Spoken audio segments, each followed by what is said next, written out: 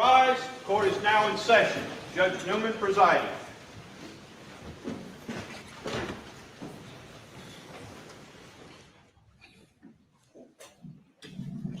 Please be seated.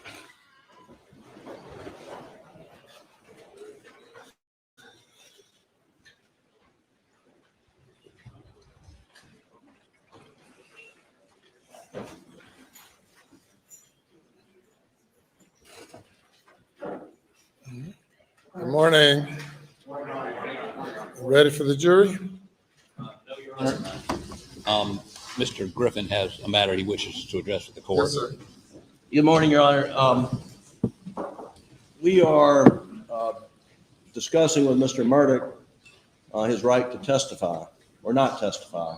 And one of the issues that has come up is the scope of cross-examination that the state would be permitted to go into should he testify. And the rule, the basic rule is when the defendant takes a stand, he waives his Fifth Amendment privilege as to matters to which he testifies on direct and relevant matters subject to cross-examination. Your Honor has let in, over our objection, evidence under 404B of financial misconduct. And what we're asking is for an order excluding the state from being able to question Mr. Murdaugh on cross-examination matters related to the financial crimes that's been put before the court under Rule 404B if we don't testify about those on direct examination. We need a ruling from the court at some point in time today before tomorrow. We're not putting them up today, but we're asking that we be able to advise him of what the state will be permitted to go into on cross-examination should he choose to testify. In order for us to adequately advise him and for him to adequately waive his right and his Fifth Amendment privilege and testify or not. And that's what we're asking. Would you like for me to review with him at this time his right to testify or not testify? Not at this point in time, Your Honor. We have to, we're trying to get a understanding from the court as to the parameters of the waiver of the privilege. Is he waiving, if he testifies about the murders, is he then subject to cross-examination about the financial crimes? That's what we're asking. You probably know Bitcoin for business. Did you know we also print that and that? All right. Mr. Waters. Thank you, Your Honor. May it please the court. First of all, obviously the general rule is that cross is generally wide open, and that goes for a defendant who testifies. Your Honor, Rule 611B on the scope of cross-examination expressly says that a witness may be cross-examined on any matter relevant to any issue in the case. And of course, Your Honor has ruled through 404 and 403 the financial matters independently relevant. But the rule goes on to further say, including credibility. So even if that had not happened, these matters, which go right to the heart of the credibility and frankly, the extensive dishonesty of this defendant would be relevant if he took the stand anyway, regardless of the 404. So independently under that rule of the credibility aspect, it would be admissible under Rule 611B. But again, Your Honor has ruled these matters as relevant in the case, and so that clearly within the scope of cross. Your Honor, citing State v. Gilbert and Gleaton, 273 SC 690, they said right there, as I think the defense recognized, when the accused takes the stand on his own behalf, he waives his privilege against compulsory self-incrimination and must answer all proper questions.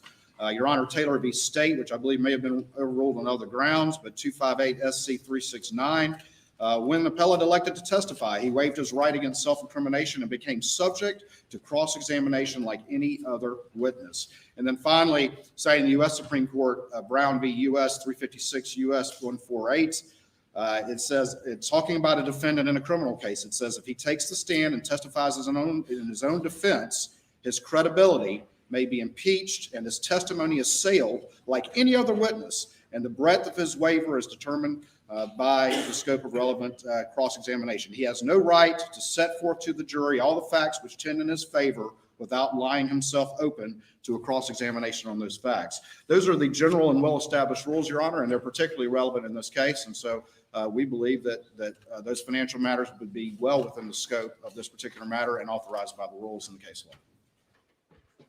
All right, Mr. Griffin. Yeah, just briefly, Your Honor, with regard to credibility, I mean, the rules are pretty strict as to what evidence of criminal conduct can be used to impeach a witness's credibility, and there are limited to convictions. And that's Rule 609. Your Honor has let the financial evidence in under theory of motive, and you've done a 403 weighing test. And Your Honor, I think when you get to cross-examination of a defendant, I think Your Honor has discretion under Rule 403 to prohibit the state from further inquiry in this case on the financial evidence, which they contend is a motivating factor for the crimes. And that's and so that Brown v. U.S. and all the, I don't disagree that that's the black letter law, but the question is, what's the scope of cross-examination? And here he's charged with murder. He's not charged with financial crimes. He's charged with murder. And we're asking the court to limit, the waiver of his Fifth Amendment privilege to the murder charges. Yes, sir. Again, moving back to 607, of course, the credibility of the witness may be attacked by any party. 608B allows examination, cross-examination of a witness concerning their aspects of truthfulness and untruthfulness, which this clearly goes to, as well as 608C, which talks about bias, prejudice, and any motive to misrepresent. And again, we're not just talking about purely dishonesty and credibility, which I think is alone more than enough. We're also talking about examination on issues that are specifically relevant to this particular case based on the 404 ruling. Rule 607, Rule 608, particularly the portion of 608, see evidence of bias, prejudice, or any motive to misrepresent may be shown to impeach the witness, either by examination of the witness or by evidence otherwise adduced. Rule 611 and 609 also addresses the issue. I am not going to issue an order in advance limiting the scope of cross-examination.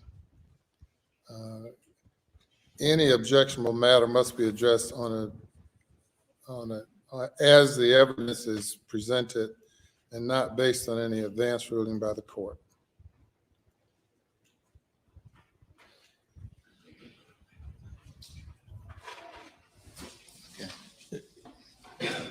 Your Honor, the request for the ruling is not an evidentiary ruling. It's the scope of his privilege. And so would he be permitted to assert the Fifth, for example, if they're permitted to ask questions such as they intend to on cross? And that's, I can't give you any advisory opinions about the evidence and the scope of cross-examination, the scope of his privilege. I'm willing to review with him the scope of his privilege against self-incrimination, if that's what you're referring to. we will certainly need to have that colloquy at some point at the end of the day, perhaps. But for the court to issue some blanket order limiting the scope of cross-examination, that's unheard of to me. again, Your Honor, I'm not, the question is the scope of the waiver of his privilege when he gets on that witness stand. That's what we're asking for, not an evidentiary ruling. Mr. Waters has some cases there that I assume he'd like for me to look at, and if you do, I'd be happy to look at what you have as well. Anything else?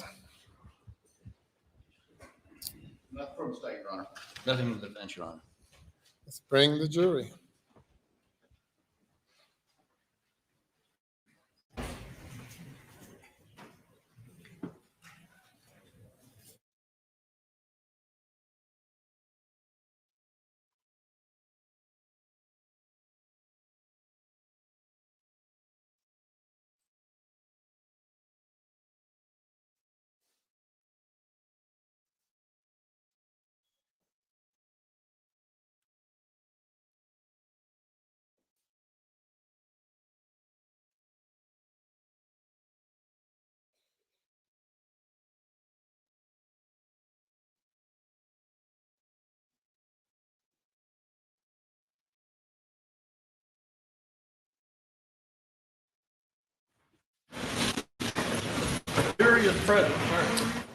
Thank you. Good morning. Madam Forlady, how's the jury doing? Doing great. Well, that's great news. Well, we're now in day number 22, defense's case. You may call your next witness. Thank you, Your Honor. Defense calls Mark Ball.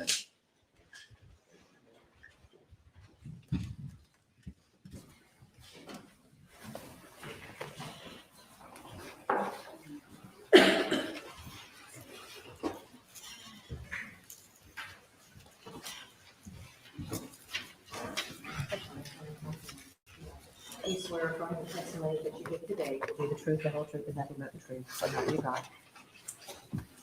Have a seat on the stand.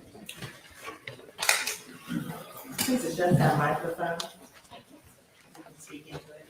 Just state your full name and spell your last name. Mark Ball, B-A-L-L. Mr. Ball, will you tell the jury a little bit about yourself? Where are you from? What do you do? I'm a lawyer in Hampton. I practice with the Parker Law Group now. I've lived in Hampton for 20 plus years. I now live in Rum Gully here in Culleton County. Have for about 9 years. I practice mostly How civil long law. have you been a lawyer? 33 years And where were you born and raised? in Ballantyne, South Carolina, up above Columbia, about 20 miles. And when did you move down to this part of the state?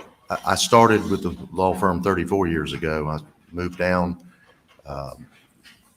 I was a law clerk at first and have never left since 1988. Do you know the defendant, Alec Murdaugh? I do, How long have you known him? 34 years. And did you practice law together? We did, about 20 something. Did you become personal friends of his? Yes, I mean, And were your family friends with his family? yes, our children grew up together, as did everybody in the firm. And your wife, Lisa, would she become good friends with Maggie? Yes, sir. Okay.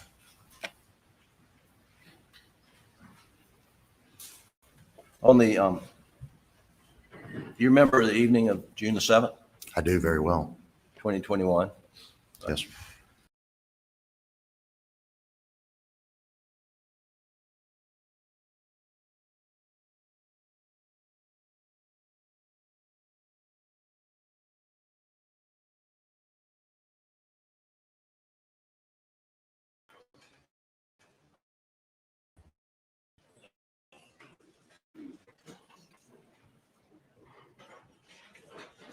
Ma'am, you will not be able to sit. You cannot sit there. You cannot sit in the jury box.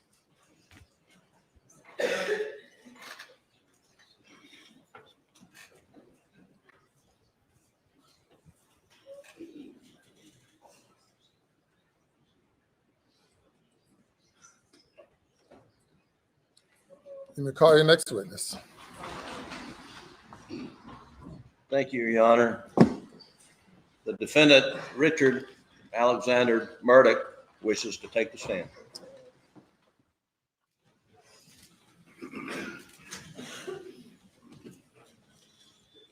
Watch your step. Yes, ma'am. You'll place your left hand on the Bible and raise your right.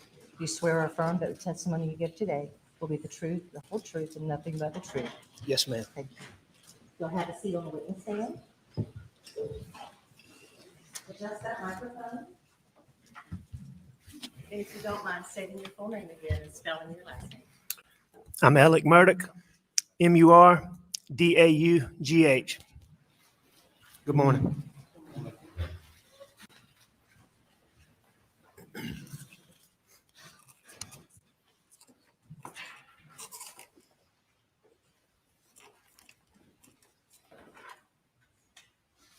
Mr. Murdaugh, on June 7th, 2021, did you take this gun or any gun like it and shoot your son Paul in the chest in the feed room at your property off Moselle Road? No, I did not. Mr. Murdaugh, did you take this gun or any gun like it and blow your son's brains out on June 7th or any day or any time? No, I did not. Mr. Murdaugh, did you take a 300 blackout such as this and fire it into your wife Maggie's leg, torso, or any part of her body? No, I did not. Did you shoot a 300 blackout into her head, causing her death? Mr. Griffin, I didn't shoot my wife or my son anytime, ever.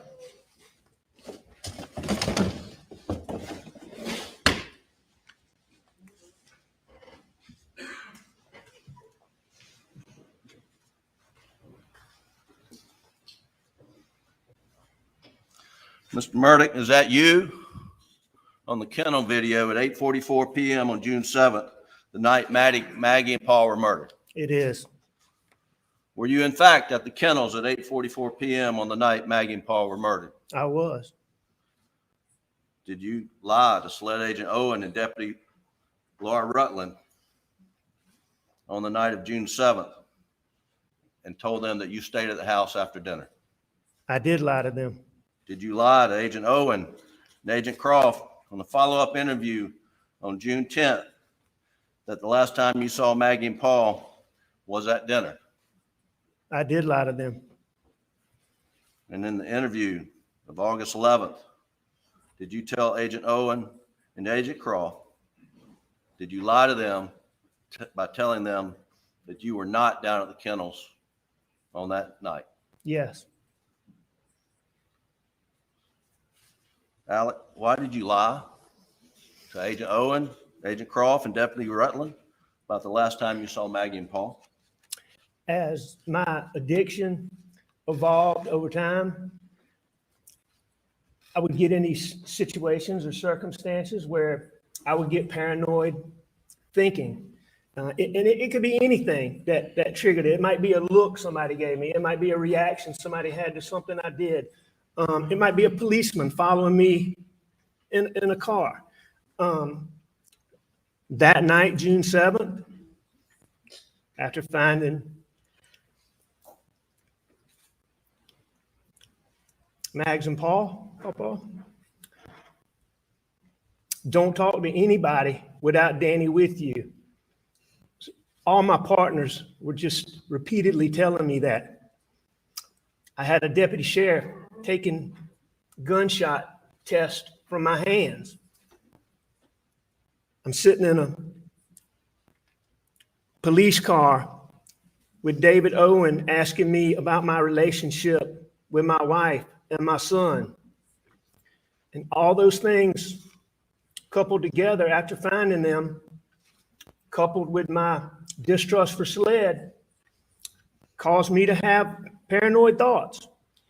Normally, when these paranoid thoughts would hit me, I could take a deep breath real quick and just think about it, reason my way through it, and just get past it really quickly. On June the 7th,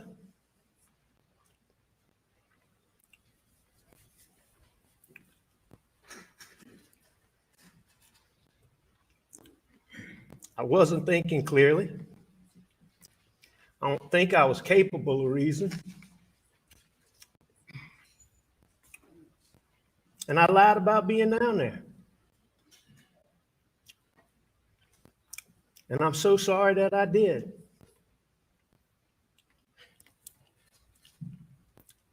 I'm sorry to my son Buster. I'm sorry to Grandma and Papa T.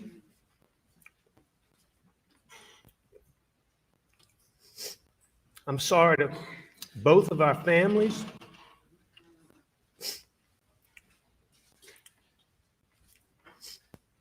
Most of all, I'm sorry to Mags and Pawpaw.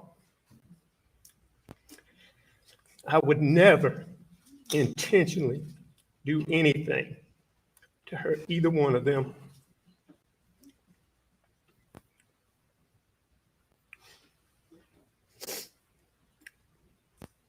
ever. Ever. Did you continue lying after that night? Did you not? But once I lied, I continued to lie. Yes, sir. Why?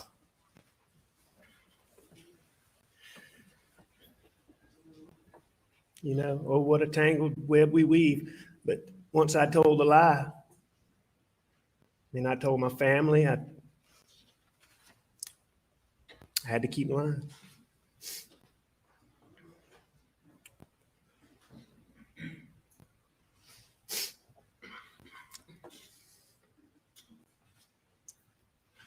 Alex, tell the jury what happened on the evening of June 7th, starting when you met with Paul. I'd been at work that day, a fairly normal day. You mean start in the morning or? Sure, start in the morning. It was just a regular morning. Maggie was leaving to go out of town. She was going to a doctor's appointment, and she had some stuff to do at Edista, where she was having some work done on our house at Edista. But Maggie was there that morning. She went to leave, and she told me she was doing these things. I always asked Maggie to come back home and stay with me. But anyway, Maggie had left. She did her thing. I went to work, did work. I learned from Paul that. Who's Paul? That's Paul, my son Paul, Murdaugh. And your name for him was Paul. Yeah, we called him Paul. Okay, go ahead. I'm sorry. And Buster, Maggie, I called him Paul or Paul Terry, but Mags called him Paul. Buster called him Paul. A lot of people called him Paul. But anyway, I learned about I'd known that CB, the guy that worked for us, had sprayed the sunflowers. I knew about that, but I'd been out of town. I didn't know they were dead. Paul let me know they had died. So we had to replant the dove field. That's how dove field, which the dove field is just a big social part of having property. People come, and it's just a social big part of it. So the dove field was a big deal. So when the sunflowers got killed, we knew they were dead. Paul was coming home. And I learned that early Monday morning. And and we'll catch back up, but at some point in time, did you meet up with Paul? Yeah. After work, I met Paul at the property. And we're going to backfill and talk about more of the day, but I just want to focus in on that evening right now. Okay. When Paul gets to the property, what do y'all do? First thing we do is we go to the dove field, and we look at the dove field. And How'd you get to the dove field? he had come in my brother's truck. We got in my son Buster's black pickup truck. We called it Buster's truck, or the black pickup truck. You've heard it called too, but I call it Buster's truck. Okay, so you're in Buster's truck, and you go to the dove field. Tell the jury what else. Well, that's the first thing we do. We go to the dove field and we look, and it was clearly it didn't. You could tell they were. You could tell they'd been sprayed, and you could tell they were dead. They might have still had a tiny bit of life, but they were dead. So we knew that. So we knew we had to replant the whole field. So that didn't take but a second. But after that, Paul.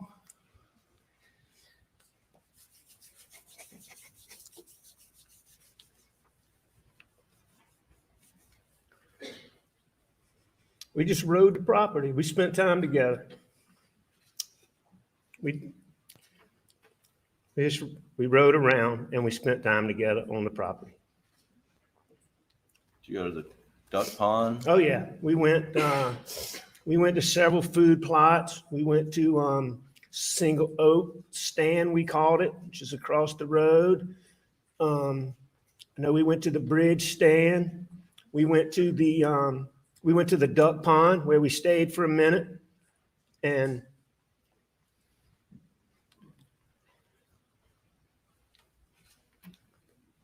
Did you, I can remember the duck pond specifically because I had helped Paw plant the dove field and the corn in the dove field. So sunflowers, corn, and I had helped him plant the corn in the dove field.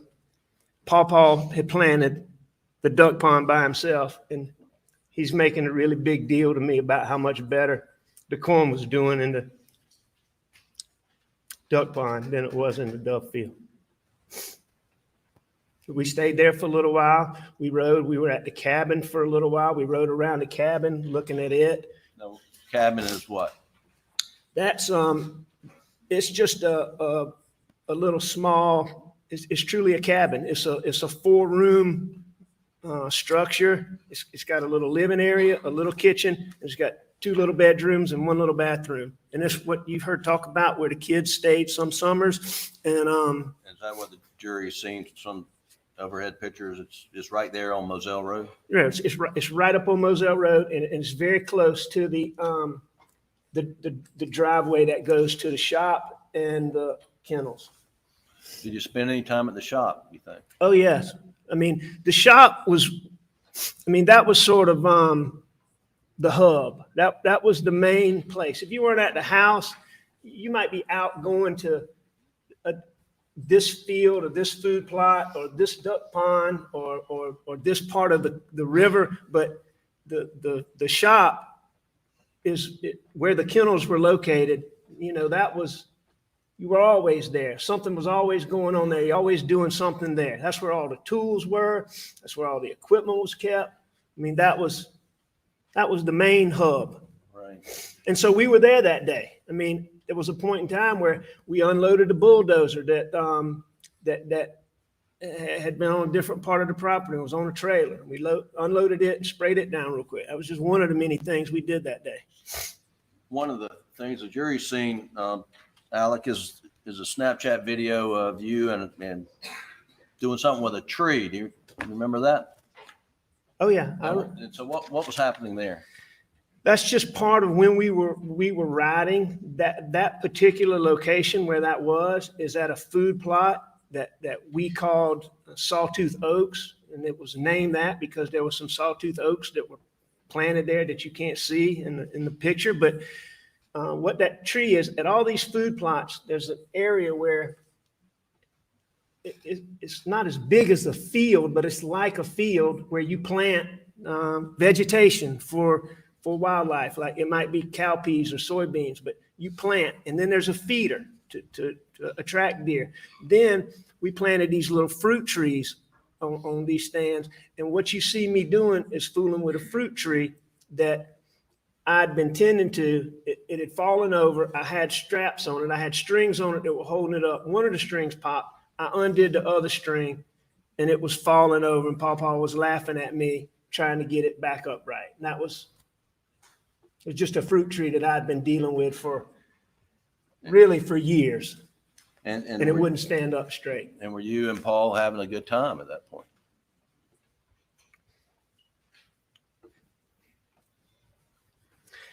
You could not be around Pawpaw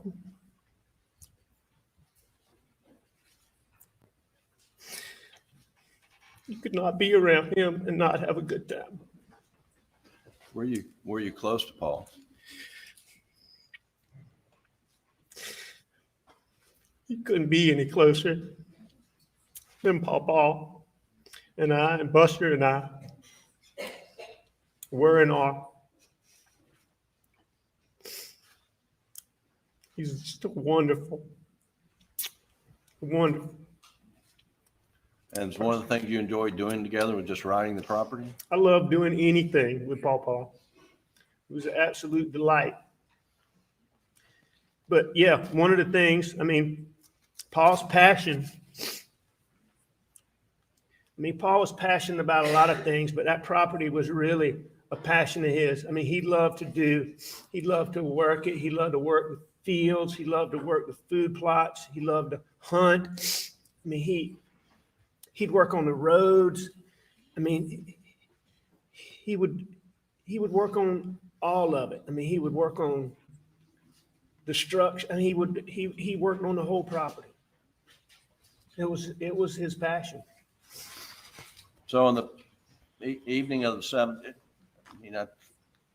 jury's been inundated with data from various different sources, but Sure. just ballpark, can you, knowing, what we know now after reviewing everything, but roughly when do you remember Paul getting there and you getting there, starting to ride the property? Now that I've had the benefit of seeing all of these records, Paul got home, I believe, a little bit before 7 o'clock. And I got home a little bit before him. I think the details had been that I got home around 6:42 or 6:45 or something like that. And Paul got there, very quickly thereafter, And then, by 7 o'clock. so you rode the property for a while. Do you remember when Maggie arrived? Yeah, it was later than that. It was 8 or after 8. I think it was after 8 and looking at the records, a little bit after 8. And do you remember her arriving or where you were when she arrived? I believe that I was at the shop when she came through, which would not be unusual for her having been away. If Blanca had gotten the mail or somebody had gotten the mail, maybe not. But if somebody had not gotten the mail, it would be perfectly normal for her to pull through there. And I believe she did pull through there that day. And Paul and I were at the shop, I believe. And then what did you do after Maggie arrived? Maggie went to the house, and I know that. But shortly after, however, I learned that Maggie got home, I went to the house when Maggie got home, and I left Paul at the shop. So, and what'd you do when you got to the house? I saw Mags, talked to Mags, and I took a shower.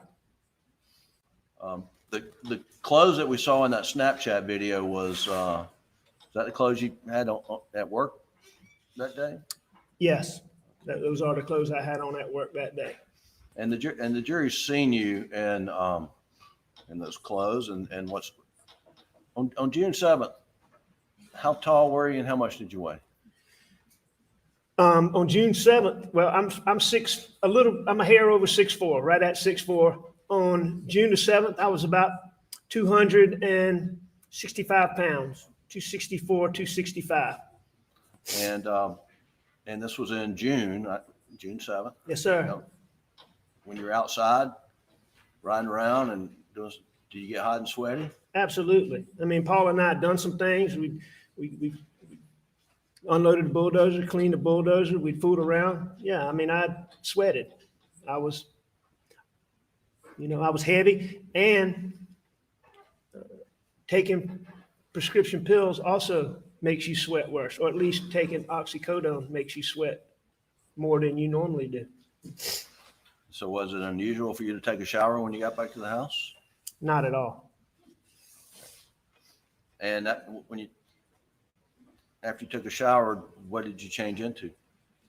I changed into the clothes that you've seen in this trial, shorts and the shirt. Okay. When you got out of the shower and changed clothes, what'd you do next? I went back out where Mags and Pawpaw were, and What were for they dinner. doing? What's going on? Mags had, as you've heard, Blanca had prepared dinner, but it had been cooked earlier. Mags had fixed. I know Mags had fixed mine and her plate because I didn't fix a plate. She may have fixed Pawpaw. Pawpaw was eating, and Pawpaw was almost done eating by the time I got back out, which also wasn't unusual. I mean, Pawpaw was always on the go. I mean, he never sat still, and he'd sit down to eat, but then he's going on to his next item. And, So then Maggie and I ate. and you all eat at the table? Do you eat at the den? What's your normal habit? We would do both, but I mean, when we ate at the table, it was really sort of more formal or not formal, but just more of an organized thing. What we would normally do on a regular evening is we would eat in the den in front of the TV. And that's where we ate that day. I ate on the couch, the table. Maggie had a little, a TV tray that she kept over there, and Paw would usually sit in a recliner and eat off of the ottoman. Was the TV on? Yes, Was that normal for the TV to be on? yes. TV, if we were in the house, TV was on. So what happened next, Alan? Paw moved on doing whatever he was doing. I don't know if he was in the gun room doing something or he was in his room doing something. He was outside doing something. I actually thought he'd gone to the shed, but in looking at the shop, but in looking at the benefit of having these records that we have, I know he was still at the house or somewhere around the house doing something, but he wasn't in there with Maggie and I. But Maggie wanted to go to the kennels, and I had eaten dinner. I laid back on the couch where I was sitting. Maggie wanted to go to the kennels, and she asked me to go, and I didn't go at that time. I didn't want to go. Why didn't you want to go? It was hot. I just had a shower. I knew I'd end up doing more work, sweating more, and the dogs is always a chaotic scene, and I just didn't want to go right then. Well, let me ask you, what had you done the previous days, like Friday and Saturday and Sunday? Start with Friday or Yeah. go backwards? Yeah, start with Friday. All right, on that. Just briefly. So 7th, 6th, 5th, 4th. So June the 4th, my dad was in the hospital in Savannah, Georgia, at Memorial Hospital. And I went down to visit him Friday afternoon, and I stayed with him in the hospital. I spent the night there. You know, he was real sick. I mean, he was having a hard time. Did you get much sleep Friday night?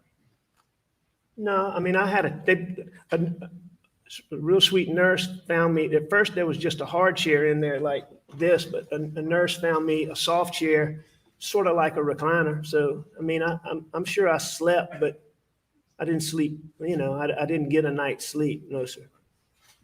And then Saturday and Sunday? Saturday, we had plans with Buster and Brooklyn. Y'all have heard about Brooklyn. It's Buster's wonderful little girlfriend. And Max and I had plans with them to meet them in Columbia to go to the South Carolina. It was a regional baseball tournament. And South Carolina was playing Virginia, I believe. So when I got back from Savannah and met up with Mags, at some point we headed to Columbia. So, I mean, there wasn't a lot going on in between there. We headed up to Columbia and met Bus in Brooklyn. And then, did you stay in Columbia Saturday night? We did. We went to the ball game, and I remember it was an evening game. We went pretty early and tailgated. Maggie had reconnected with a college friend who coincidentally had married a college friend of mine. And they had a son that played for Carolina. He was a first baseman, and a really good little player. And we met them and tailgated with them, and it was a lot of fun. They had a lot of the parents of the players that were playing for Carolina, and it was a fun time. We tailgated, and then we went to, and it was a night game, so we went to the game, and the game got over. You know, it was fairly late into the evening, and after that, Bus Brooklyn and Mags and I believe we went to the restaurant in the hotel where we were staying, but we went, had dinner, and then Bus and Brooklyn went home, and of course Maggie and I went to our room. And then get up the next day, and was there another game? Another game the next day. That's right. And And then after that, you head back to Moselle with Maggie. yeah, we went to the game. That's right. Mags and I go back to Moselle. Moselle. The jury's heard about, I think, Ms. Rass talking about you bringing Krispy Kreme donuts to your dad. Maggie loved her. She spoiled my dad and always taking him something. My dad loved sweets, and she and I picked up donuts and took Krispy Kreme donuts to him. And then y'all both spent the night together at Moselle on Sunday night. Did you both spend the night at Moselle on Sunday night? Yes, And then the 7th was a work day? that's right. It was a Monday, June the 7th. Hang on. I'll rephrase it. Oh, I'm sorry. Was Monday the 7th a work day for you? Yes. Okay. And I just wanted to give that background. And so moving forward to when you testified previously about Maggie asking you to go to the kennels, were you tired? Oh, yes, I was tired. And you had just had a shower? Just had a shower. And you said that, well, did you go with Maggie to the kennels No. immediately? No, I did not. What'd you do? What did she leave? Yes, she did. She left and Pawpaw was gone. Do you know how she got to the kennel? At the time, I didn't, but now looking at these condensed records and understanding the timeline, it's clear to me that she rode with Pawpaw. And did you stay in the house Yes, for how long? not long. I laid back on the couch, put my feet up, and like many times when Maggie asked me to do something that I didn't want to do or didn't start out doing, I changed my mind and decided I'm gonna ride up there. And I did. And how did you get to the kennels? I went on a golf cart. Was the golf cart at the house, the main house? Yeah, it was. And it was there most of the time. And when you got down to the kennels, what was happening? It's just what I thought it was. It was a little bit of chaos. I mean, it was clear to me that Mags had just let the dogs out. The two dogs that were out were really her pet dogs. One is Grady. You've heard about a black lab. That's Grady. That's Buster's dog. And the other is the yellow lab that you've heard about. That's Bubba. Bubba was mine and Maggie's dog, but it was really mine, Maggie's, Bus, and Pawpaw's dog. It was a family dog. But Bubba's the dog I hunted. I mean, Maggie loved Bubba. She loved Grady too, but I mean, she had a special place for Bubba. But anyway, when the dogs first were let out, the first thing they would do is they would run. If you look at the overhead picture that you've seen, there were planted pines right behind the kennels. So you got the kennels and the chicken coop sort of form an L shape.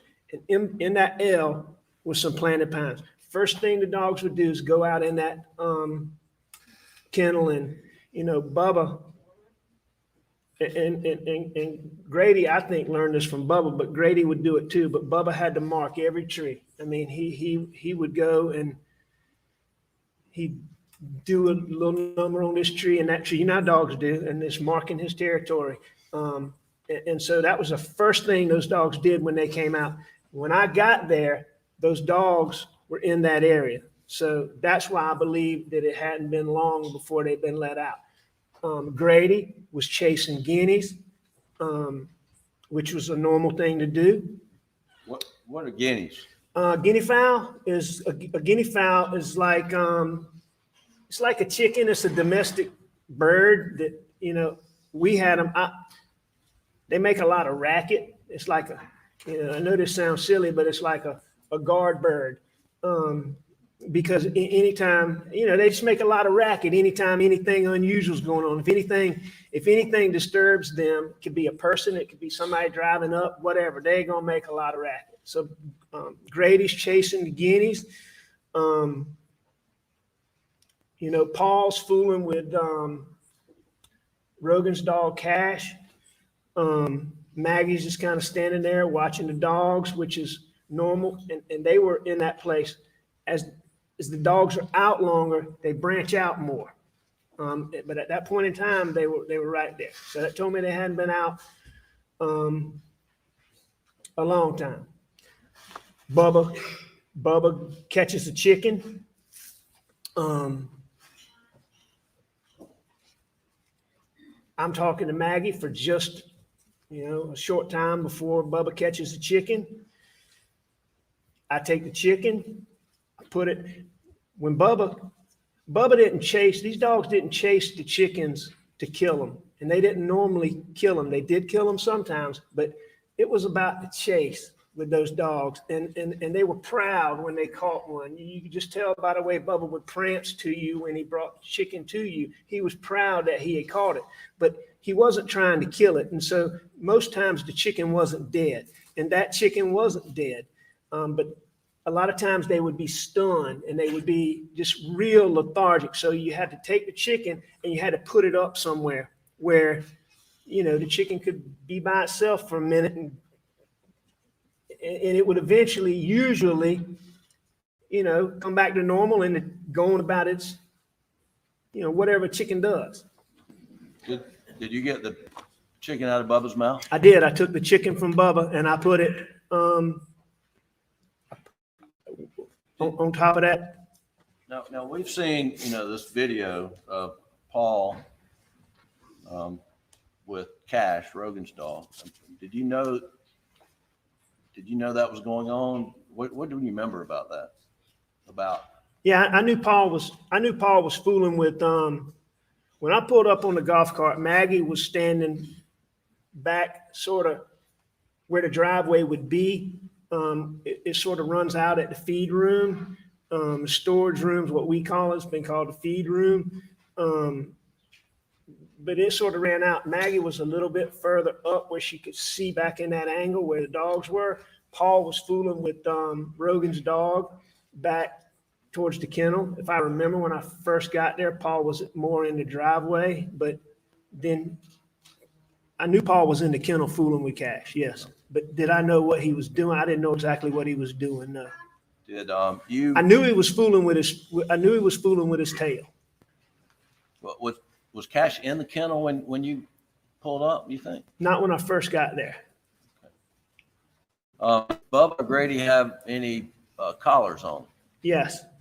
Which, both dogs, one dog, do you remember? I don't know about Grady, but I know Bubba had on his, what we call a tracking collar. Paul, for his hunting dogs, Paul had a series of tracking collars. And I think there were 5, it might've been 6, but it's a tracking collar that had a device that would tell you where that collar was, so that Bubba was bad about, he would stay close for a minute, but then he would take off, and he especially do that on Maggie. He would take off and run, and so he had on a tracking collar that if he did that, you could, you could know, okay, he's, a half a mile down here. It's not going to follow him, but so far, but it would follow a good long distance, so you could go get the dog if he ran off, which Bubba frequently would do, especially when it was just Mags and Bubba. And so Paul probably would have been the one to put that on Bubba. So you've got us where you've gotten the chicken out of Bubba's mouth and put it up on a doghouse or something? I believe what I put it on, and I don't remember this, but I've seen pictures and all this, and I saw the chicken sitting on top of the what looks to me like a portable dog crate. Wherever it was sitting on there is where I would have put it up there. You know, have any reason to believe anybody else moved that chicken, and it ultimately, that chicken did die. And what did you do after you got the chicken out of Bubba's mouth? I got out of there. I left. I went back to the house. Well, look, before we do that, we've seen the dog kennel video with Cash and Mr. Davis, and we slowed it down for him. Do you see the water hose in that video on the ground? Do you remember seeing that? Yes, I do. Was the water hose out? And Obviously, in the video, but I don't specifically remember that, but I can look in that video and see it. right. But that's not something that I noticed. So, but you've seen it in the video here. Yes, sir. And then the two dogs were out. Absolutely. Bubba and Grady. And then you head back. How did you get back to the house? The same route. I mean, the same route I'd come on. I came down the driveway, made a left on, you saw my route in the car. I drove that same route. My question was obviously wasn't clear enough. What were you in a vehicle? You walked? What mode of transportation did you use to get back to the house? Same way I came. I went back in the golf cart. And it was the golf cart, if you remember, that Mark Ball testified that he saw where we normally would park it. You'd pull up, pull along the front entrance, and either you'd come in from the left and you'd go just past it and be on the right, or you'd come in from the right and you'd be just past it on the left. And that's where I got in it, and that's where I put it back. Did you do anything else before leaving after you took the chicken out of Bubba's mouth? No.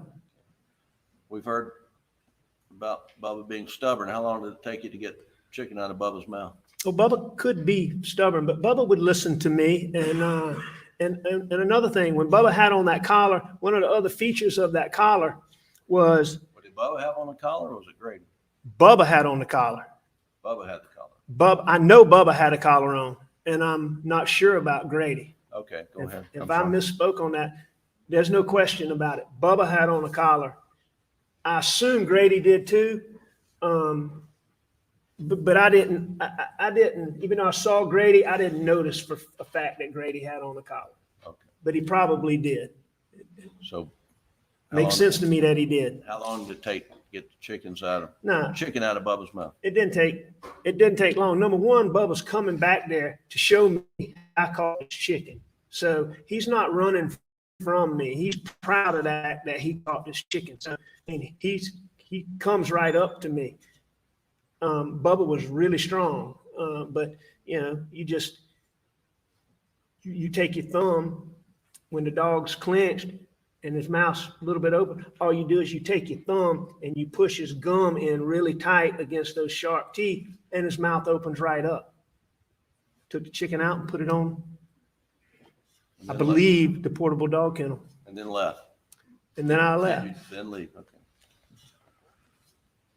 And did you go back to the house? I went straight back to the house, to the air conditioner. And what did you do when you got back to the house? I lay down on the couch. And then what? Well, was TV on when you went back? Yeah, the TV never got cut off. So you went back to the house, you lay down on the couch, and then what happened next? I'm not positive I dozed off for a minute or didn't doze off for a minute, but I got up off of the couch and I made up my mind I was going to visit my mom. Had you spoken to Barbara Mixon earlier in the day? I did. I And, talked to Barbara most days. If I didn't see her, I talked to her. and what was your understanding of your mother's condition late on the afternoon of the 7th? She was agitated, which she got agitated when my dad, we were putting my dad in the hospital. I mean, he had a lot over the 18 months. 2 years. I mean, my dad was in the hospital. He was in the hospital a lot. And my mom, I believe my mom knew when my dad wasn't there because, I mean, she would get agitated. I mean, that's just the only term you can think of. She'd get agitated. She'd cry a lot. She'd be fussy when she normally wouldn't be fussy. I mean, I know Alzheimer's patients are unpredictable, but I'm convinced she knew because it happened frequently. And Barbara Ann told me, your mom's agitated. You need to check on her. I gave her medicine. She's resting. So it wasn't anything urgent, but she's resting. So what Barbara would do, and Barbara could handle her better than, I mean, my mama, we all love Barbara. My mama loved Barbara. Barbara could get my mom to do things that nobody else, when she'd fuss for anybody else, including me or my brothers or my sisters, Barbara could get her, you know, in order. And, but Barbara had given her medicine and to settle her down and calm her down. And that would sometimes make her go to sleep for a little while. But then she'd be agitated when she woke up. So did you go check on your mom? I did.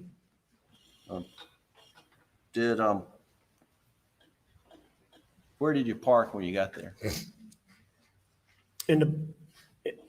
You saw the pictures. There's 2 exits off of that deck. One of them to the right, one of them straight out that back door. I would have parked to the left. If you're coming down these steps, if these are the steps, it would be to the left and back over there. All right. Which is where I always parked, or where we always parked, anytime you were going in that entrance. All right, I'll stop there and ask Doug, if you don't mind pulling up State's Exhibit 524, which is the GM OnStar data, and slide 38, which is in evidence.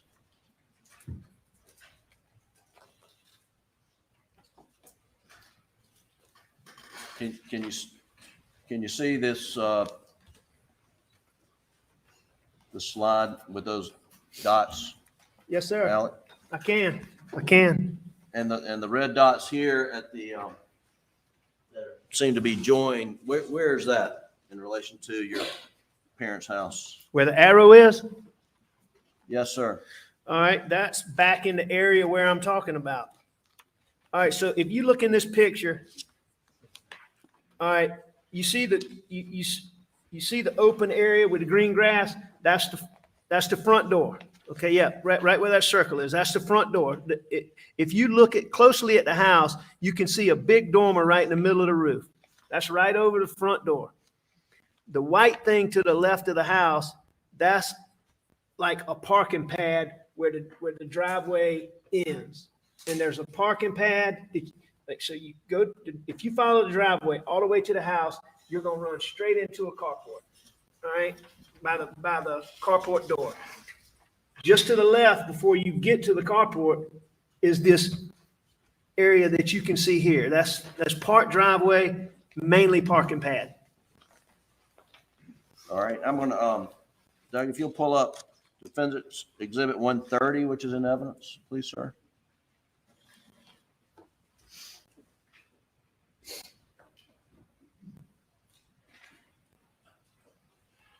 Yeah. And from this photo, can you point out roughly where you parked that evening?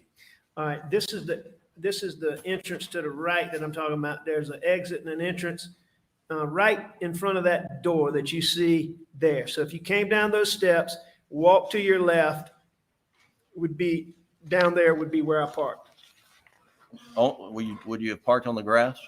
You get on the edge of the grass back there. There's some grass there for sure, but it's not the area up here by the house where it's sodded and Sure. this grass that you can really see in this picture. So it may be on the edge of the grass. Yes. In relation to the satellite dish, are you looking at this photo? Are you to the right of that? Yeah, you'd be to the right of that satellite dish. Okay. Yes. And I believe was- that satellite dish is right on the edge of the, there's a hedge and like you see I don't know what you call it, a border, like a border where the grass ends and the flower bed or whatever it is starts. right. I think you can't see it, but I think that satellite's probably close to that border. All right, well, let's, So it'd be to the Let's pull right of another- that in this picture. Doug, will you pull up a Defendant's Exhibit 134, see if this is a.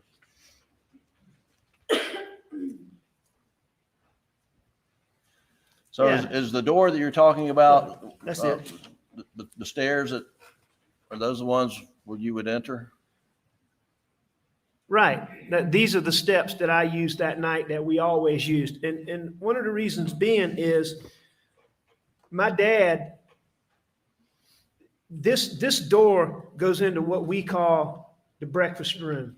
The breakfast room leads right into the kitchen. And so straight through this door, all of the breakfast room is kind of to the left. That door goes straight through another doorway. There's no door there, but it's like just an opening. It goes into the kitchen. Immediately to your right of that entrance into the kitchen is the entrance into where my mom and dad's rooms were. So if you went through that door, you were in a little area that had my mom's closet, my dad's closet. A little bit further, you go into my mom's bedroom. If you went to the right, you would go, my dad and my mom didn't sleep in the same room at this point, but their bedrooms were, they were back to back. There was a door going from one to the other that was blocked, but it was there. And then there was a bathroom. So this is really the part of the house that at their age was getting used. So that's why you went in this entrance, because my mom and whoever was caring for her was always in her bedroom, which would be just on the other side of the room that has these windows that you see to the right. All right, those would be the windows for the room where my dad slept. Right. And then my mom's right on the other side. The kitchen's right there. This is the part of the house they were always in. And are you the only one that would pull up in the back like that? No, Is it common for your brothers and your sister to do the same?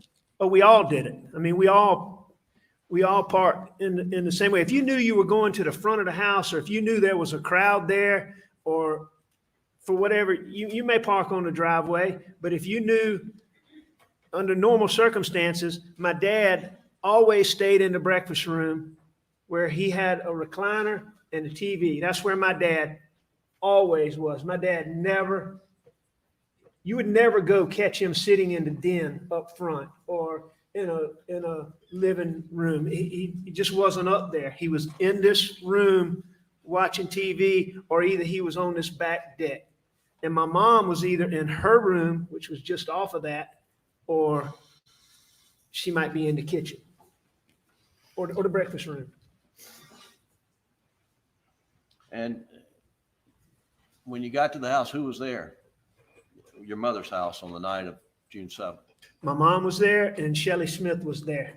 And what did you do when you got there? The first thing I did was I knocked on the door. The door was locked. I knocked on the door. Shelley didn't hear me. And then what'd you do next? I called. Called what? I called my mom's house to let Shelley know I was there. Please come let me in. Okay. And is that the house phone that's been referred to?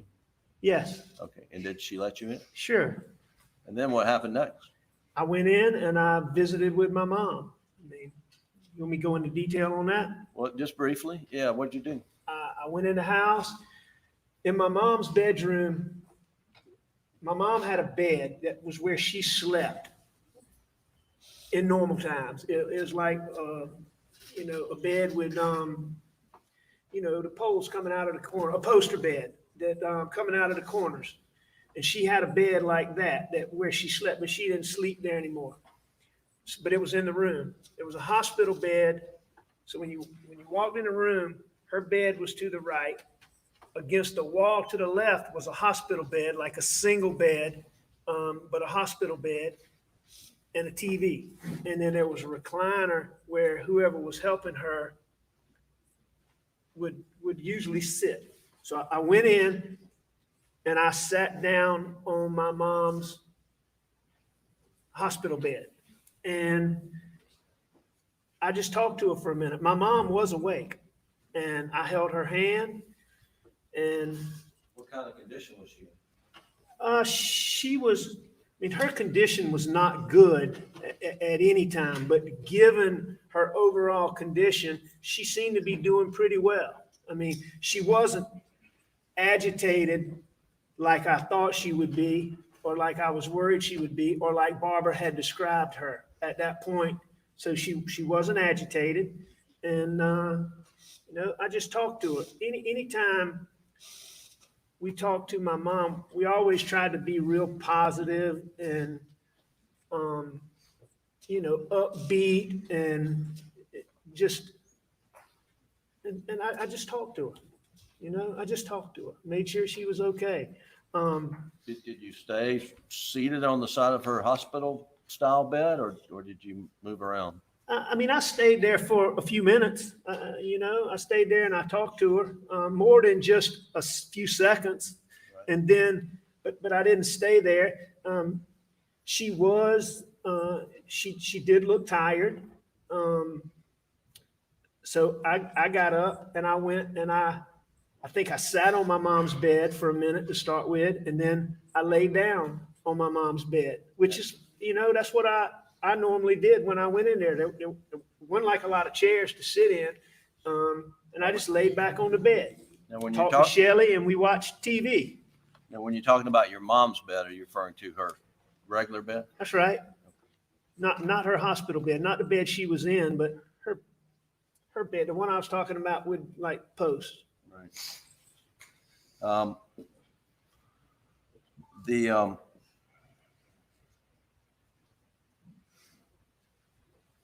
Let me skip something. Was Maggie planning to go over to your mother's with you that night? No, she wasn't planning to go with me that night. Okay. No, in fact, Maggie didn't really like to visit my mom.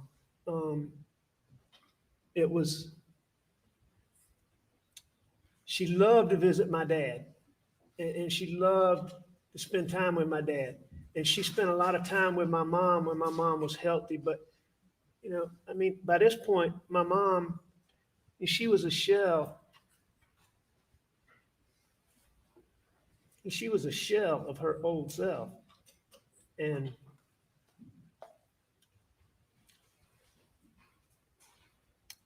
Okay. it was kind of sad to go and visit her anytime. She wasn't healthy. And Maggie didn't like to go and just visit my mom.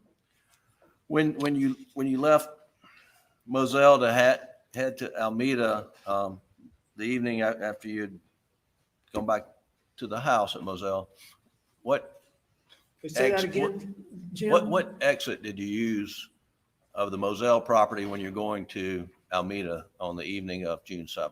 I went out the main gates, which would be straight ahead. You've heard of the two gates. There's the shop entrance. There's actually several entrances, but the main ones we used, there was an entrance by the Dove Field. There was an entrance further down by Sawtooth Oaks, but the main ones we used were the shop entrance and what we call the main entrance, where the brick gates were. Did you go? Why didn't you go by the kennels on your way out? There wasn't a reason to go by the kennels at that point, and I was going to Almeda, which the main gate would be the gates that were closer.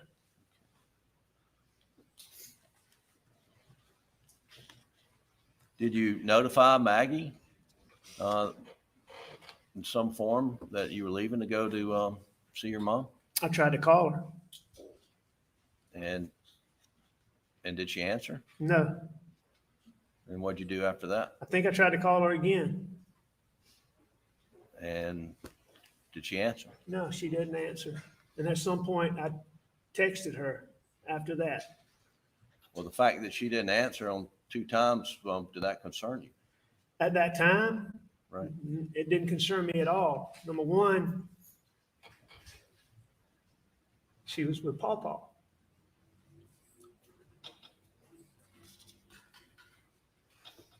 So, no, I mean, number two, I mean, it's not unusual to not be able to get somebody all the time when they're at the house or they're it's on the property. I mean, you've heard all the testimony about how spotty cell service was. So, no, at the time, it didn't strike me as anything unusual. Okay. Now, moving back to Almeda, you spent time with your mother and then you left to head back to Moselle. Is that correct? That's correct. Did you drive straight back to Moselle? I did. Now, Alec, there's some information from the telemetry data off your Suburban and perhaps some of this OnStar GPS data that indicates that at some point in time in your mother's driveway, you stopped for about a minute. Do you recall seeing that data? I did. What were you doing when you stopped? Do I you was recall? getting my phone that my phone had gotten, there was a console in the middle of my car and my phone had gotten down in the console, between the console and the seat where you couldn't get to it. Were you, during that minute or however long it was, were you disposing of murder weapons, Alec? No, Were you disposing of bloody clothes? no. And your ride back to Moselle, was it, were you driving faster than normal? I was driving however I drive, normal way that I drive.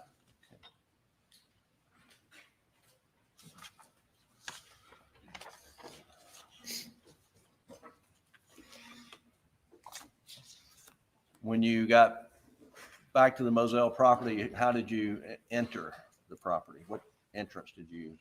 Came right back through the main gate, And what'd you do then? went straight to the house. And when you got to the house, what'd you do? I went inside. Were lights on when you pulled up? Or? Lights were on in the house for sure. I can't remember if there were floodlights on or not. I don't believe there were any floodlights on, but there were definitely lights. All the lights in the house were on, yes. And when you, how long did you stay inside the house, roughly? Now that I've seen the benefit of these records, I was in there several minutes. Obviously, I mean, were you surprised that Paul and Maggie had not made it back to the house? You know, I don't know if surprised is the right word, but I mean, I thought they would have been back by then, you know, but I mean, did it cause me to go into any, it wasn't like I was shocked. But I mean, I thought they would be there. I mean, I distinctly remember, you know, I went and looked. Sometimes I was very hot natured. Number one, I was hot, I was heavy, and I was taking pills. So I was always hot. Maggie was always cold. Sometimes she would watch TV. We had a TV in the hunting room. You see on the wall there. Sometimes Maggie would be in there watching TV where she could have the thermostat different than we always kept it cold in the main part of the house. So I know I went in there and looked in there for her. It's not unusual for Maggie to be taking a bath and be not able to hear me. So I went back there and I know I did those two things and looked in those two places. And they weren't there. And so, you know, I knew they'd been at the kennels and I assumed they were still up there. So what'd you do? I went to the kennels. I may have tried to call them. In fact, I probably did try to call them. I would think I called them. But as I sit here right now, I'm not positive, but I would think I did. Would think I tried to call them to see. And now, like, did you drive down to the kennels in your Suburban?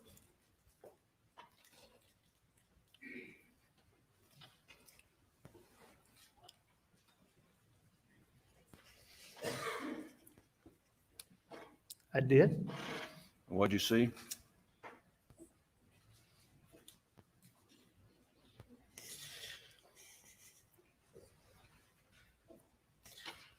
Saw what y'all have seen pictures of.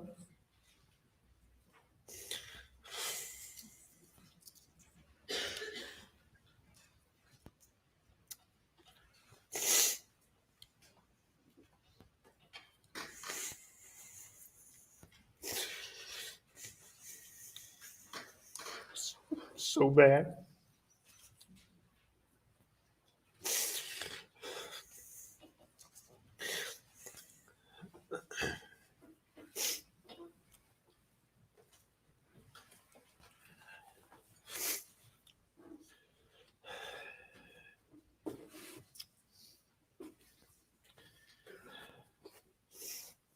Can I have some water?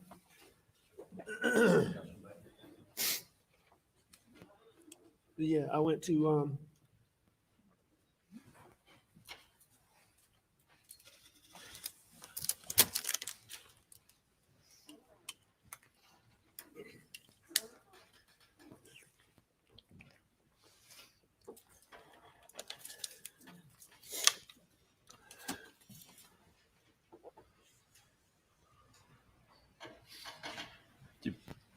Did you see them on the ground when you're pulling up in your Suburban? I did. And what'd you do when you came to a stop, Alec? I think I jumped out of my car.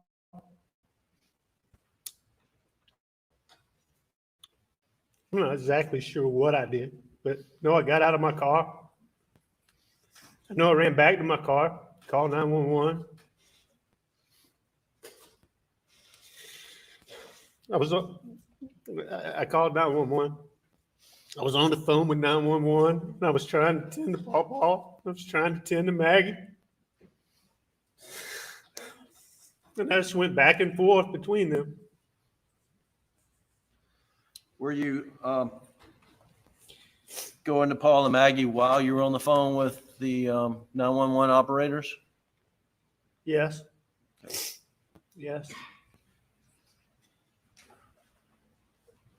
And in a little bit, I'm going to play the 911 tape, but I just want to ask you, and you've told law enforcement that's been played here in the court,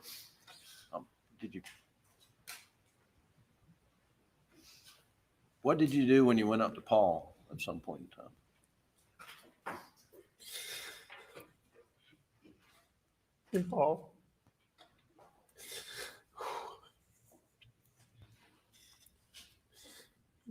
Paul was so bad.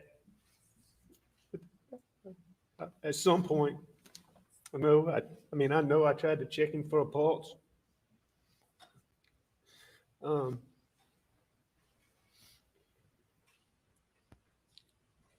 I know I tried to turn him over. When you say you tried to turn him over, why were you trying to turn him over? I don't know. I don't know why I tried to turn him over. Me and my boys laying face down. And he's done the way he's done. His head was the way his head was. I could see his brain laying on the sidewalk. I didn't know what to do. I mean, I tried to turn him over. So I grabbed him by the belt loop and tried to turn him over. And when I did, his phone popped out. His phone popped out. And just picked it up and I put it right back there. Do you have any idea how it popped out? I mean, I know it came out of his pocket when I pulled on his belt loop. When I pulled him to turn him over. And it just popped out. And I mean, it popped right beside him. It sat right beside him. Were you able to turn Paul at all? I mean, I didn't. I don't know if I was able to. I didn't turn him over, no. No. What side of the on what side of Paul were you when you were doing this? I was on the side that was away from where my car was. Okay. Yeah.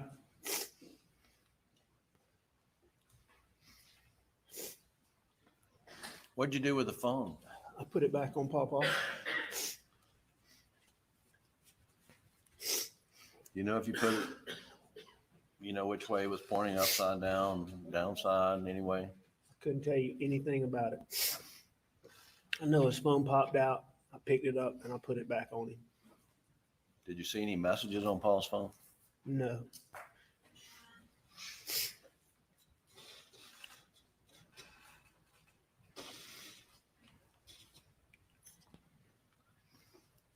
Did you go to Maggie?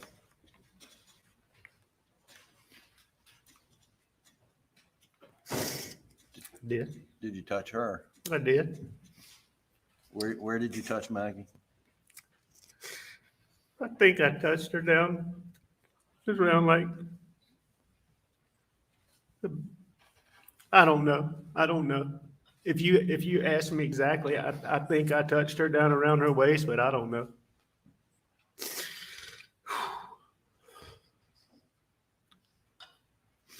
It was so bad.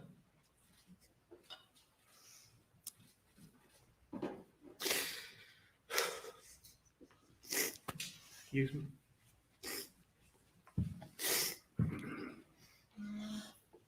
I mean, I know I went back and forth. I went back and forth between them.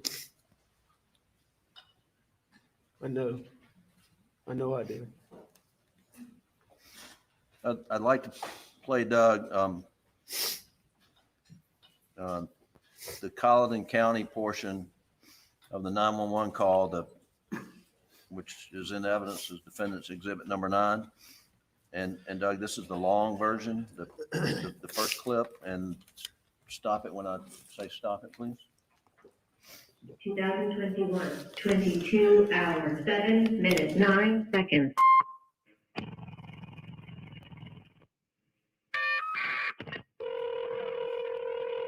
still here, okay? County Communications. Congressman, I have an Alex Murdaugh on the line, caller from 4147 Murdaugh Road. He's advising that his wife and child was shot. Okay, and sir, give me the address again.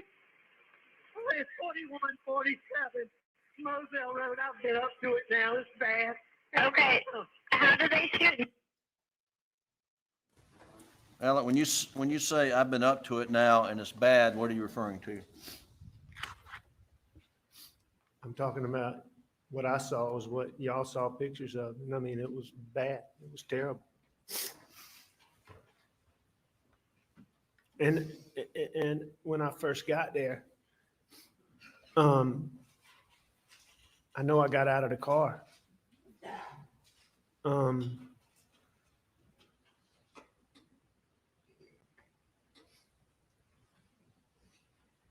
I mean, I know I got out of the car. I mean, I knew.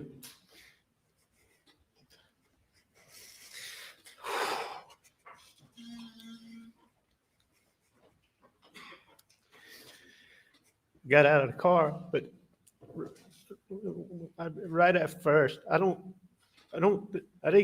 think I went all the way to them. I think I ran back and that's when I called 911. And so I called 911, and while I was doing that, then is when I went to Maggie and I went to Paul. And so that's what I think I'm talking about. Okay. Keep going, please. Oh, no. Hell no. Do it now. It's bad. Okay, how did they shoot? Did they shoot themselves? Oh, no. Hell no. Okay, and are they breathing? No, ma'am. Okay, and you said it's your wife and your son? My wife and my son. Are they in a vehicle? No, ma'am, they're on the ground out at my kennel.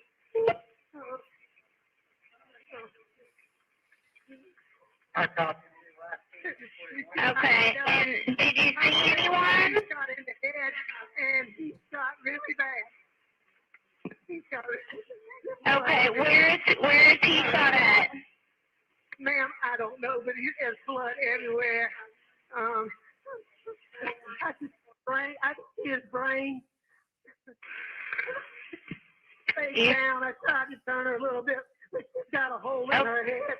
Okay, is he breathing at all? No, nobody. Is he? Okay, do you see anything? Do you see anyone in the area? No, ma'am. No, ma'am. Is there any guns near them at all? No, there's here. What color is your house on the outside? If that's what you're asking, they didn't shoot themselves, ma'am. What? Alec, right in there, you say the word here. What, are you calling anybody or anything? No, I'm talking to that dispatcher. And what did you mean when you said here? If you listen to that call, one of the first things she asked me,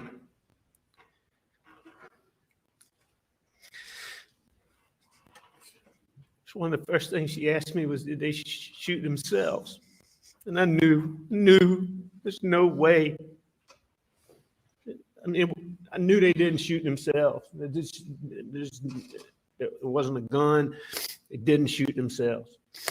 And she'd asked me that. And then she asked me another question, something about that. And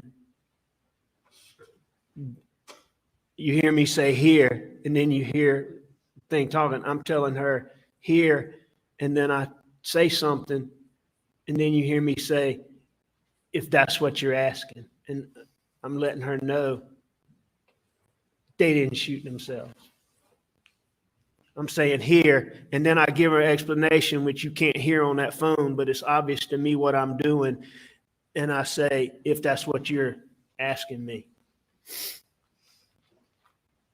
So like David Owens asked me on August 11th, did I call a dog or was I talking to somebody? There was no dog that was out and there was nobody there.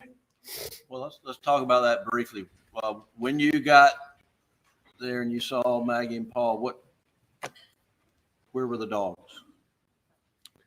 The dogs were in the kennels. Dogs were in the kennels. They were wherever they were when law enforcement got there.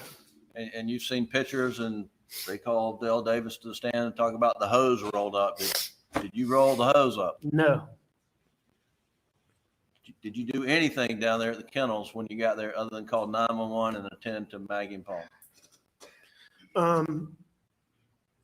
No, I do know that I was trying to find a flashlight. I was trying to find a gun. Other than those things, no, I didn't do anything at the kennel. I didn't do anything with any hose. I didn't do anything with any dogs. Was there anybody with you? No. All right, keep going, please. It's white. You can't see it from the road. Okay, is it a house or a mobile home? It's a house. Okay, and what is your name? My name is Alex Murdaugh. Okay, did you hear anything or did you come home and find out? I've been gone. I just came back. Okay, and was anyone else supposed to be at your house? No, ma'am.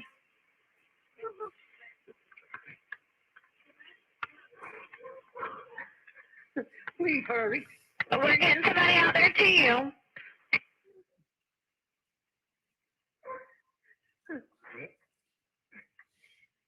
Oh, man. Oh, should have known. Alec, we just heard you say, I should have known. What are you referring to? I said, Paul, I should have known. What were you referring to? I was referring to Paul got so many threats.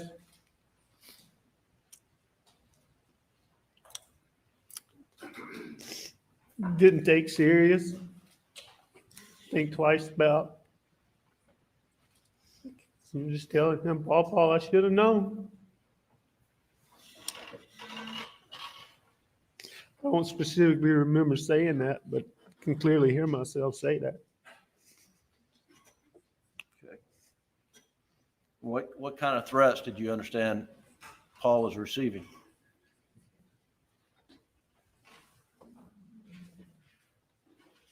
I mean,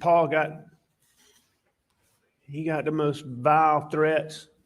I mean, the stuff that was on social media. I mean, it was.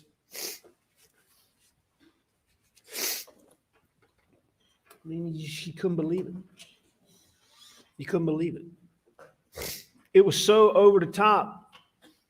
Truthfully, we didn't think anything about it. I mean, it was just so crazy that, we just, I mean, people talking about what he was going to get and how they were going to do this and get him. And I mean, it's stuff you really, I mean, we disregarded it because it's so over the top. Thought it's so over the top. Keep going, please.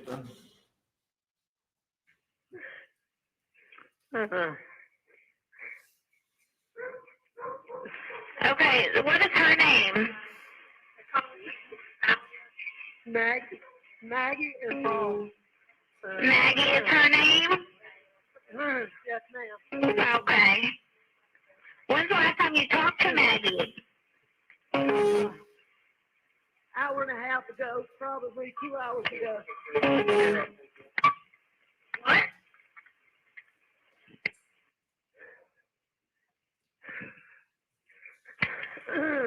Okay, you said about 2 hours ago you talked to them? Approximately, yes, ma'am, approximately.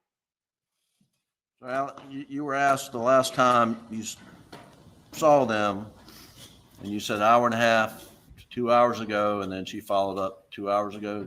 You just heard that? I did hear that. And I said approximately to her Right. question.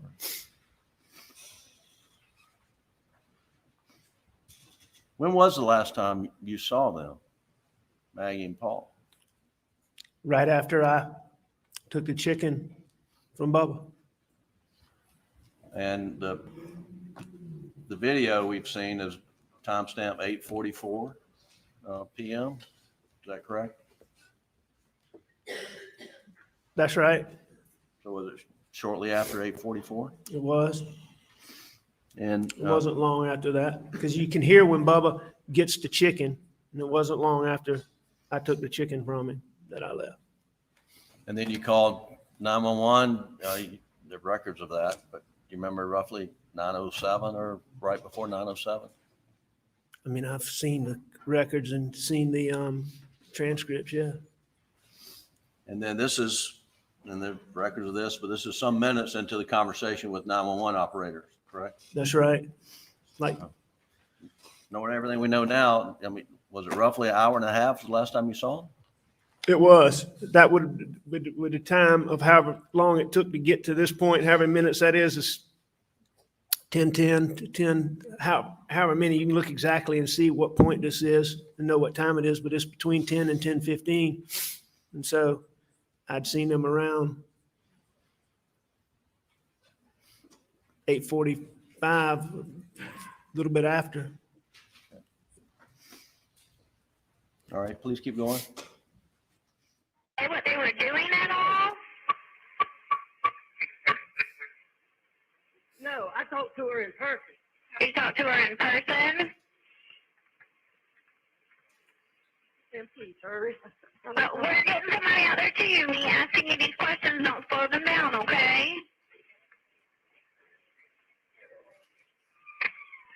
And you sure they're not breathing? Is he moving at all, your son? I know you said that she was shot in the head, but what about your son? Nobody. They're not. Neither one of them moving.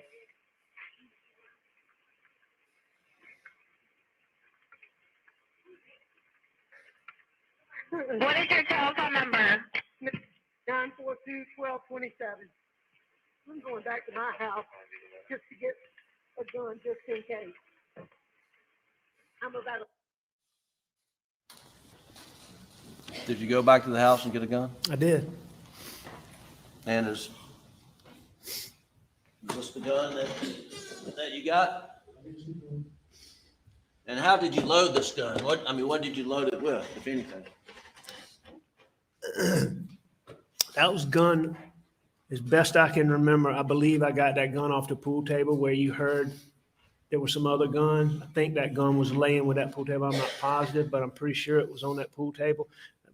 Would have been the first place I came to. I know I was grabbing the first gun I could get. I grabbed a handful of shells out of the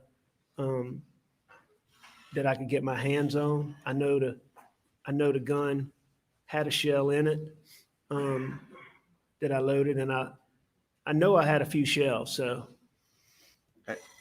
Have you seen in this case where there was a 16 gauge shell put in that gun?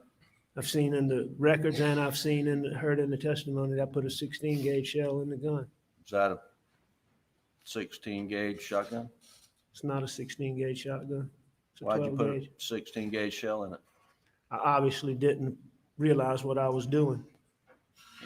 I mean, I know you can't put a 16 gauge shell in a 12 gauge gun and not, I mean, I've been hunting my whole life. I know you can't do that. That's not a mistake I would have made. That's not a mistake I'd have made under any circumstances other than that night. Why did you go back to the house to get a gun? I just didn't know. I didn't know. I mean, no,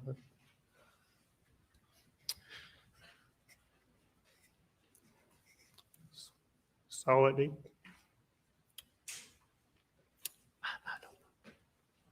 I mean, it's just, I didn't know if somebody was still out there. I don't know. I guess I didn't know. Please keep going.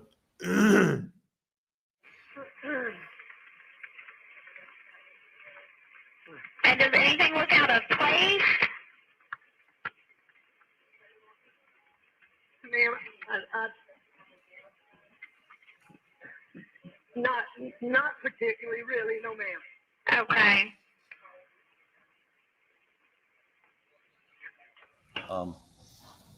Go back to where he said he's going to my house to get a gun, just a few seconds back, 10 seconds maybe. I know you're upset, Mr. Murdaugh, but I don't want you to get a gun and have a gun out whenever my officers get there, okay?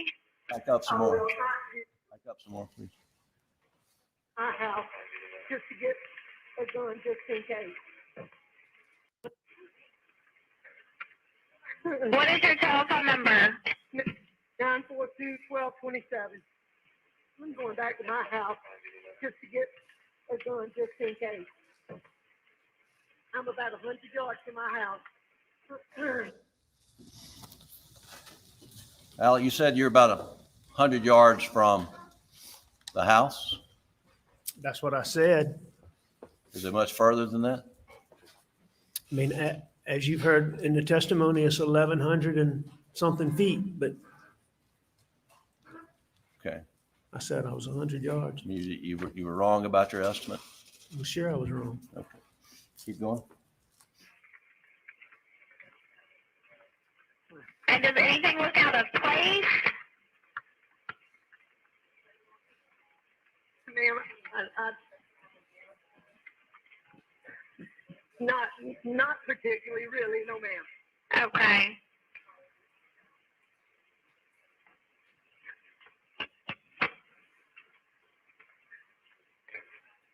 Well, I know you're upset, Mr. Murdaugh, but I don't want you to get a gun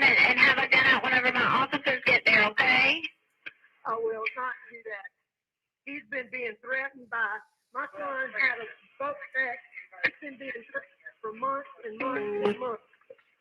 He's been hit several times and he should finally quit. Do you know who was threatening your son? It's too easy. Over the phone. One second.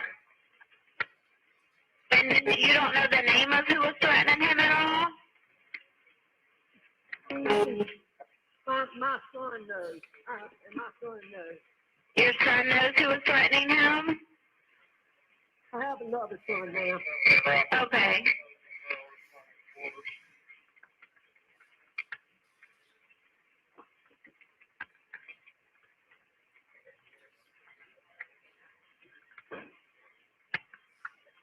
All right, I'm going back down there.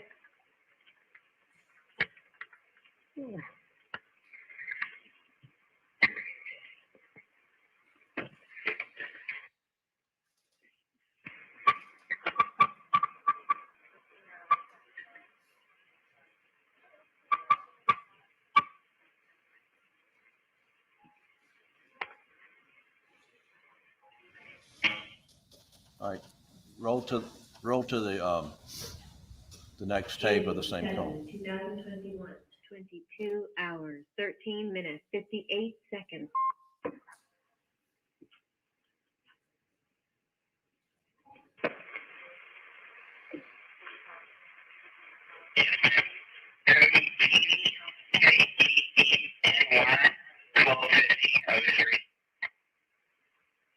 Are they close, ma'am? Yeah, they've been around with you ever since you got on the phone with me. I have multiple people coming out there to you.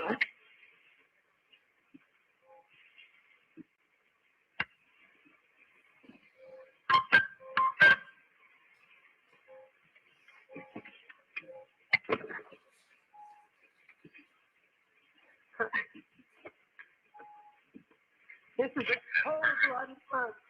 Okay, can you do me a favor, Mr. Murdaugh, and turn on the flashers on your car so that way they can see where the kennels are?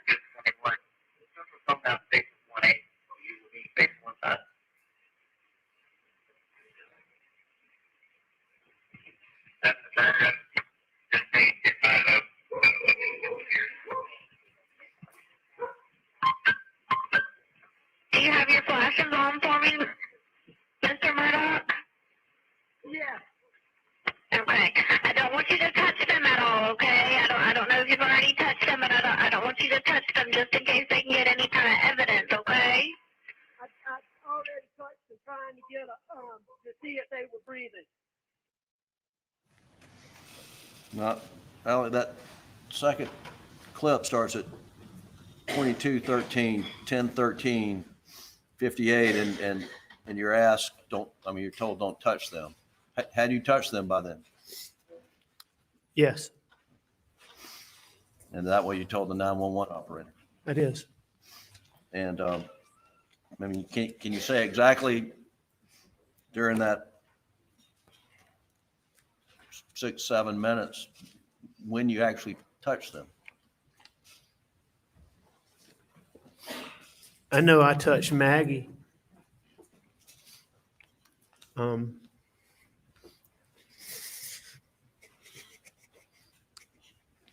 I touched Maggie several times, but I mean, I think I didn't. I don't think I touched Pawpaw, but 2 times. Did you touch one or both of them before you got in the car and drove back to the house? Yes. Yeah. One or both? Do you know? Both. All right, keep going, please.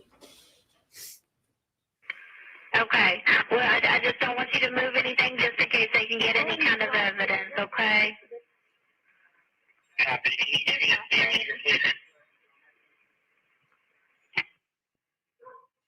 Oh.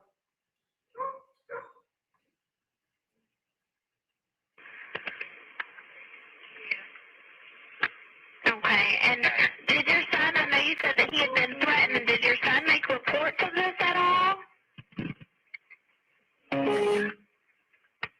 Yes, ma'am. He did. Al, you informed the 911 operator that Paul had made reports of these threats. What are you referring to? I mean, I just know that it had been reported. I don't know that, I mean, I don't believe there was any like formal police reports or that type of thing, but I mean, it had been reported and I mean, it was well known. Okay. So were you saying he had filed some official report when you said yes? No, I've never thought there was a police report or some formal report like that. No. Do you know whether or not he made some type of report on campus? Oh, I know he did.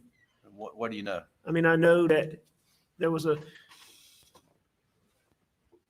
time when he was asked to come meet with, God, I can't even remember the gentleman's name now, but I appreciated it so much and I never thought I'd forget it, but Part of student counseling service? yeah, he was the dean of students. But anyway, he reached out to Pawpaw and wanted to talk to him. And I mean, at first we were concerned, you know, why they want to talk to him? And I mean, even I believe I had Paul come talk to you about that because we were concerned, well, what are they going to talk to him about? But when Paul and Jim got there, it turns out that it was really just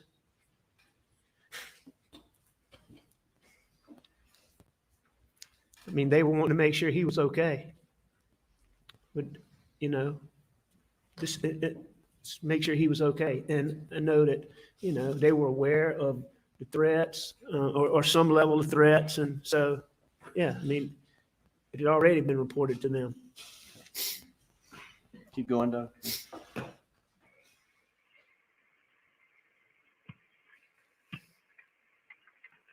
And what's your son's name? Paul, Paul? ma'am, I'm gonna call, I need to call some of my family. Okay. On this. Well, do me a favor for me. Whenever you see the officer or the medics, because they're all coming to you, can you put your gun in your vehicle for me? Absolutely. Okay. But we have them come in, turn on the flashes on your vehicle so they can see you, okay? You got the flashes on for me? I do. Okay. All right. Whenever you see them, put your gun up for me, okay? Okay. How old is your son? 22. Okay. All right. We're getting them out there to you, okay? All right. So, Alec, did you call family after you got off the call with the operator? Yes. Who'd you call? I know I called my brother Randy. I know I called my brother John. And I know I tried to call Roro. Well, Roro's not family, but I called Randy and John. And I called Randy and John. And then you just mentioned Rodo? Rogan. We called him Roro. I called him Roro. Why did you try to call Rogan? I mean, Rogan's house was like, I don't know, as the crow flies, maybe 2.5 miles, 3 miles. I mean, Rogan was like family. Did you think he was the closest person? Yeah, I just wanted somebody. I wanted somebody to be out there. Had you seen Rogan's name on Paul's phone in any way that night? No.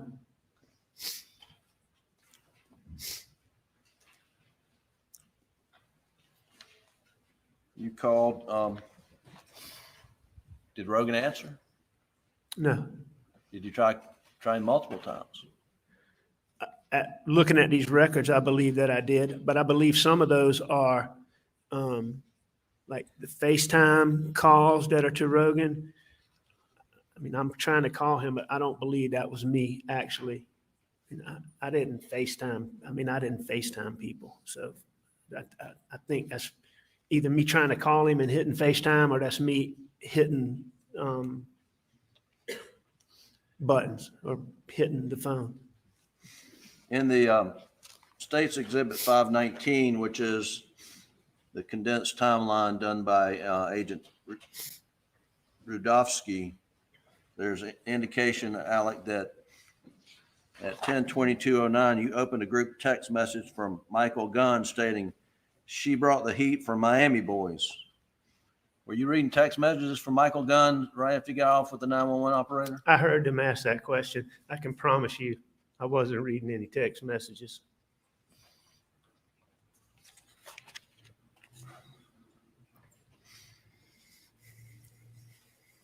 There's also an entry, Alec, that says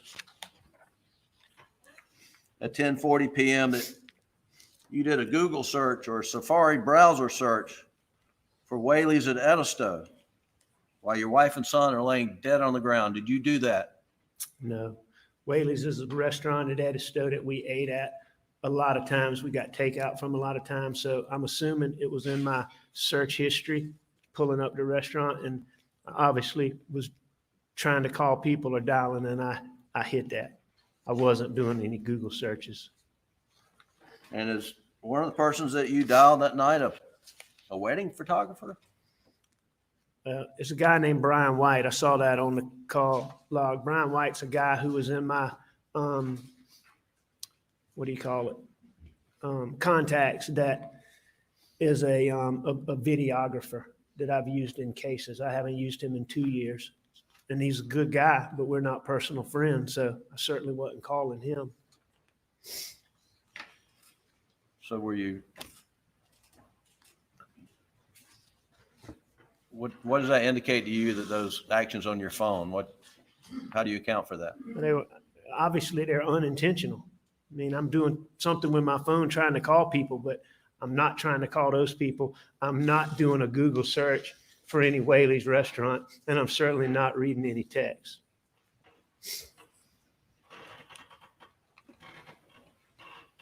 I want to ask you, Ladies and gentlemen, we're going to have to go to the jury room for a break of about 10 minutes. Please do not discuss the case. You'll stay put, Mr. Murdaugh.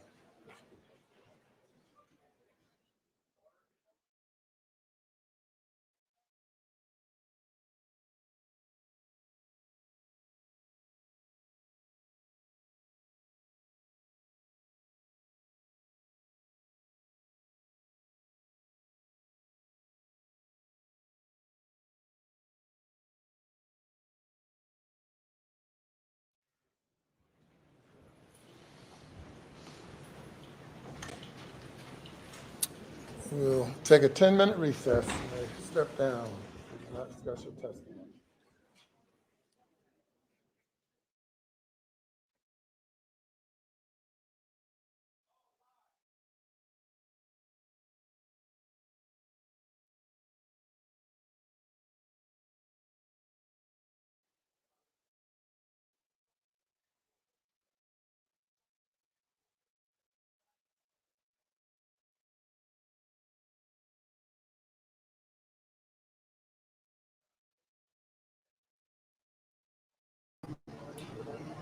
All right, it's not going to be that long, guys, because when I originally pulled this up, I grabbed the wrong stream initially.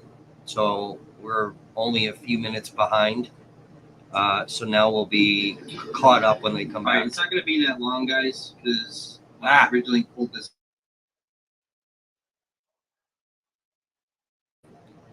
Sorry, I got my speaker on the other computer. So once again, it's not going to be that long. We were just a couple of minutes behind. So I accidentally grabbed the wrong stream setting this up, because we're obviously not streaming this trial.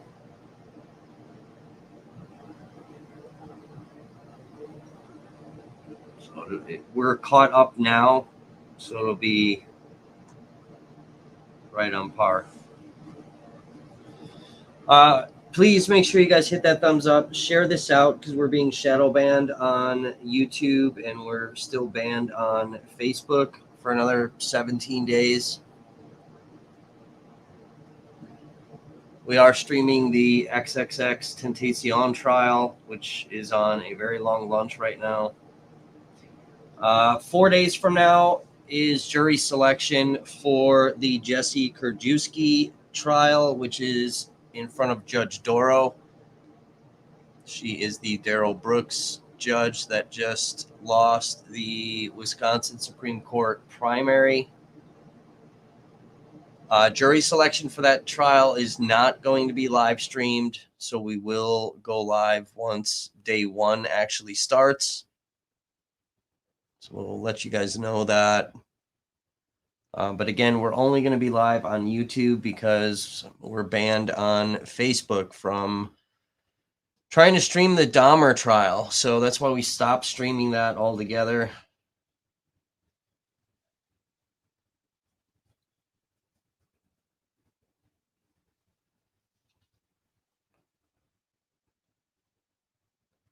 So you can help support the platform by hitting that thumb, sharing the stream out. There is a pinned comment where you can send donations. We are a donation-based platform. So if you like all the content that we provide,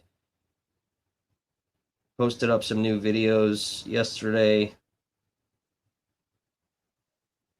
Make sure you guys like and follow the Facebook page, which is NSM News Updates. We post a lot of newsy content on there.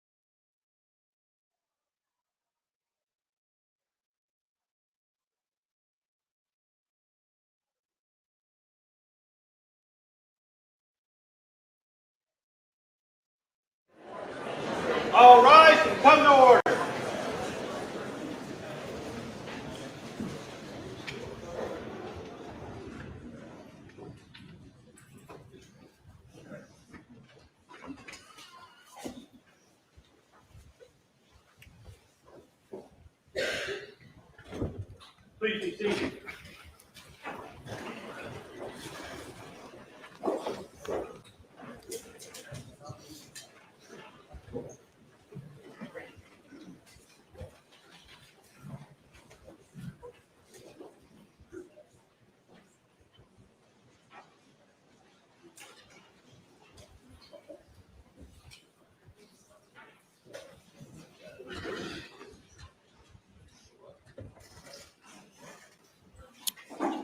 You may bring the jury.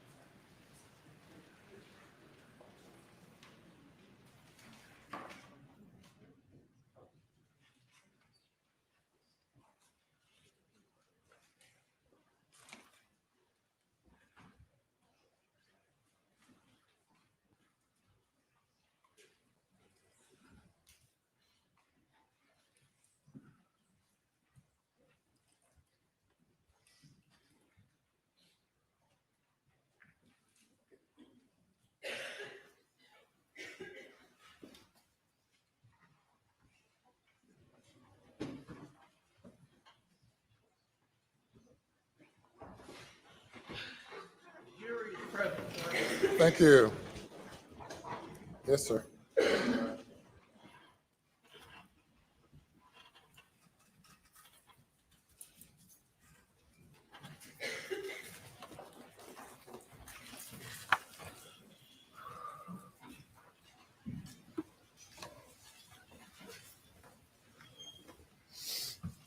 Alec, you've talked about going to Paul's body and Maggie's body. Do you recall getting blood on you, on your hands, or any part of you? Yes. Do you know with whose blood you would have gotten on you? I know I got blood on my fingertips. Can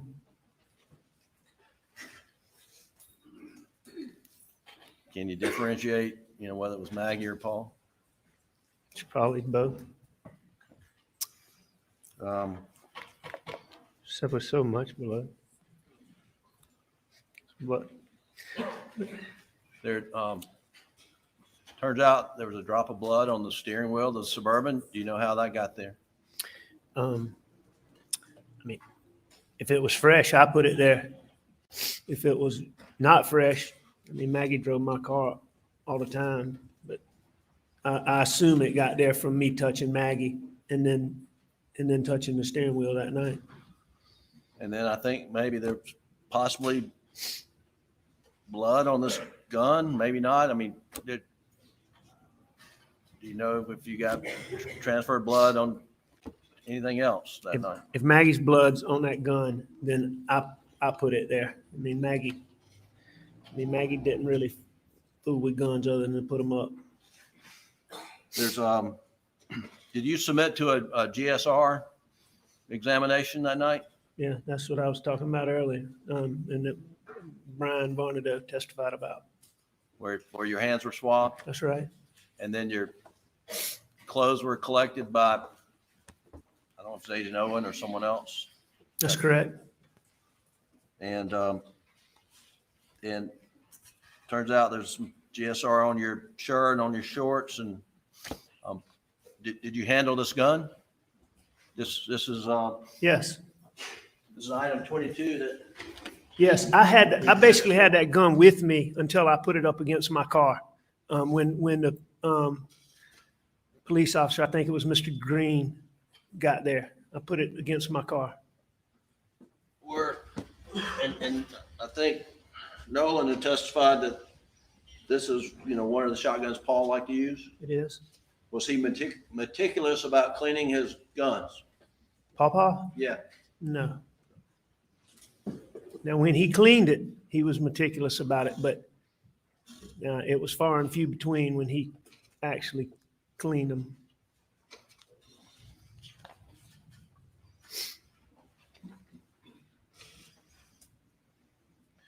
Your your shirt went through testing and analysis, and you were part of this case, provided results of that, were you not? Yes, sir. I mean, I wasn't provided at the time. I've seen them Right. seen all these records.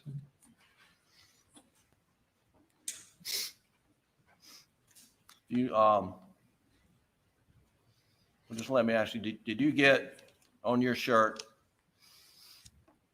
high velocity blood spatter from being within a distance of a shooting, Maggie or Paul? There's no way that I had high velocity blood spatter on me. Had you seen reports that said that at one point in time? I have seen reports that said that. Just to be clear, were you anywhere in the vicinity when Paul and Maggie were shot? I was nowhere near Paul and Maggie when they got shot.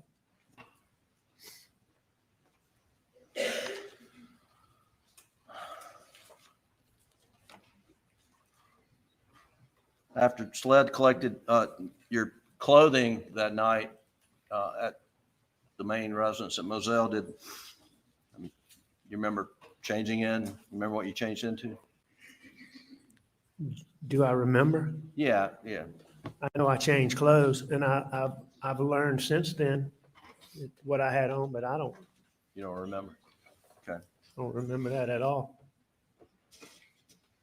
But I understand I had on athletic shorts and a t-shirt. Sure. And other people have talked about this. I'm not going to repeat it, but where did you spend the night, or where'd you go to after leaving Moselle when you left for the evening? We went to Alameda too. We went to my mom and dad's house, and we stayed there. And who went with you? I believe that Bus and Brooklyn and I rode together. John Marvin might have been with us. I know John Marvin stayed at Alameda with us. I just don't know if he rode in the same car we rode in. But I know I rode with Buster in Brooklyn. I know that for a fact. And the next morning, what'd you do? And we're talking about daylight hours on June the 8th. What did you do? And we basically got up and came back to Moselle. Do you remember roughly what time you got to Moselle? I don't remember. No, I don't remember what time. There's things I remember about that morning, but I don't remember exactly what time we left. And Alec, we'll get to this in more detail, but during that period of time, is it hard to remember times, what time things started and stopped, and how long things took? I mean, it's definitely hard to remember. Now, looking at these timelines and all these records, I mean, it sure helps, but to just do it off the top of my head is very difficult. And we'll get to more of that.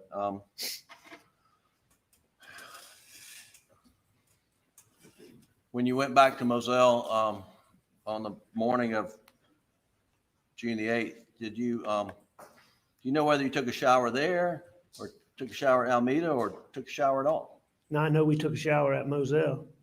I did not take a shower before I left Alameda. We basically got up and went to Moselle. Maggie's mom and dad.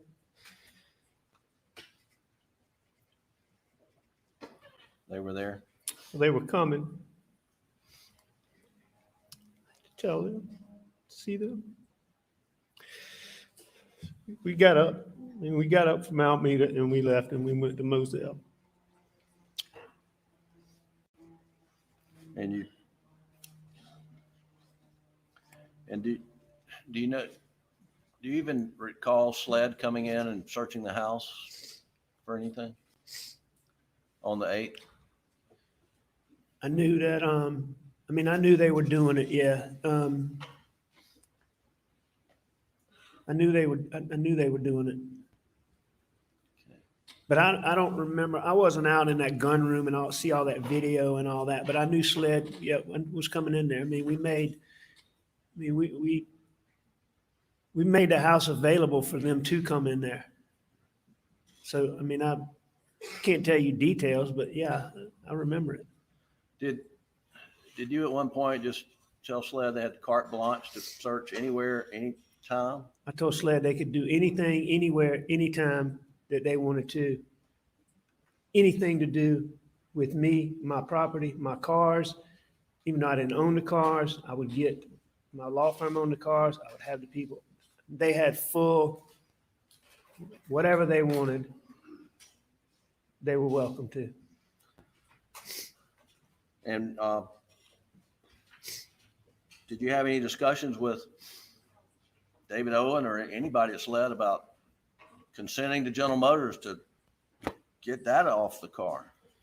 Every time that I talked to David Owens, I would ask him about getting OnStar data and GPS data from phones. And why was it important to you to get OnStar data and GPS data from the phone? To confirm where I was saying I went, what I did, GPS. You know, at that point in time, I knew that Maggie's phone had been taken, and I knew that my Suburban and my phone and Maggie's phone never crossed paths. And that was extremely important to me. And I asked him about it every single time we talked, every single time. And speaking of Maggie's phone, did you know her password to her phone? Yes, I knew her password. Did you know her password to her computer? Yes, Did she know your password? yes. Okay. And when Maggie's phone was located on the side of the road, did you provide SLED the password to her phone? I did. I think I actually provided it to John Marvin, who provided it to SLED, but I'm the one who gave it to him. Right.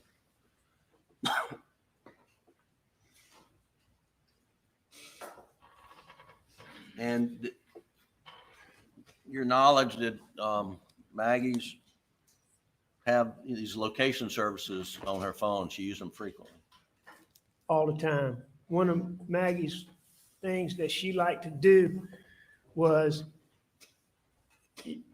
there's that app called Find My Friends that you can see what other people are doing and they can see what you're doing. Maggie loved me, Bus, Pawpaw, Brooklyn, Grandma, Papa T, Marion, the three girls, Lizzie, and there were a few others, but the people that were closest to her, she had them all in her phone, and she loved to look at that phone and see where people are, and she'd love to surprise you. Like, let's say you're at Walmart, she looks on there, and she'd love to text you, get me a TV from Walmart or something, you know, like she follow you and see where you were. She used it all the time. And so, you know, I just knew that there would be GPS data on Maggie's phone. Alec, when you're being interviewed on the night of June 7th and again on June the 10th, what was your understanding as to why they were interviewing you? Why were you being interviewed? On By June the SLED? 7th and June the 10th? Yes, sir.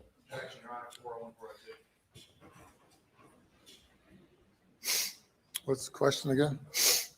What is his understanding of why SLED was interviewing him on the night of June the 7th and again on June the 10th? And the basis for the objection? 401 and 402, Your Honor. What do you mean? Relevance, Your Honor. His understanding is not important. What he said is important, Your Honor.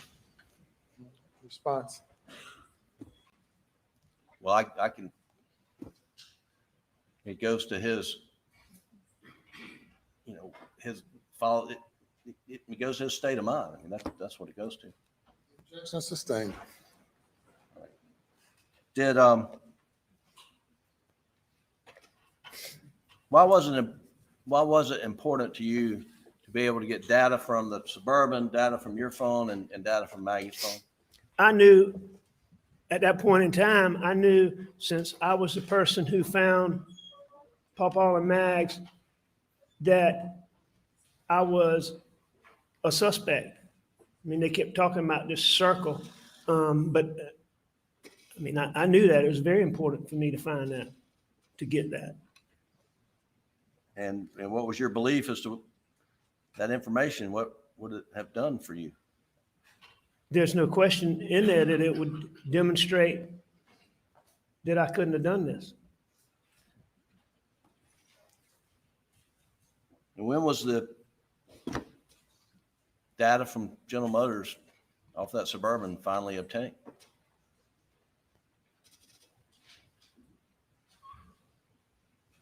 It was either this past Saturday or the Saturday before that, according to what was said in this courtroom. During this trial? Absolutely. And to your knowledge, was GPS data ever able to be located off Maggie's phone? No, I mean, not just to my knowledge, it was not able to be gotten. You know, the testimony was in here that it couldn't be gotten. It only went back to June the 9th. Everything before that was erased on Maggie's phone. Now, when starting June the 8th, when that Moselle, did a lot of people come to support you, be with you on June the 8th? On June the 8th, Yes, like the next day? right. Yes, sir. A lot of people. And you mentioned your Maggie's parents and family came as well. Yes, sir. From that moment, June 8th, when folks, family came and to Moselle and you met with them, were you left alone by any of your family members the rest of that week?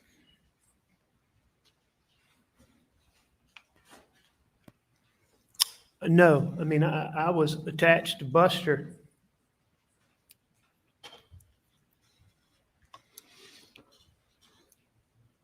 at the hip. But, I mean. And what no, happened on? I wasn't. And what happened on June the 10th? Besides being interviewed by SLED? My dad died. My dad passed. And where did you stay and with whom did you stay on the night of June the 8th, the night of June the 9th, the night of June the 10th? On the night of June, you asked me to start on the 8th? The 8th, yes, sir. All right, starting on the 8th, I stayed with Buster every night. I stayed with Buster, and as long as Brooklyn was there, I stayed with Buster in Brooklyn. But we stayed with, I'm pretty sure that's beginning on the 8th. I know the 7th we stayed at Alameda, and I believe on the 8th we started staying at John Marvin and Lizzie's at Greenfield. And how far is Greenfield from Alameda? As the crow flies, I mean, it's no distance. It's less than 5 minutes. It's probably a few minutes away. And who stayed there? Did John Marvin and his wife Liz stay there as well? Yes, John and Lizzie. All right, John and Lizzie stayed there, and their kids, Bus and Brooklyn and I. I know Bubba and Maymay stayed there. Well, Lizzie's mom and daddy stayed there.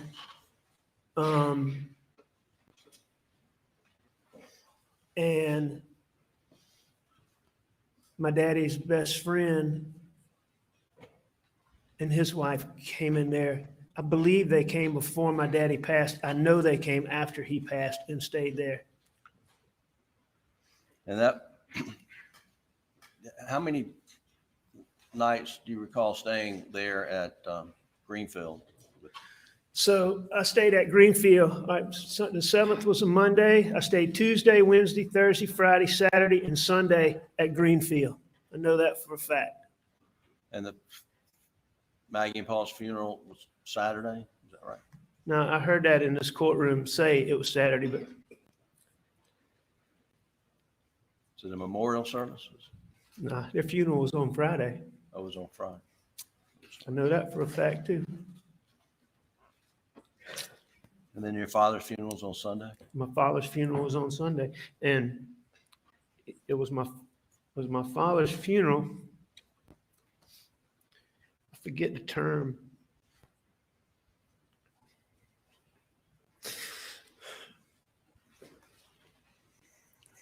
But Sunday, I mean, that's when we put Papa and Max.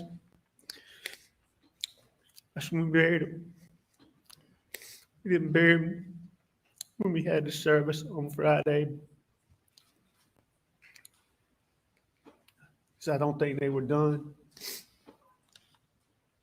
But that's when we buried them, along with my dad, on Sunday. And Alec, what'd you do with the following week, that Monday, Tuesday, Wednesday?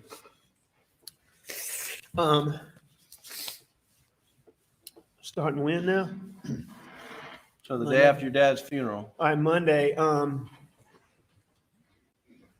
went to Grandma and Papa T's, Somerville, at some point, Monday. in the afternoon. You mean what did I do when I got up that Yeah, morning? well, yeah, where did you stay? We stayed at Greenfield Sunday night.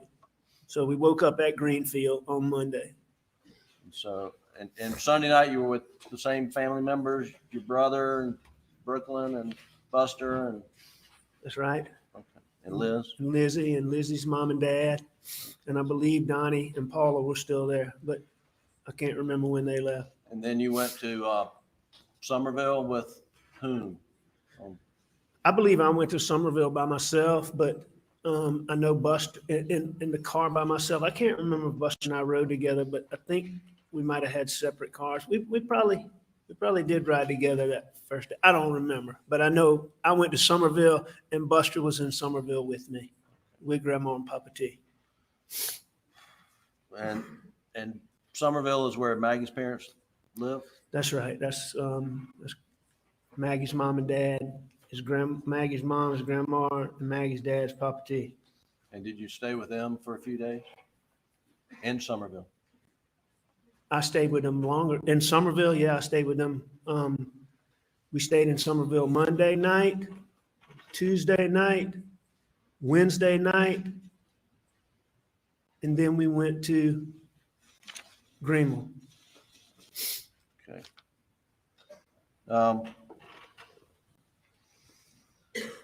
And what was in Greenville?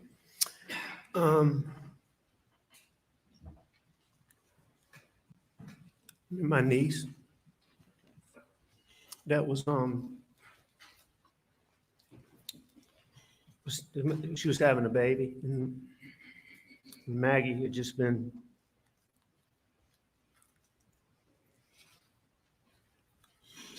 so excited. So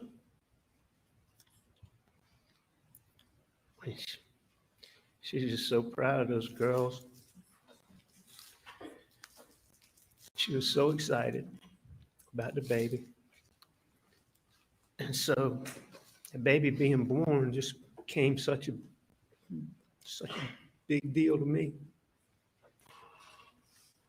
So was the baby born? Yeah. Okay. And you went up? Baby's born. Beautiful little baby girl. Beautiful little mom.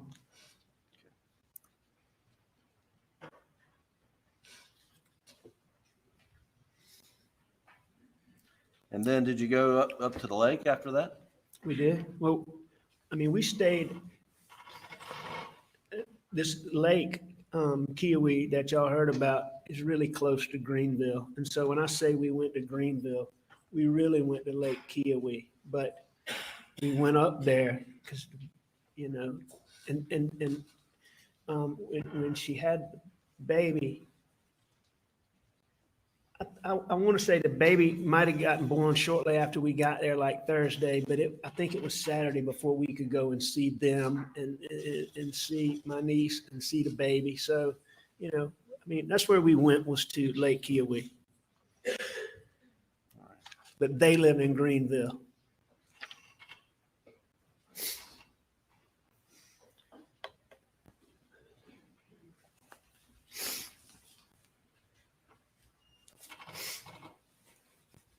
On the morning of June 16th, I think that was that Wednesday. I think that's a Wednesday. Where'd you wake up? Somerville. Did you ever go to Alameda on that day? On Wednesday? Yes, sir. I don't believe so. Did you go to Alameda at 6:30 in the morning on the? I know for a fact that I didn't go to Alameda at 6:30 in the morning. I was in Somerville. I didn't go to Alameda at any point early in the morning.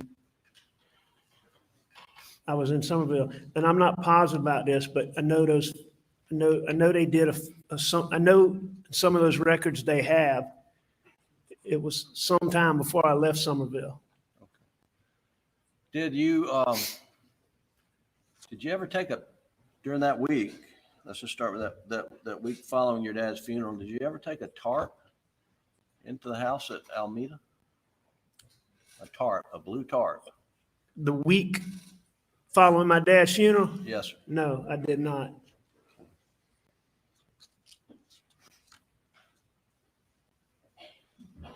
There's been, I don't even know where it is in any of the boxes, but this blue rain jacket. Have you ever seen that before?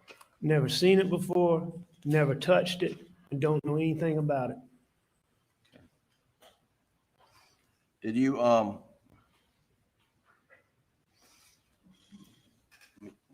ever remember taking a tarp at any point in time over to the house of Alameda? No, I don't remember it. I don't remember taking a tarp over there, but you know, I mean, Shelley's got something in her mind about that, and there may have been some point, but I certainly don't remember it, and it certainly wasn't anytime around my dad's funeral or the weeks following.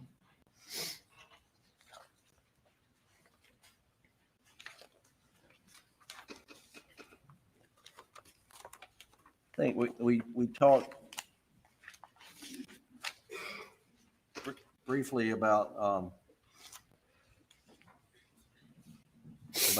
your recollection of times, and Okay. and I just want to play Doug from State's Exhibit 517, which is the August 11th interview, starting at 5 minutes and 52 seconds. You could pull that clip up, and I want you to listen to this. Okay. Tell me again what it is. It's August 11th interview, starting at 5 minutes and 52 seconds. All right.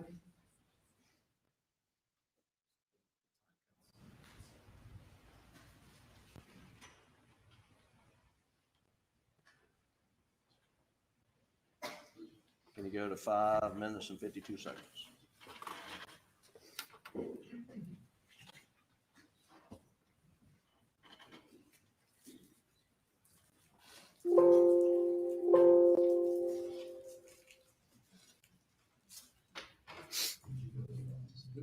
Who was at your house when you left? And what time did you go to the office? We have been. Who was at your house when you left? And what time did you go to the office? We had been to a ball game that weekend. I don't remember exactly what time. It would have been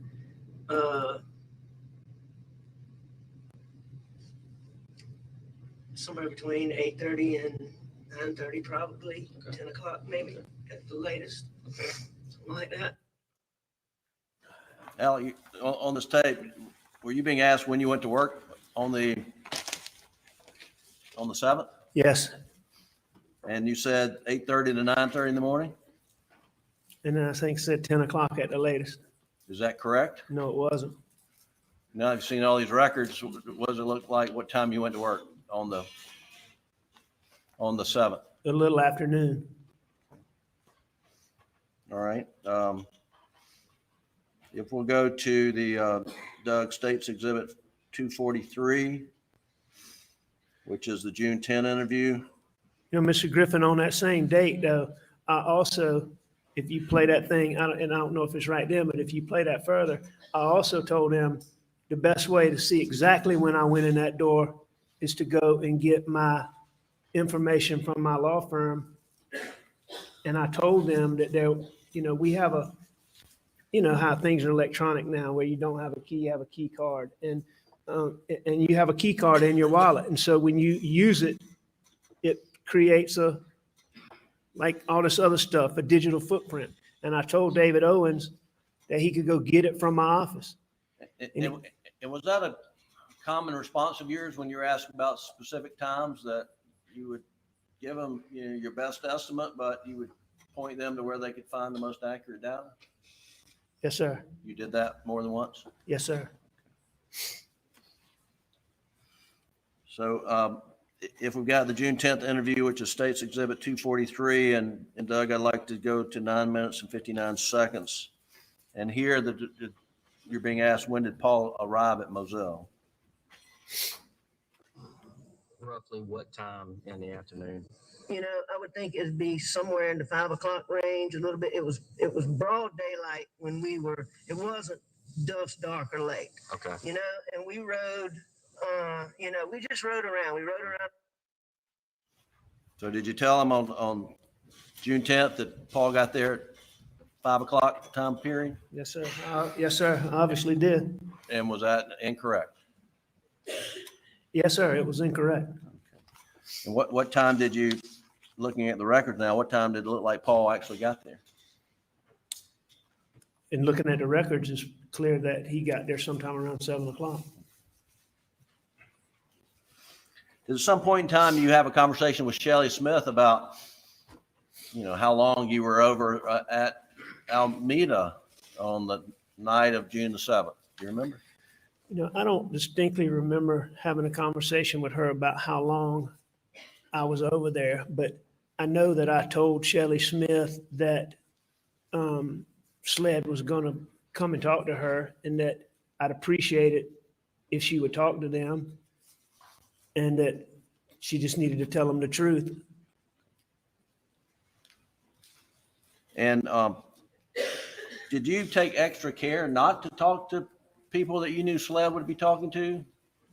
Absolutely. And why is that? After this boat wreck that you've heard so much talk about in this courtroom, there were social media, newspaper. It went deeper than that, but there was so much talk about how I, fixed witnesses and structured the investigation, just things that were totally false, that were absolutely baseless, but it was said repeatedly. It was reported repeatedly how I'd done this and with this witness and influenced this police officer and all these things. So I wasn't taking any chances. I want to ask you about, you can take that down, Doug. Thank you. Ask you about the August 11th interview with David Owen at the SLED office in, I think, here in Walterboro. Do you remember that? August 11th, absolutely. Had you requested that meeting? I've been requesting, what I'd really been requesting is some information. I've been begging David Owens to come meet with me, and specifically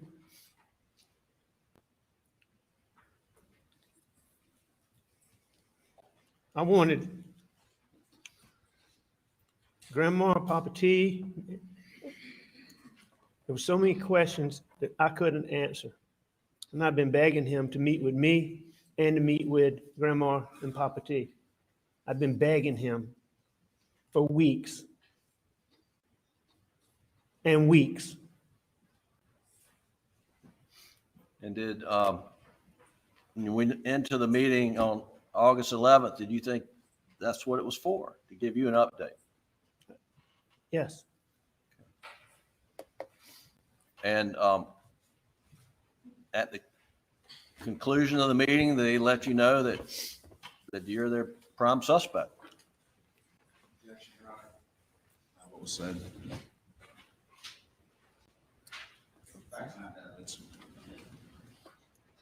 Mr. Griffin? I'll rephrase it. By the conclusion of the meeting, did they make it known to you that you were suspect? Oh, there's no question about that. Absolutely. Now, he used a lot of, I mean, you hear it talk about how I'm in this circle and he can't get me out and this and that, but there's no doubt in my mind. There was no question in my mind what was going on. And and during that meeting, did they show you the Snapchat video of you trying to stand up the fruit tree?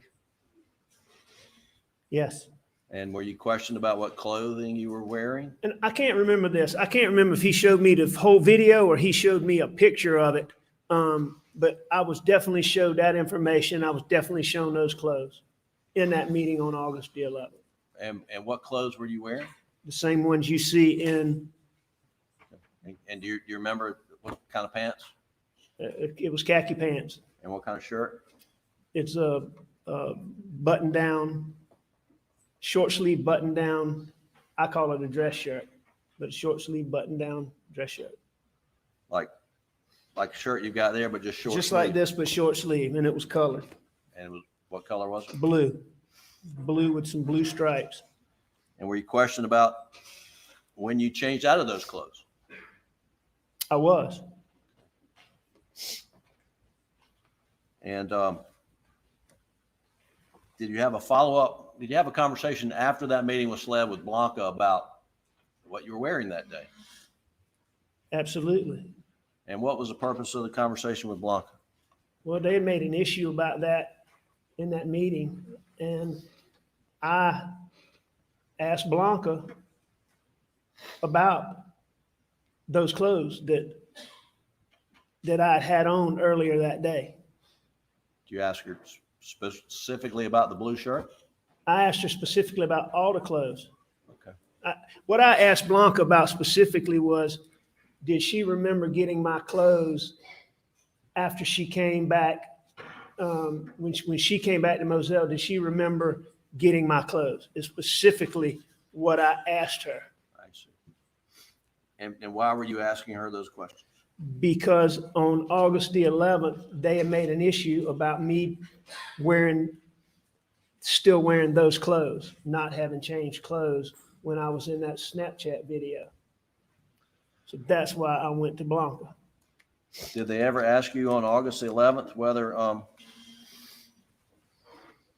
they ask you for those clothes? Can you produce the clothes? Did they ask you that? No, they didn't. Have they ever asked you for those clothes? No. As far as my understanding goes, my clothes were never an issue in this case until y'all figured out, as my lawyers figured out, that there was no blood spatter on me. Sir? Is that objection, Your Honor? Reasons for the objection.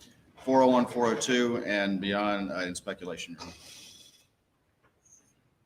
Mr. Griffin? It's a matter of public record. It's a matter of public record. What is? The issues with the shirt and the blood test It's a matter of public record. filed in this case, yes, sir. The objection is overruled. I'm well aware that my clothes never became an issue in this case until my lawyers proved that this blood spatter that they said I had on my shirt from my wife and my son was a lie, and that there was no blood on my shirt. And once they filed the documents and they proved that that was a lie, all of a sudden, the clothes I was wearing back on that day became an issue.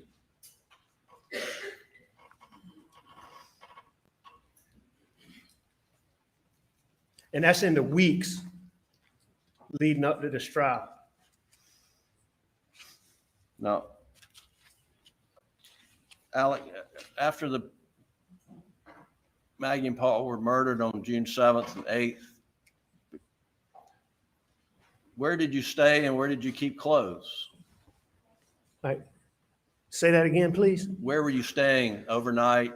Well, let me ask you this. Did you ever spend another night at Moselle after June 7th? I never spent another night at Moselle. Why not?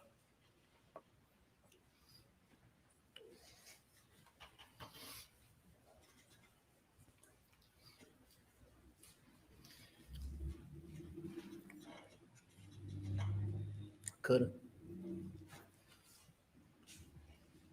Didn't want to. Okay. Where were you staying? When we talked about the days and weeks, a week afterwards, but where were you staying when you got back from the lake, Kiowee and Greenville? I stayed. All right, so when I got back from Greenville, so Yes. that would be the, all right, so the first week, went to my dad's funeral, then, all right, so that'd be the second week. All right, so after I know Bus and I stayed with Grandma and Papa T as much as I could. You know,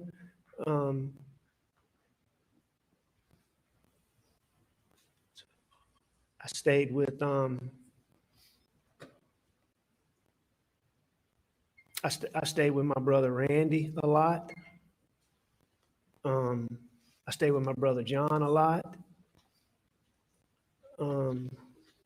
Bus and I stayed at Edisto a little bit. But at the beginning, I really stayed with either my brother Randy and his wife Christy, or I stayed with my brother John and his wife Lizzie. And basically at that time, Buster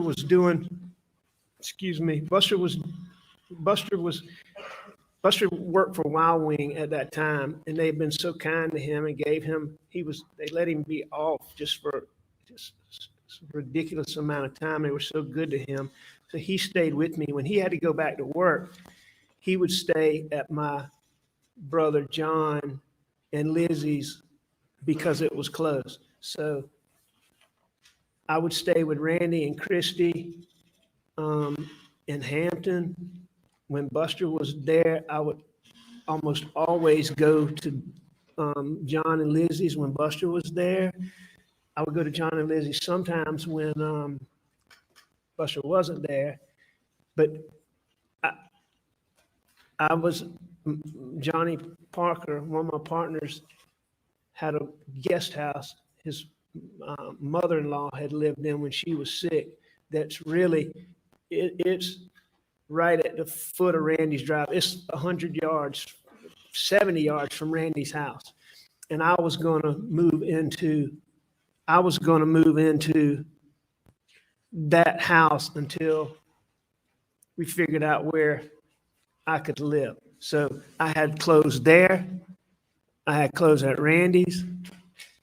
I had clothes at John Marvin's. I had clothes at Chichesi, which is, I think you heard Buster talk about Chichesi's, like where we went to the river, and I had clothes there.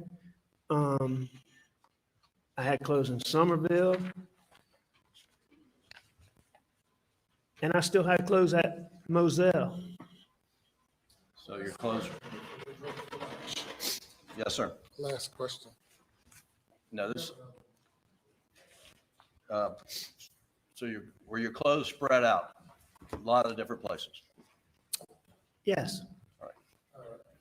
Thank you. We'll break for lunch and return in an hour and 15 minutes. Please do not discuss the case.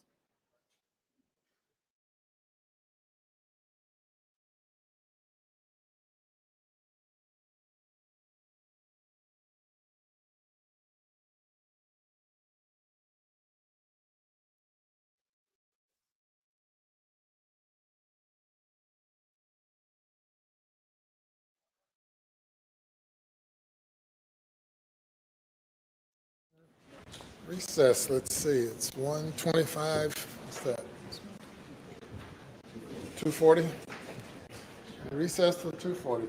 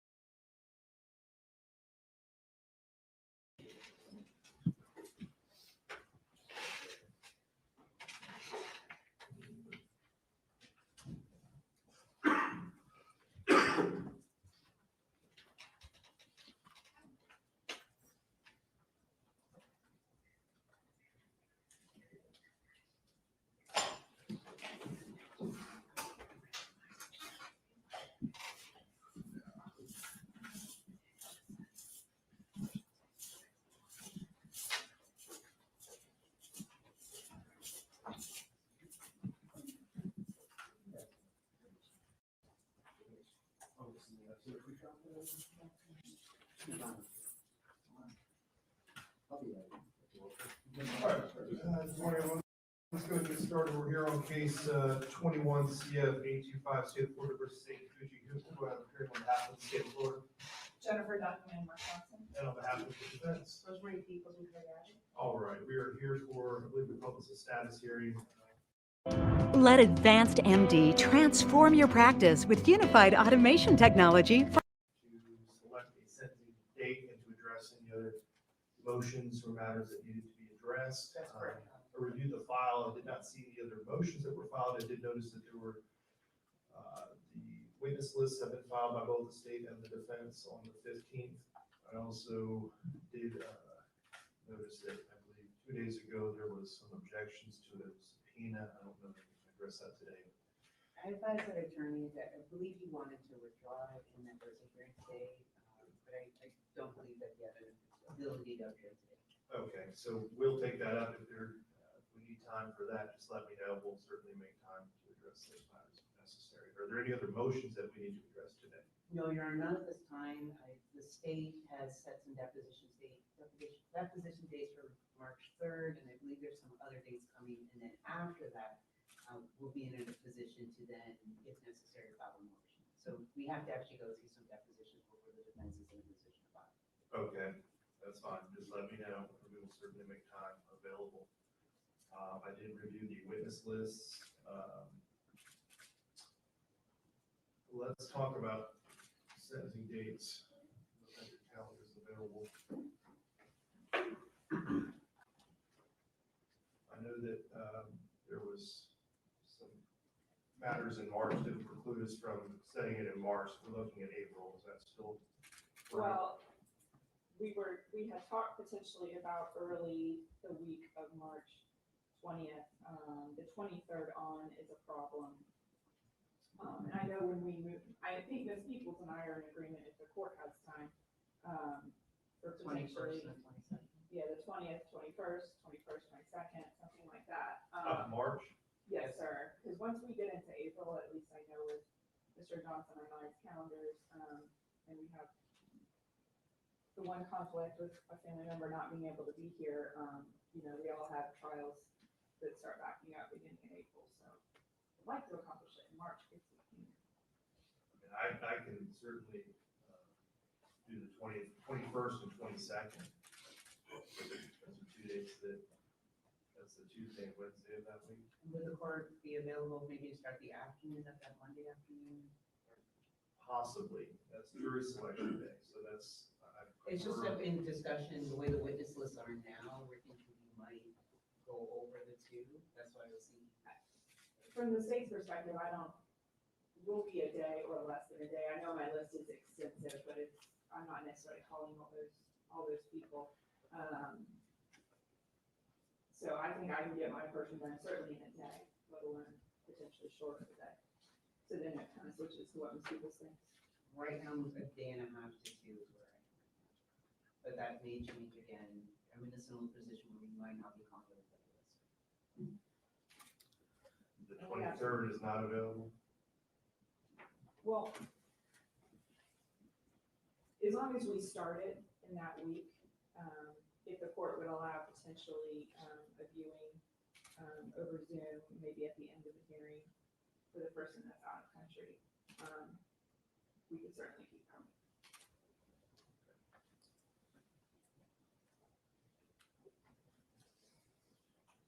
Let's plan that then, and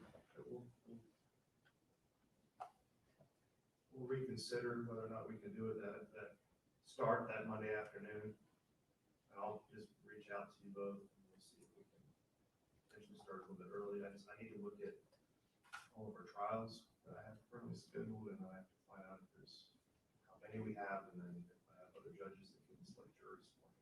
That's kind of the issue that I run into. But I think I can probably accommodate that. But for right now, let's plan on the 20th and 21st and 22nd.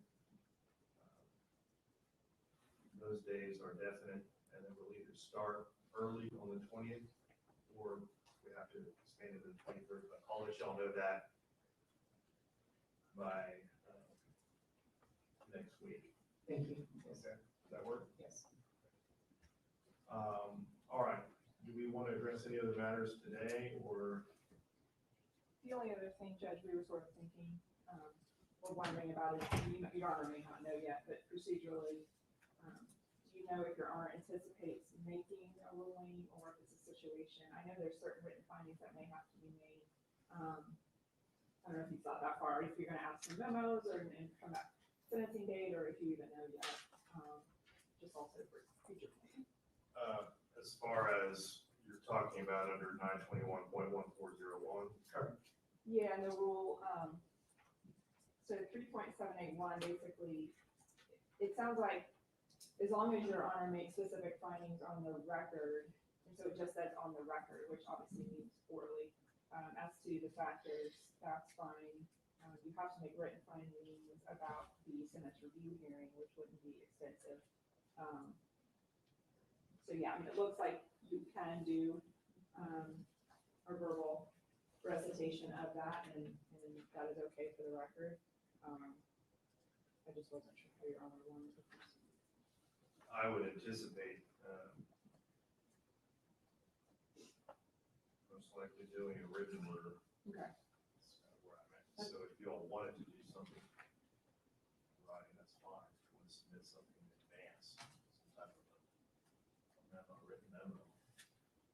Because my intention is to decide the sentence that week. I don't want. That was the question. Yeah, You I do wanted not to- intend to Okay, delay. that helps. Okay, I can figure that. Yeah. Meaning you would announce the sentence on the 23rd, 22nd. Whenever we finish, yeah, that would be my intention is to go ahead and rule then. I would not anticipate needing to. And would there be a deadline for counsels to provide a memo, or do you not? Well, when you will, what's reasonable? Friday. I mean, Well, that's spring break, so I don't know if you'll have plans, but if Your Honor intends on ruling after the hearing, I'll reserve my arguments for, essentially closing or an argument to the court. I may not need to do a memo in that situation. I just wasn't sure if you're going to require it, and then that would find it out different. It's not required. well, okay. I told him, hey, Mom, I spent 8 years on this degree, but I hate it, and I really want to change jobs.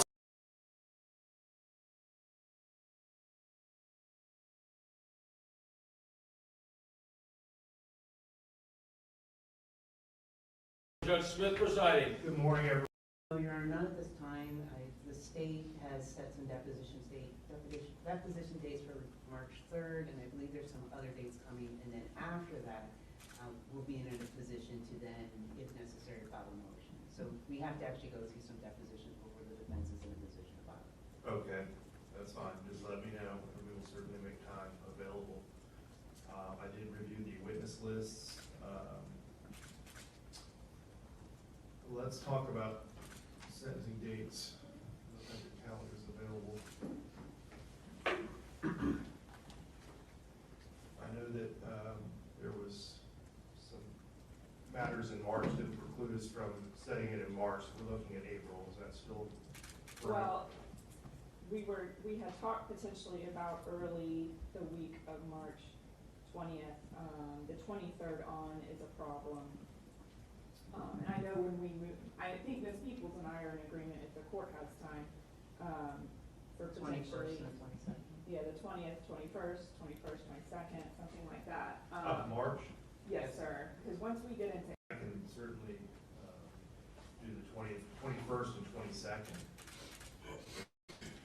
That's the Tuesday and Wednesday of that week. And would the court be available maybe to start the afternoon of that Monday afternoon? Possibly. That's jury selection day, so that's. It's just up in discussion, the way the witness lists are now, we're thinking we might go over the two. That's what I was thinking. From the state's perspective, will be a day or less than a day. I know my list is extensive, but I'm not necessarily calling all those people. So I think I can get my person done certainly in a day, let alone potentially short of a day. So then it kind of switches to what Ms. Peoples thinks. Right now, a day and a half to two is where I am right now. But that may change again. I'm in a similar position where we might not be calling everybody else. The 23rd is not available? Well, as long as we start it in that week, if the court would allow potentially a viewing over Zoom, maybe at the end of the hearing for the person that's out of country, we could certainly keep going.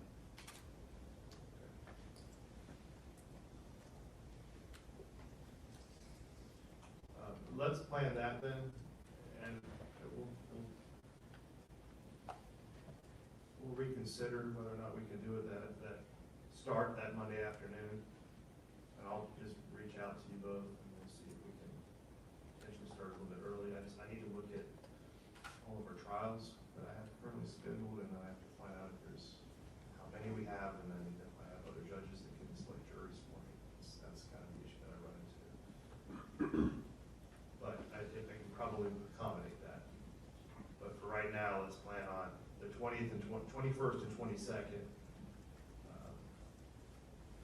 Those days are definite, and then we'll either start early on the 20th, or we have to expand it to the 23rd. But I'll let y'all know that by next week. Thank you.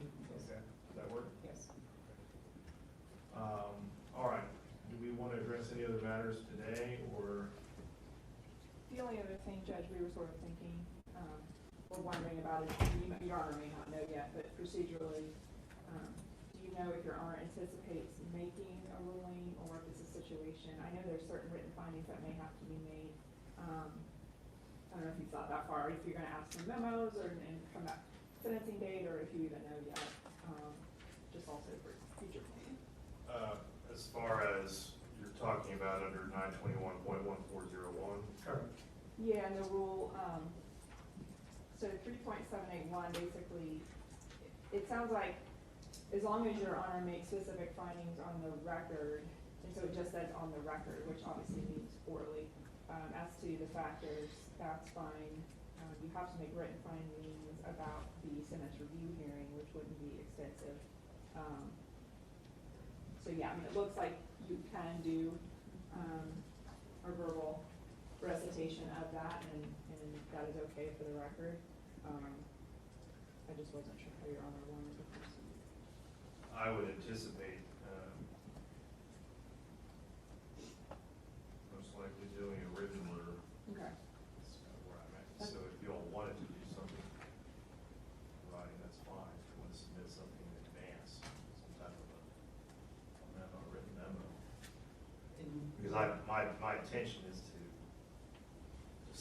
the sentence that week. I don't want. That was the question. Yeah, If you I do wanted not to- intend to Okay, delay. that helps. Okay, I figured that. Yeah, Meaning you would announce the sentence on the 23rd, 22nd? whenever we finish, yeah, that would be my intention is to go ahead and rule then. I would not anticipate And would there be a deadline for councils to provide a memo, or do you not? well, when you will, what's reasonable? Friday? I mean, if, Well, that's spring break, so I don't know if you'll have plans, I but mean, if your honor intends on ruling after the hearing, I'll reserve my arguments for, essentially closing or an argument to the court. I may not need to do a memo in that situation. I just wasn't sure if you're gonna require it, and then that would find it out different. It's not required. well, okay. So obviously, we know what we think the testimony will be, Right. but no, I think oral argument is fine for the state. It's fine, Your Honor. Okay. In the past, on some of the other cases, I would then, after the sentencing, just supplement additional memorandums or exhibits with the intention for the review in 25 years, if the court would allow that. But if the court doesn't need a written memo from the defense in advance, we're fine with making it work. Yeah, I mean, I guess if we think there's cases we're gonna rely on, we can submit those prior to the hearing, so you have that, but I don't think that. Yeah, I mean, the only,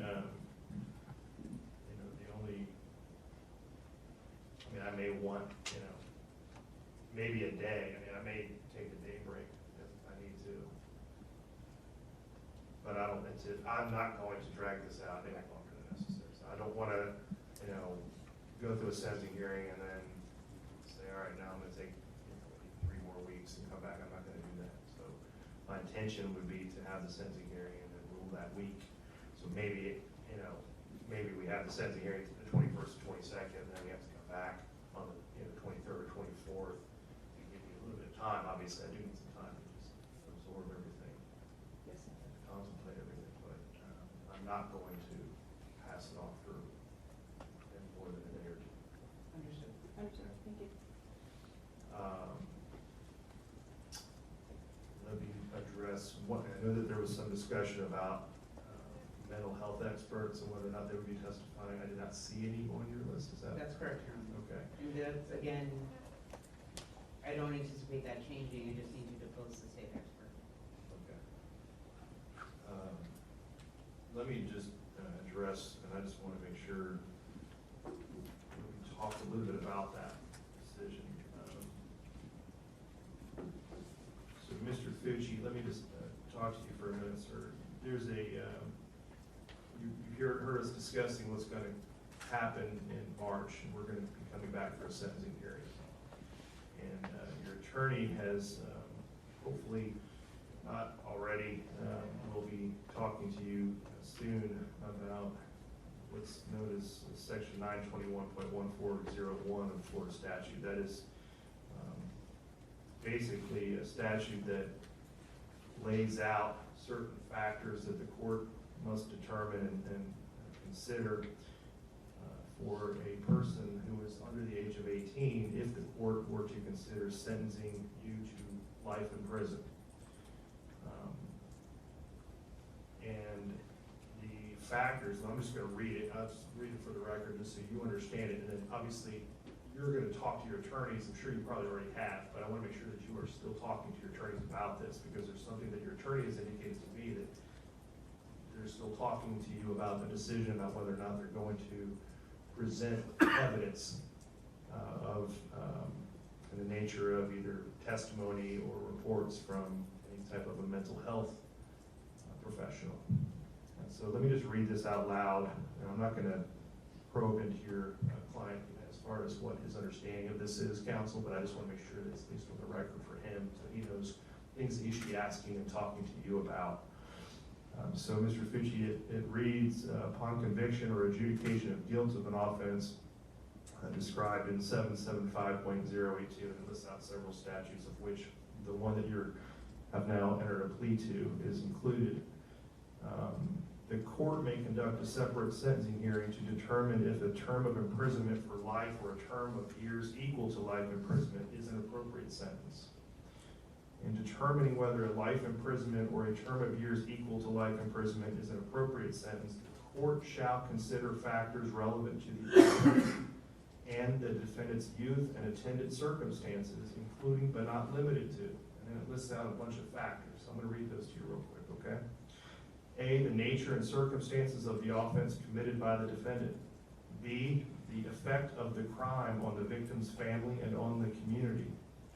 C, the defendant's age, maturity, intellectual capacity, and mental and emotional health at the time of the offense. I'm going to come back to that one, okay?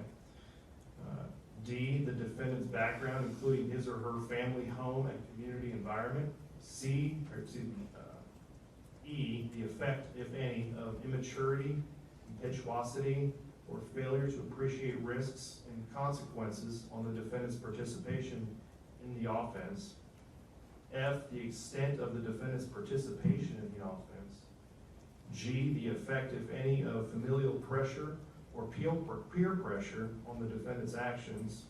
H, the nature and extent of the defendant's prior criminal history. I, the effect, if any, of characteristics attributable to the defendant's youth on the defendant's judgment. And J, the possibility of rehabilitating the defendant. So those are all the factors that I would have to consider in determining what the appropriate sentence is, and if I determined that the life sentence was appropriate, those are all things that I would have to be thinking about considering. I want to make sure that you understand that. You need to be talking to your attorney about that. Do you understand that, sir? Yes, Your Honor. All right. One of the things that, as I mentioned, is the defendant's age, maturity, intellectual capacity, and mental and emotional health at the time of the offense. Now, that may be something that you and your attorneys decide. If there's some experts or mental health experts who you have been talking to who, at this time, are not listed on your witness list. Do you understand that? Sorry, Aaron. Okay. Sure.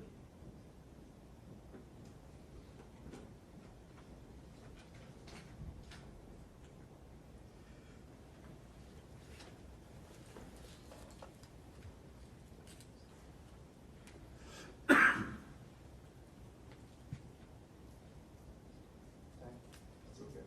So what, and the reason I'm asking this question, I want to make sure that you understand that this is a decision and how the witnesses that you call is a decision that you need to make in consultation with your attorney. You understand that? Yes, sir. Okay. And so your attorney can guide you, and she can talk about, who she believes ultimately should be called, but you also have final say in some of those matters too. And so I want to make sure that you understand that you have the ability to talk to her and make sure that you let her know if there's any witnesses that you'd like called. Make sure that you let her know that before the sentencing hearing, okay? Will you do that? Yes, sir. All right. And you've been able to talk to her about these matters already, and you will continue to do so. Is that right? Yes, sir. Okay. All right. Any other matters that we need to address today as far as any of those? So you'll let me know if there's any motions that you want to file after the... Yes, I believe that we're working towards a date of the week of the 10th for the deposition of the state expert. So in short time, very short time, within a day or two of that, I'll be able to let the state and the court know. Right. We don't anticipate that hearing to be more than an hour, if we need to have it. I will not be available the week of the 13th. Okay, I just want to make sure that we're clear that I will not be here the week of the 13th. So that's not an option as far as the committee hearing time. Could we tentatively set something around that? When are the depositions scheduled? I believe his would be on the 10th. I don't have the dates in front of me. I don't think we've secured it yet, but we can make sure our For some calendar's reason I that thought I week. saw a notice for that.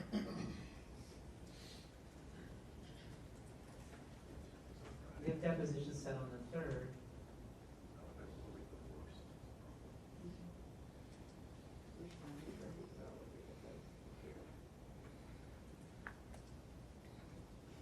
Yeah, I see the 3rd or some. Yeah. There's a notice. Because the issue is, I know, so we're gonna do those depositions, I'm only deposing obviously anybody new, and there's not many. I would need to provide that to him for any last minute consideration, him being the expert. And then that was the plan, to get him deposed the week of the 6th sometime. But like you said, if you're not here, Seems like we're I mean, if we set a hearing on the 10th, I'll make sure we can try to get them deposed ASAP that early that week. See what I'm saying, Ms. Stevens? I understand. I don't know, I don't believe we have a date set for their expert, but perhaps if we have them deposed on the Monday or Tuesday. That's what I'm saying, I'll make sure, I'll make that happen. If I can. All right, let's do this.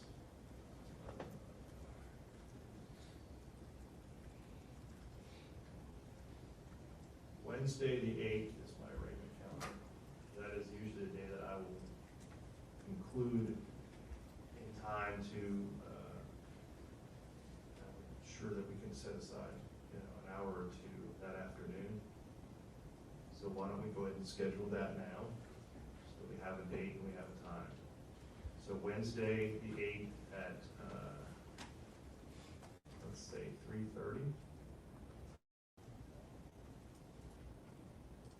And that will be for what's called a hearing day, for any motions that get filed that need to be addressed that day.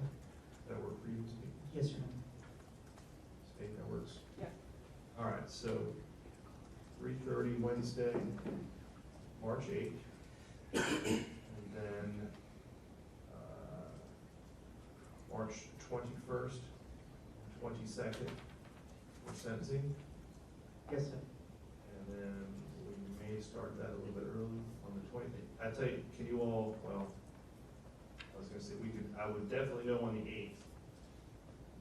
Is that enough time, whether or not we would be able to start on that Monday? I should be able to know by then. I believe so. Okay. I'll put my people All on right, the so speaker. right now, we'll set it for the 21st and 22nd. That'll give you all some more time to talk about your list that you want to call, and then if we need to either start a little bit early, we can do that. And I'll look at the trials that I have at that point, and should be able to have an idea about how much time is going to be necessary for jury selection on that one. Okay, does that work? Yes, sir. Anything else we need to address from the defense? Not at this time. Anything else from the state? No, Your Honor. Okay, thank you.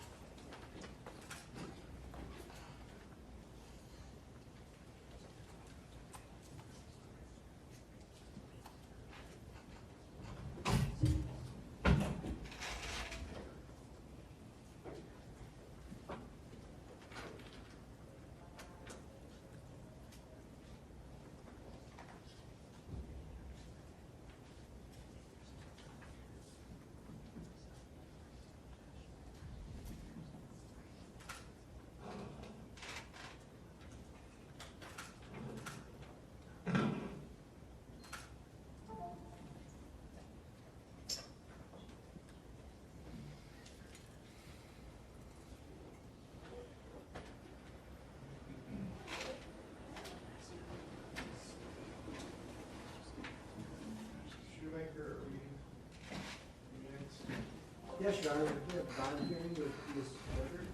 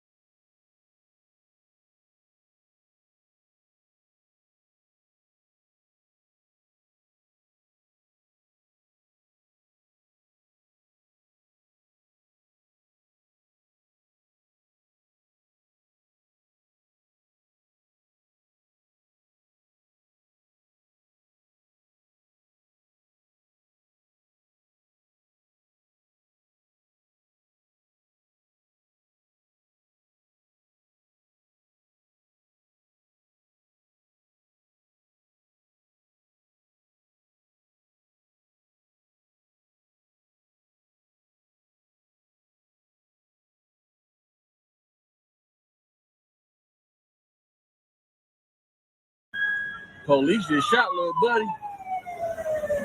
Yeah, no cap. They just shot little buddy.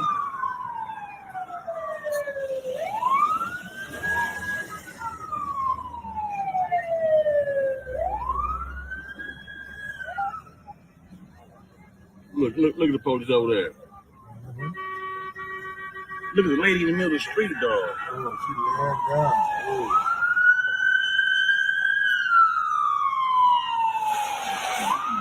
They come too.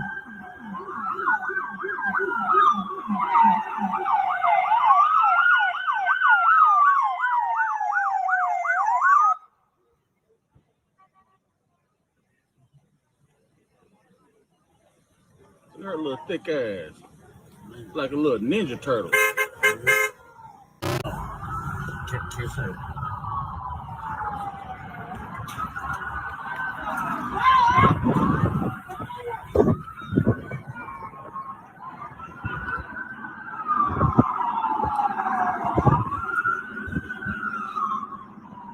I don't see nobody laying down, huh? Oh, yes, it is. Look at the chance. Killed that man.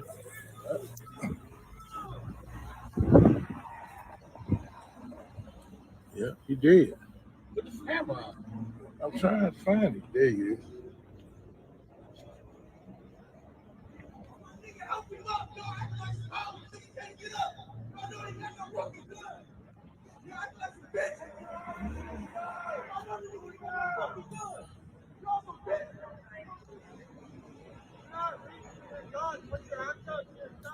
He said, "Do not reach for the gun." He must say, I know he had to have a pistol. For him to shoot him like that.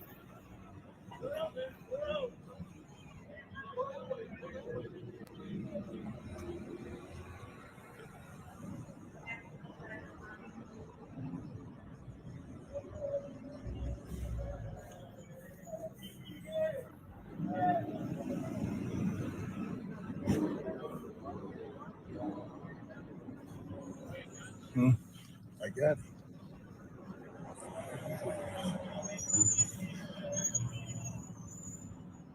Buddy, laid out.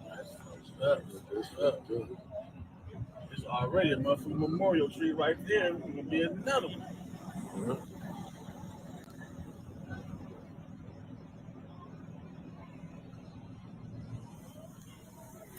Hey, lady.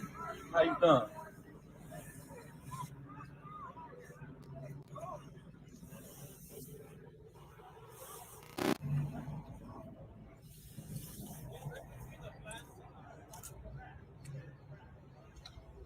How many times you let that motherfucker go?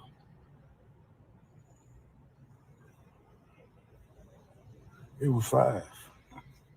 He said, Pop, I counted them. They all behind the motherfucking garbage can. They scared to even go check on the man. Oh, really? Man. Long as y'all sit there like this, long as his life is slipping out his motherfucking hands, though. Yeah. That man ain't moved at all, man. They talking about move the gun up from your side. How the fuck he can't move? Y'all done killed him. They kept on saying. Get back, please. Hands up your side, do it now. Look. Hands up your side, do it now. He dead as a Hands up your motherfucker. side. On right side.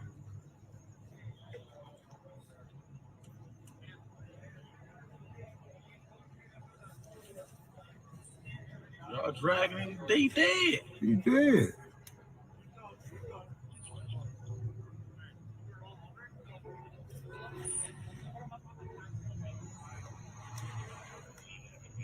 Man, they...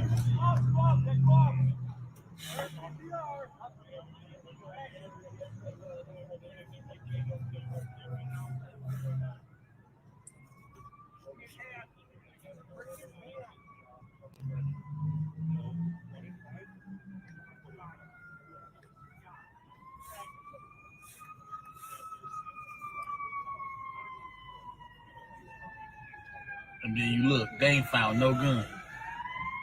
Yeah. They looking for the gun. What?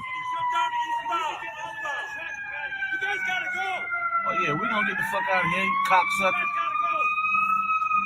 Straight up. Yeah, y'all mad because y'all on motherfucking candy camera now.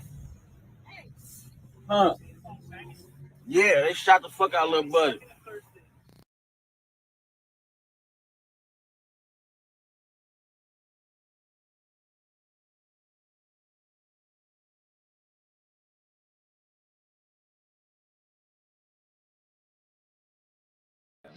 What's different now that the administration is reluctant or reticent to turn over the intelligence that says China is actively considering providing lethal aid to Russia? So I just want to clear something up. So on Ohio for a second. So Elaine Chao, who was the head of the Environmental Protection Agency, when she had to deal with DOT, pardon me, no one called her out, right?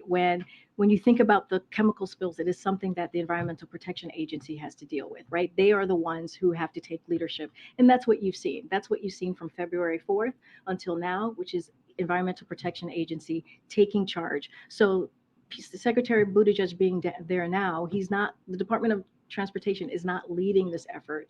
It's the Environmental Protection Agency. Just wanted to be very, very clear on that. And that is why the attacks that we are seeing on Secretary Buttigieg is really just in bad faith. And can you say your question again? Yeah, I'll ask you again. So a year ago, before Russia invaded Ukraine, the administration was very quick to present declassified intelligence that said Russia's about to do this. Yeah. Turns out they were right. It was accurate. This time around, the accusation has been made by the administration that China is actively considering providing lethal aid to Russia. But this time around, the administration is much more reluctant or reticent to provide that information. What's different now? Why not turn that over right away since the accusation has been made? So, I mean, we've been very clear that we haven't seen them do it yet, but they haven't taken it off the table. I'm not. The intelligence No, that backs it up, I totally understand. I'm certainly not going to get ahead of the intelligence community. That is something that is clearly at this time classified, so certainly not going to get ahead. The president can declassify. Does he think it's the right decision? I understand, but it's also in conversation, right, with the intelligence community as well when we speak to these when we speak to these classified matters. So just want to be very careful here and also very mindful. I think you're comparing two things that are very different, we believe, when you think about what happened a year ago when we were talking about Russia potentially invading Ukraine. We believed at the time it was important to share that evidence. We believe that it was important for the American people to see what was about to occur. And so two different things. We have not seen them. But important to share that evidence this no, time? but I'm just saying we haven't seen it yet. I mean, I'm actually answering your question. We haven't seen it yet. And so, but what we know is it has not been taken off the table, right? So we haven't seen it yet. We're actually sharing that information, but it's not been taken off the table. Okay. Quick follow-up on Peter's question on Ohio. The president has said many times in his own words that he likes to provide comfort to Americans who are grieving, Americans who are in crisis.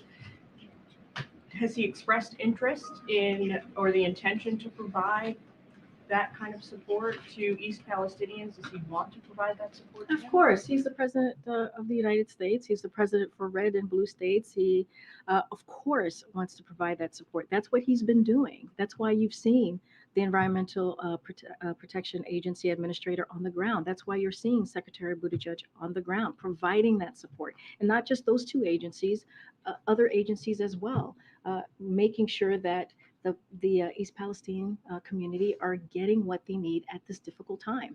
And so this is a president that understands what people are going through when they're going through hardships.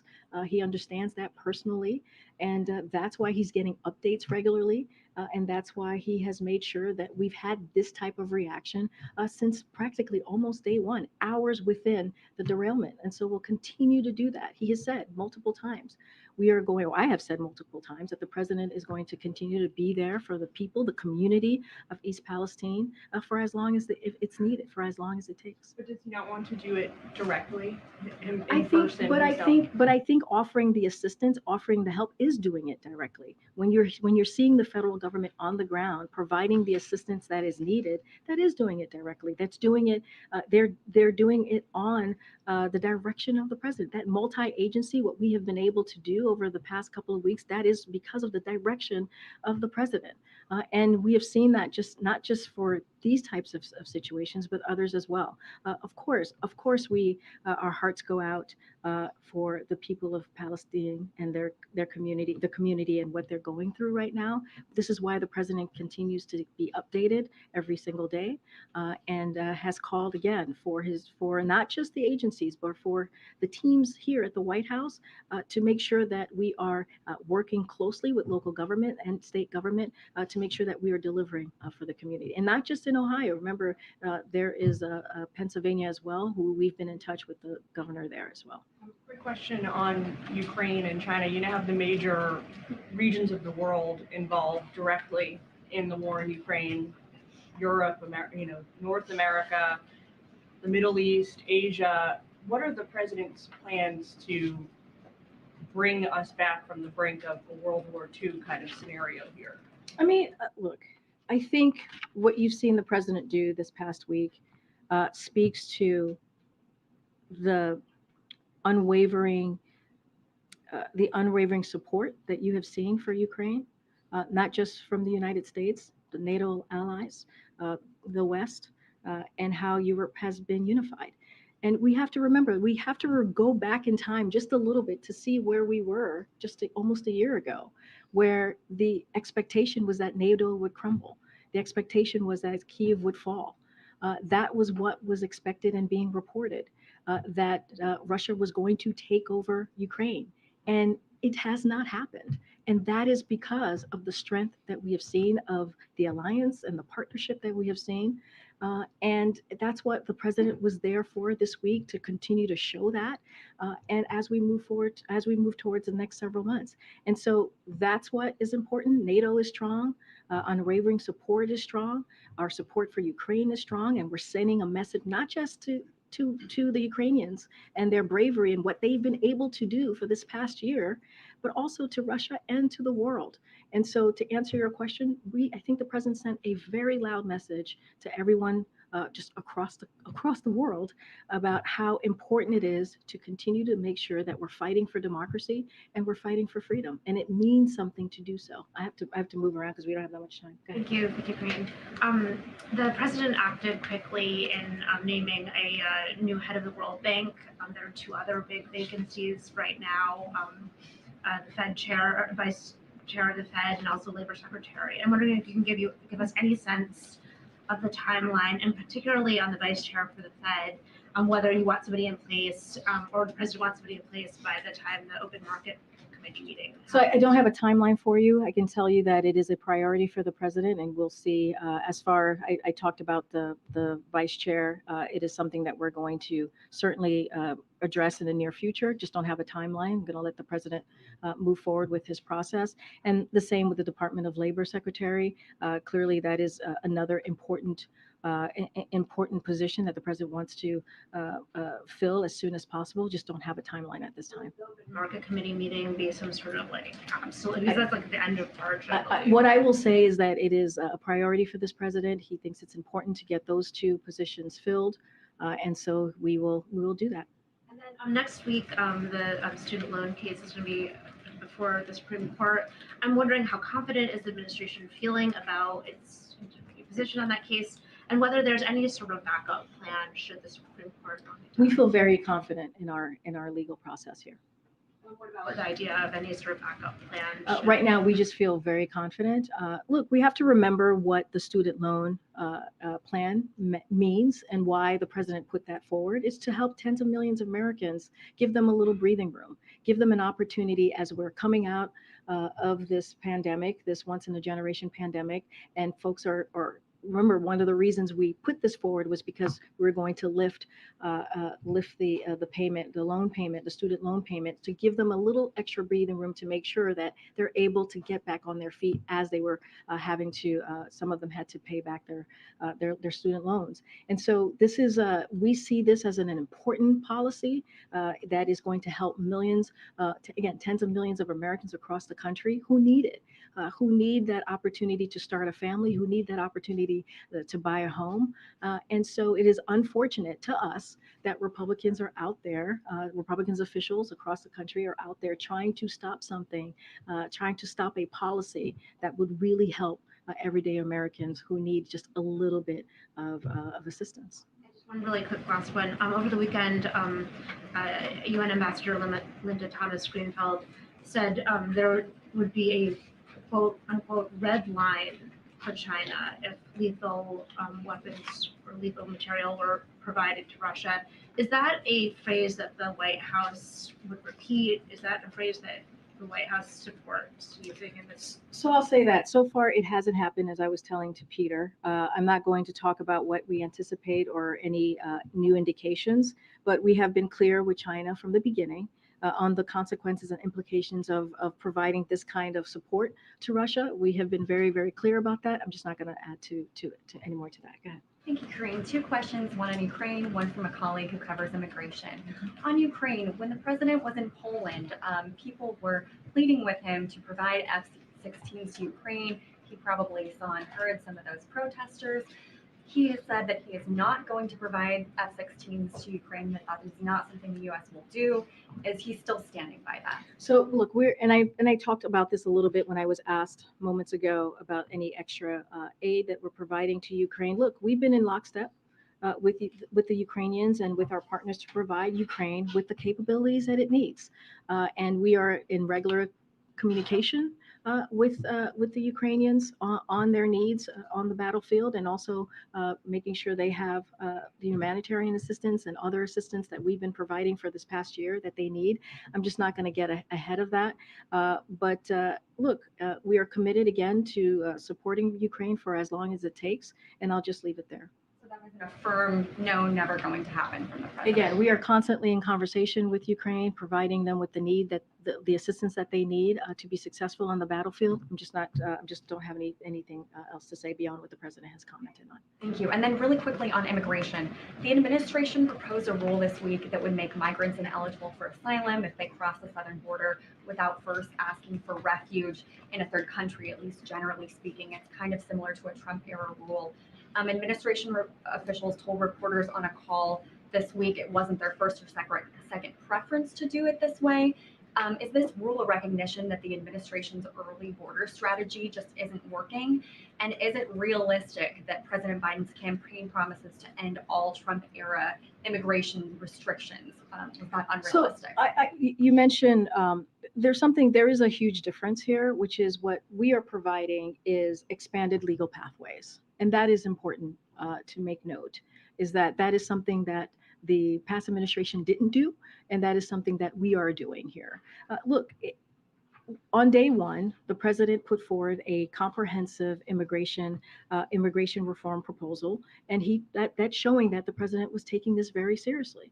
And the way that we see this is Congress needs to act. And what was happening currently right now is Congress is not acting. So what you're seeing from the Department of Homeland Security is they are using the tools that is being presented to them so that we can deal with this situation and do it in a safe and orderly and humane way. And that's what we're doing here. And let's not forget, if you look at the parolee program that we put forth, remember the president announced on January 5th some of the proposals that on how he was going to move forward. He talked about expanding the parolee program. You have 4 countries, Cuba, Nicaragua, Venezuela, and Haiti.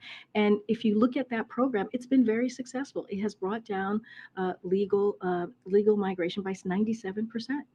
And so we see that is working. But this president is going to use the tools that he has. The Department of Homeland Security, as you're seeing, is using the tools that they have in front of them to deal with this real issue. And let's not forget, when it comes to Title 42, it's going to lift on May 11th. So we believe that we had to take steps to deal with this. We can't leave it on the NGOs. We can't just leave it on the communities. We also have to take steps to deal with this issue. Okay, go ahead. Just 2 questions. First of all, the president frequently visits the sites of many natural and man-made disasters. And this situation in East Palestine has clearly required a multi-agency response from the federal and the state level. So I guess I'm just struggling to understand why the president wouldn't go to East Palestine. Does it simply not meet the bar for a presidential visit? Look, I don't, it's, I want to be very clear here. There's no reason to struggle, I don't think, on this question. I think when you look at how the federal agencies have responded from day one and took this very seriously and reacted within hours of the derailment and was on the ground. This is the Environmental Protection Agency, as I was saying. They are the ones that deal with these types of chemical spills. They are the ones that are the leaders on this. It didn't stop with the environmental. You're right there, buddy? It's my family, but everyone's okay. Okay, what was that? Oh, it's pretty good tune there. Oh, all right. Peter Alexander getting down with his phone. Okay, so, and it didn't stop. What I want to say is that it didn't stop with the Environmental Protection Agency. Again, FEMA, Yeah, but that's all CDC. different from a presidential position. No, it's, look, I want to be very clear here. I don't have anything to share on a presidential visit. Not at this time or anything to announce, but it does matter that the president put forth a multi-agency kind of reaction to this, taking it seriously. Showing up, right? Look, showing up is having the Environmental Protection Administrator on the ground. Showing up is having the DOT Secretary on the ground to talk about what is the next process, holding to account the company that caused the spill. That's what you're seeing from Secretary Buttigieg today.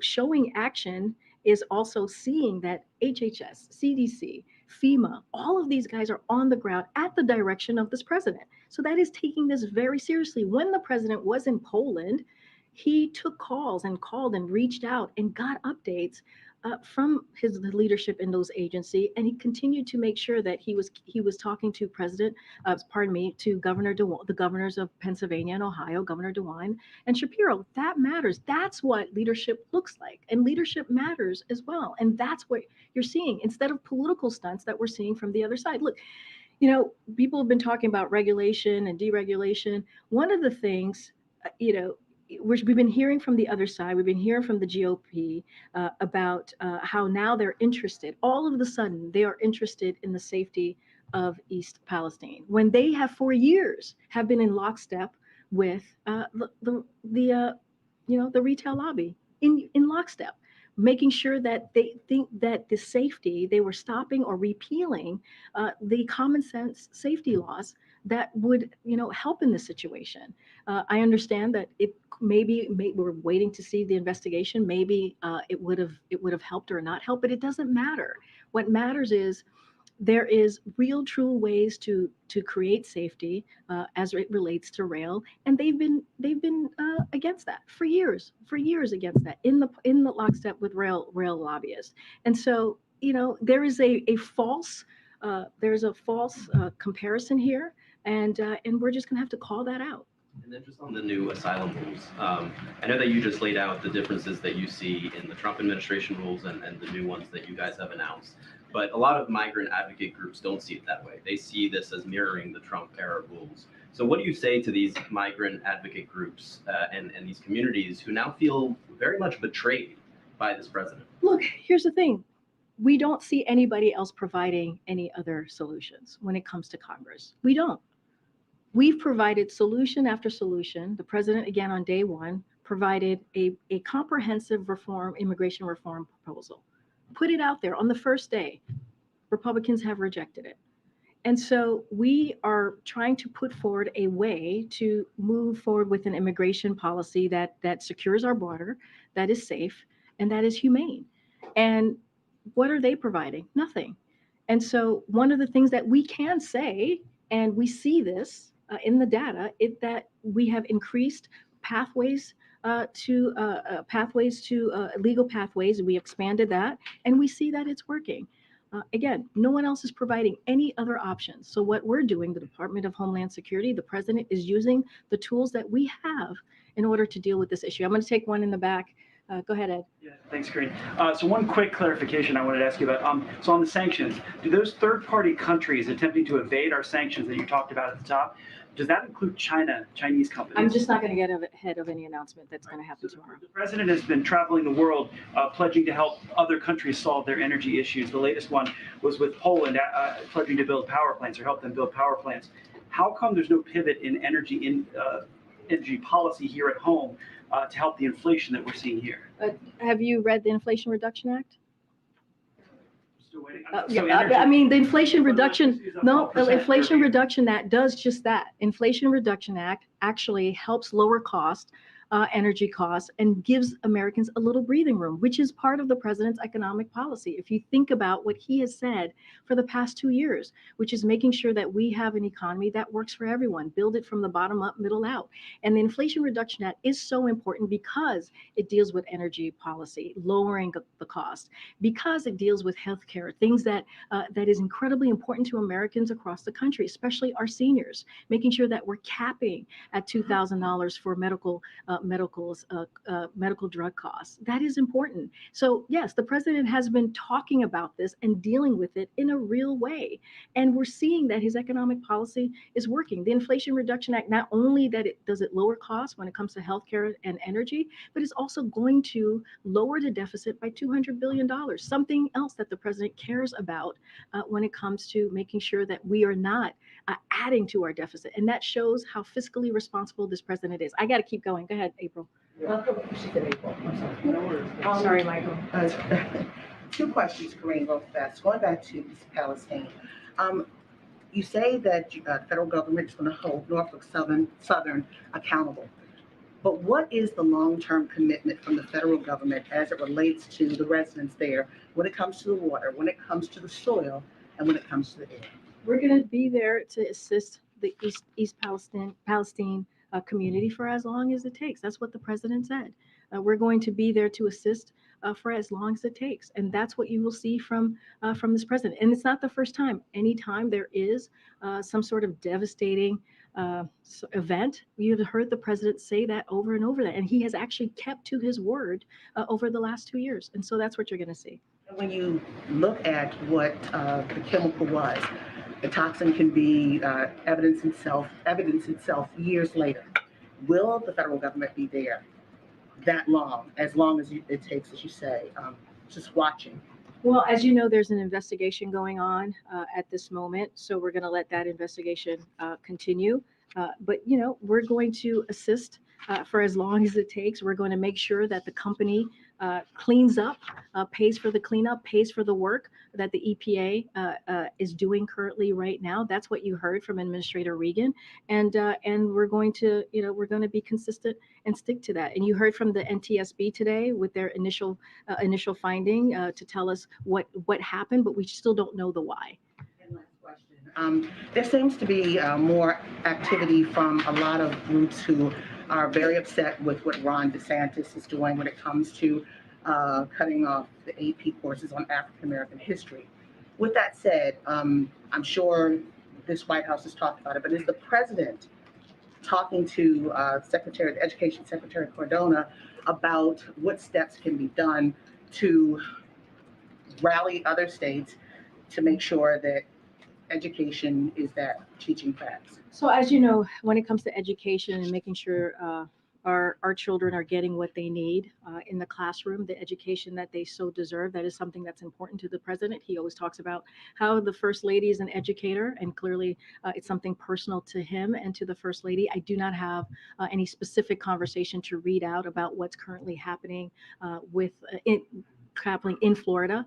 And I know you've heard me talk about it. You've heard others from the administration speak to what we're seeing currently on the ground. But I don't have any specific conversation that is specific to policies or anything that's being done. But clearly making sure that our children get the education that they so deserve is certainly important to this president. I'm going to take another. I know. Okay. I'm going to take one. Go ahead, Alex, in the back. Oh, Hey, no, right. Alex, I'm sorry. I was calling Alex. Oh, thank you. Yeah. Green, we're seeing violence escalate in the Middle East, and I know the I think we all know the president's stated position on Israeli security and Palestinian statehood, but what can this administration do right now to keep that from spiraling out of control?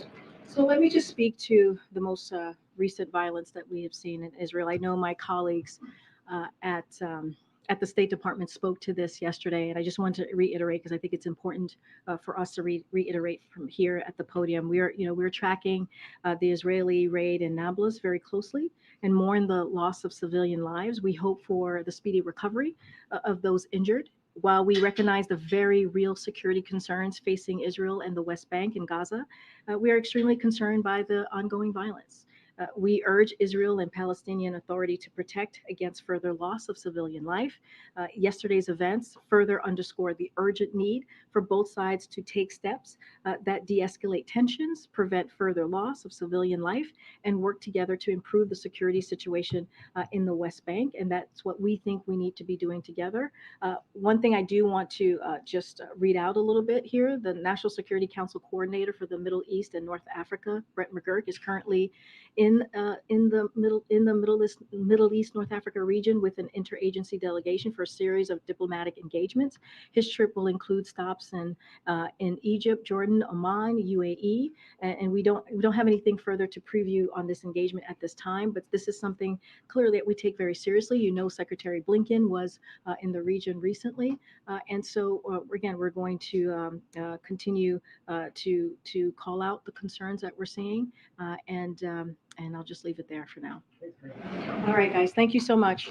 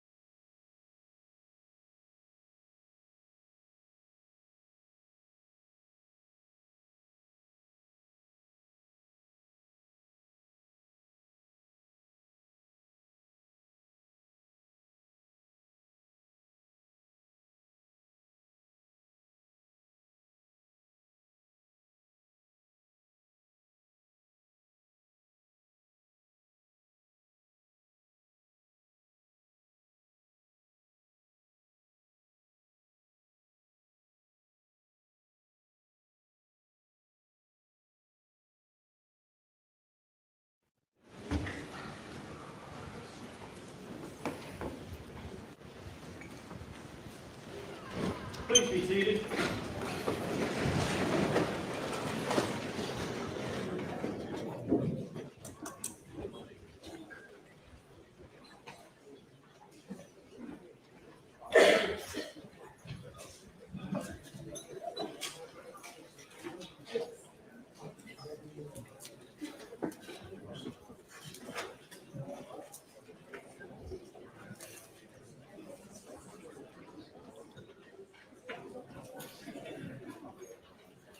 You may bring the jury.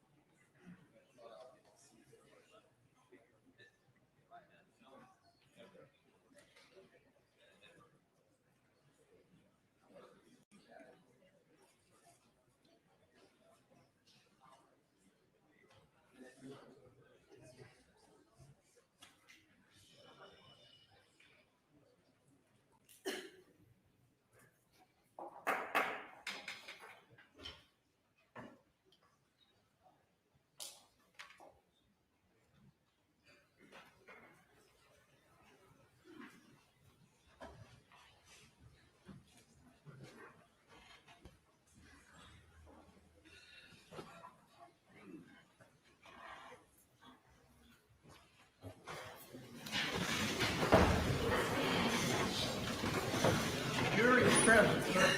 All right, thank you. You may proceed.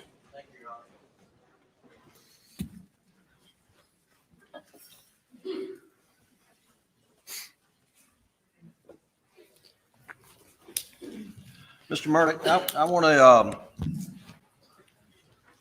go to June the 7th, 2021, in your meeting with Gene Seckinger. Okay. Do you remember meeting Ms. Seckinger? I do. And what was the meeting about? Jeannie came up to me and asked me, previously Annette Griswold had come to me and asked me about the fee check in the Ferris case. And Jeannie was coming to me and saying that she was following up on that. If she didn't, she wouldn't be doing her job, and asked me some questions, Well, let me ask you which I understood. briefly, the Ferris fee, what originally happened to it? The PMPED portion of the Ferris fee. I mean, originally, Yes, sir. Did it come to you directly? yes, Should have come to you directly. no. Did, when Ms. Seckinger asked you about where the fee was, what'd you tell her? I can't remember exactly what I told her. The conversation got interrupted very quickly, but I told Jeannie that the funds were in Chris Wilson's account and nothing to worry about. I didn't know where the mix-up came from. What was your level of concern about Ms. Seckinger's inquiry to you on June the 7th? There was some level of concern because she's asking me about money that I took that I wasn't supposed to have. So certainly I had some level of concern, but it wasn't a very big concern. As you heard testimony earlier, at some point Annette Griswold had sent Chris Wilson an email, something to the effect of, Alec thinks he has more expenses or something like that, seeking financial documents from Chris Wilson. When Chris Wilson I wasn't copied on that, but when Chris Wilson got that, Chris Wilson called me up and he's like, you know, what is this all about?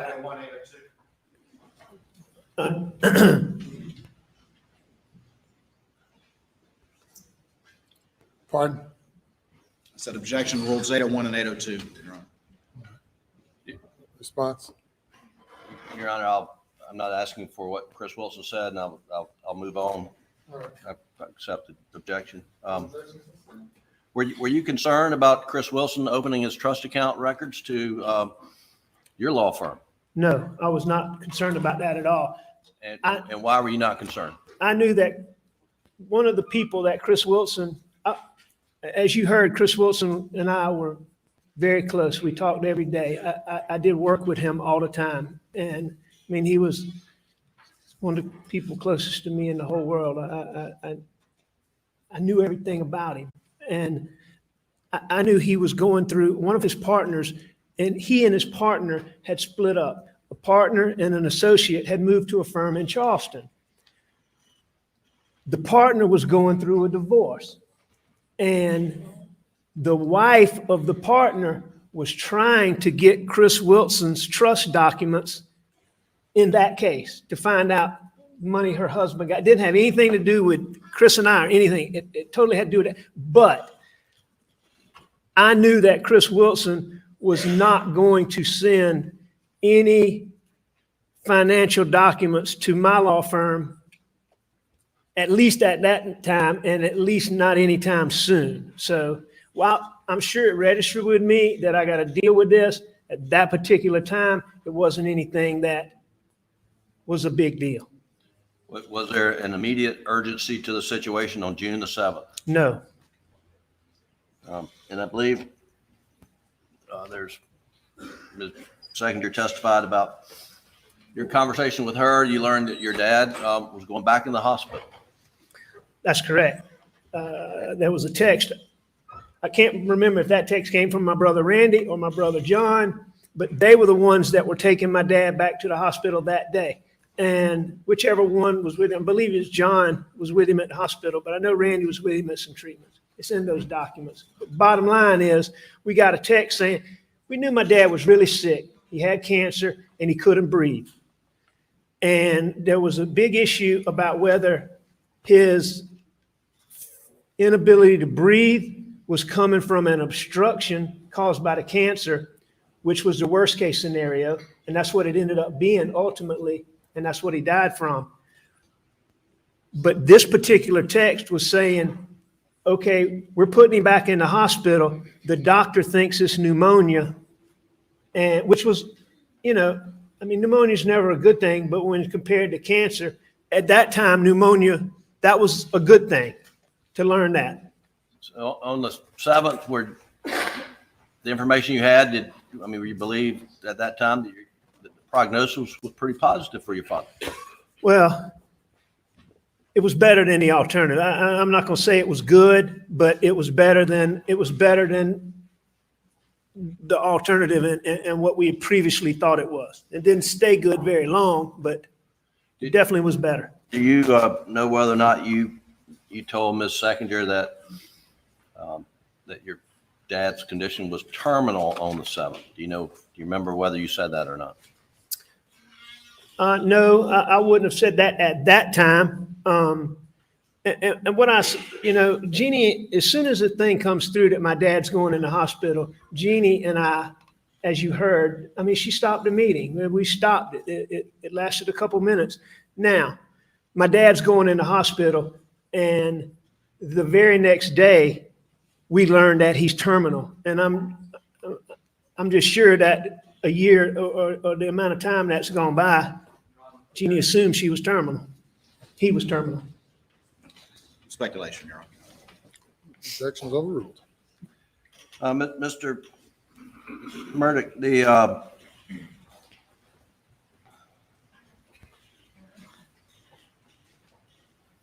on June the 7th, did you believe that your financial house of cards was about to crumble? On June the 7th? Yes, sir. Absolutely not. Had you had, and I think there's documented evidence, state introduced, had you had reached out to Russell Lafitte at Palmetto State Bank about extending a line of credit on the Moselle property?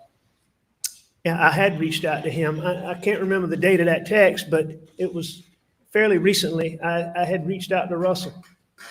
And on June 7th, did you have equity in the Moselle property that, or you and Maggie had equity in that Moselle property? Sure. And I mean, Moselle was fully in Maggie's name. Okay.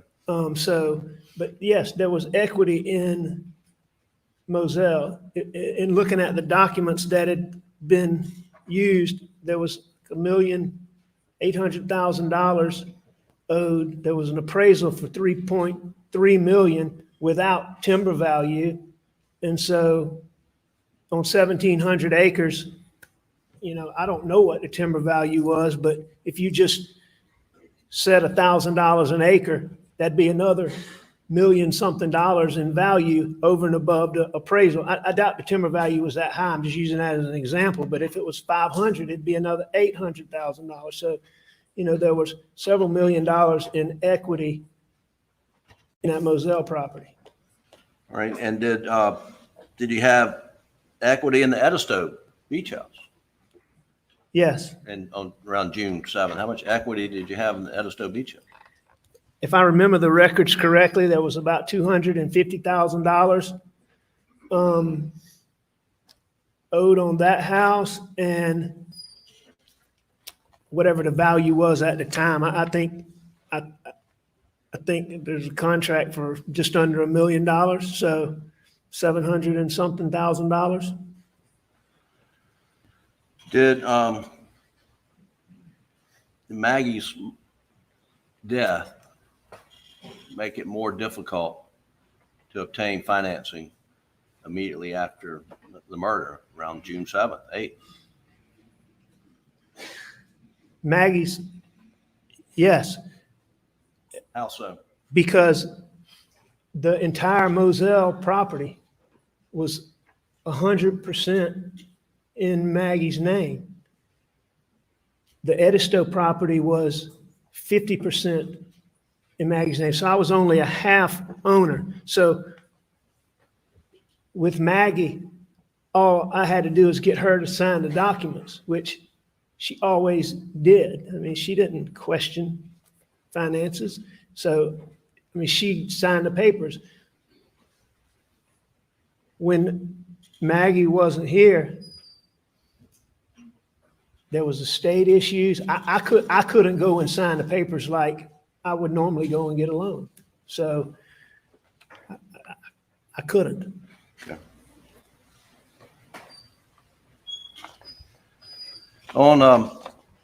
Was there a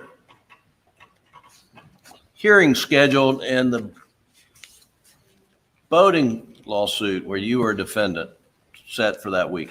Yes. Do you remember what day it was scheduled for? Well, I mean, I've heard the testimony, and I'm sure I knew at the time it's June the 10th, Thursday, June the 10th.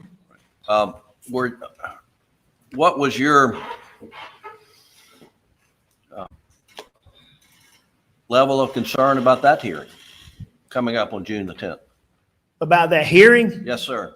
My level of concern about that hearing was about the venue motion that was coming up, which Now, what do you mean by venue?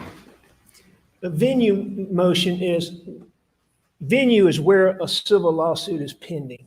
And so there's laws and rules that govern where you can bring a case. There's laws and rules on how certain parties, a defendant or a plaintiff, can go about trying to move it from one place to another. So in this case, the plaintiffs, the Beach family, had filed suit in Hampton County. Parker's was trying to move venue to Beaufort County. And I wanted the case to stay in Hampton County. And really, that was my only thought about. I wasn't doing the legal work on those. I was a party in that case. I wasn't. Danny Henderson was primarily representing me personally. John Tiller and Amy Bauer were representing me personally. And Dawes Cook was representing me personally, and those are the guys that were doing the legal work. So, you know, I wasn't actually doing that work, but what I was concerned about was the venue motion. I had already done what I had to do for the financial motion, and Danny Henderson was on me about getting him a financial statement because. Let's stop. So there was a motion to compel and seek a lot of financial records from you. Was that correct? Absolutely. And were you concerned that your house, financial house, was going to be opened up for the world as a result of that hearing? No, I've been a plaintiff's lawyer like Mr. Tinsley that sat here. We do the same exact thing. In my law firm, the guys in my law firm are some of the best lawyers that I've ever known. And they're definitely some of the best lawyers in the state, handling some of the biggest cases that have ever gone on in this state. In my 27 years of practicing, plaintiffs always are trying to look and get financial documents of corporate defendants, of, you know, those type things.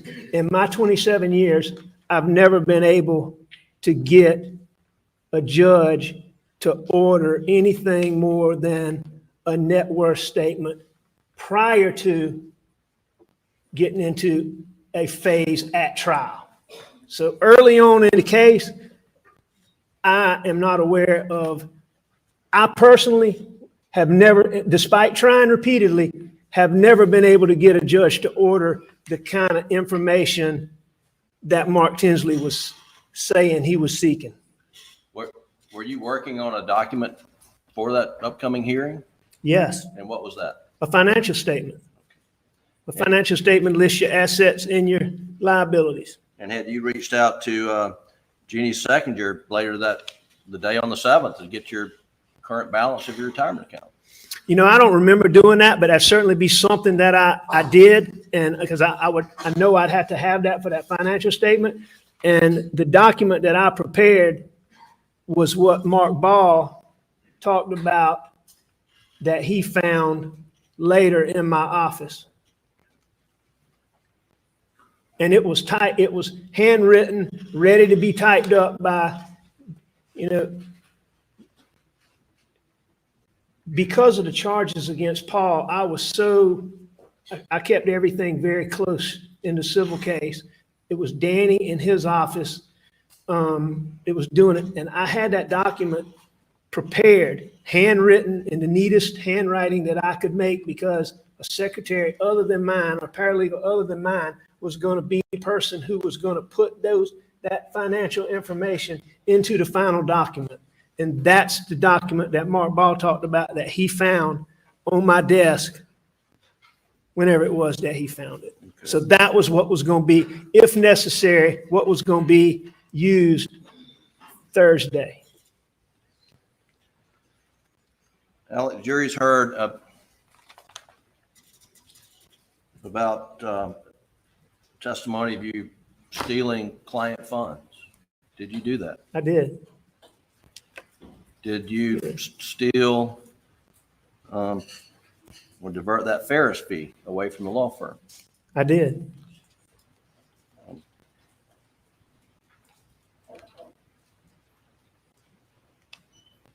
How did you get in such a financial predicament that led you to steal money that wasn't yours? No, I'm not quite sure how I let myself get where I got, but it came from, you know, I battled that addiction for so many years. I was spending so much money on pills. I got in a spot I couldn't. Now, what type of addiction are you referring to?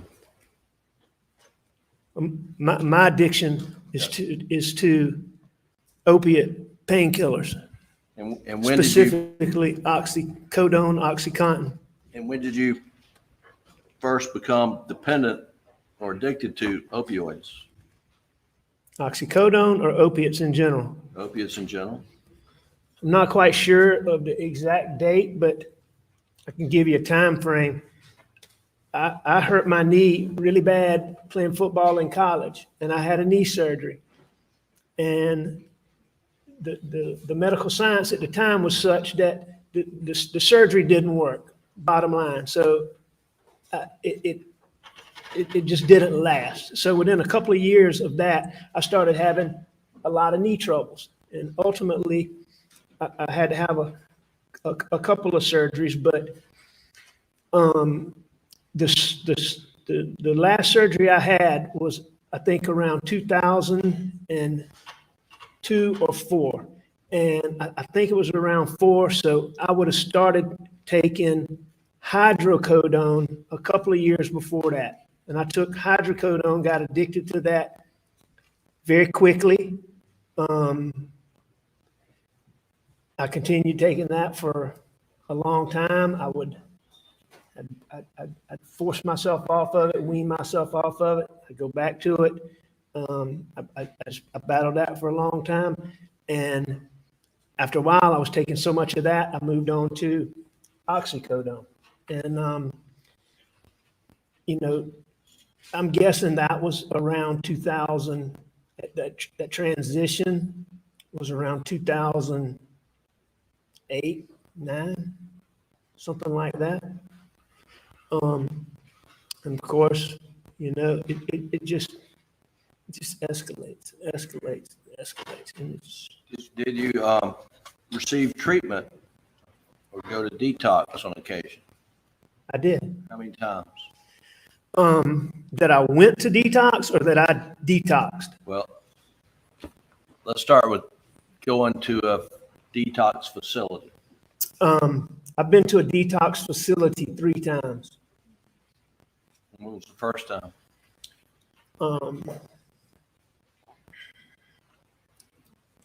December of 2017. Okay. And before December 2017, had you tried to detox at home? I tried to detox everywhere I could. Maggie would help me. Go ahead. Yeah, when you went in to was it inpatient facility? The detoxes, the formal detoxes that I went to? In December 2017. Yes, it was inpatient. And all 3 formal detoxes that I've done have been at the same facility called Sunrise Detox in Atlanta, Georgia. And very good facility. Jury's heard an audio tape of a telephone conference with SLED agents. Was that where you were during that meeting with Mr. Harpootli and I? That's correct. The first time you went to the detox in Atlanta, how long of a stay is that? Did you stay? 7 days is the opiate detox program. And is there a difference between detox and rehab? Yes. What's the difference?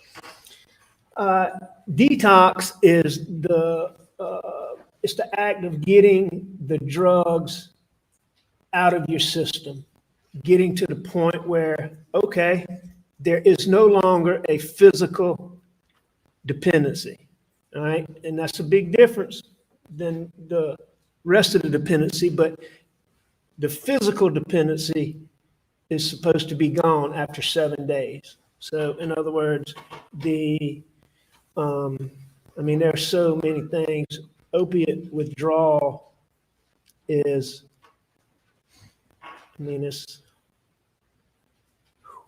it's hard.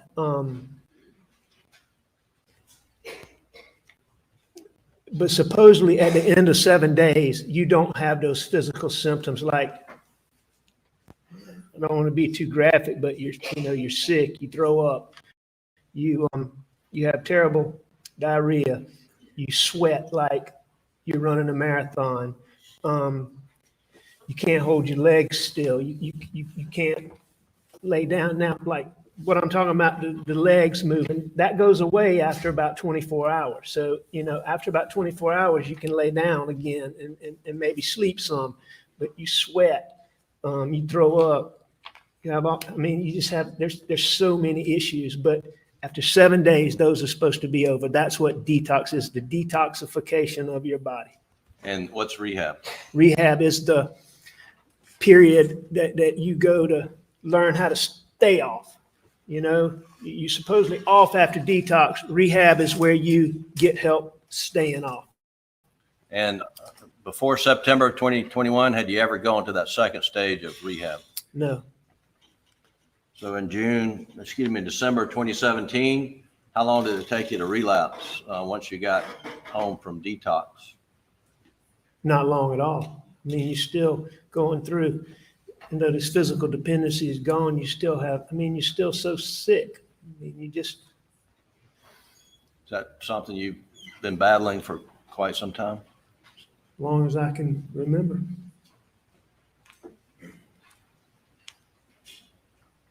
How long have you been drug-free, opioid-free? 535 days. And I'm very proud of that.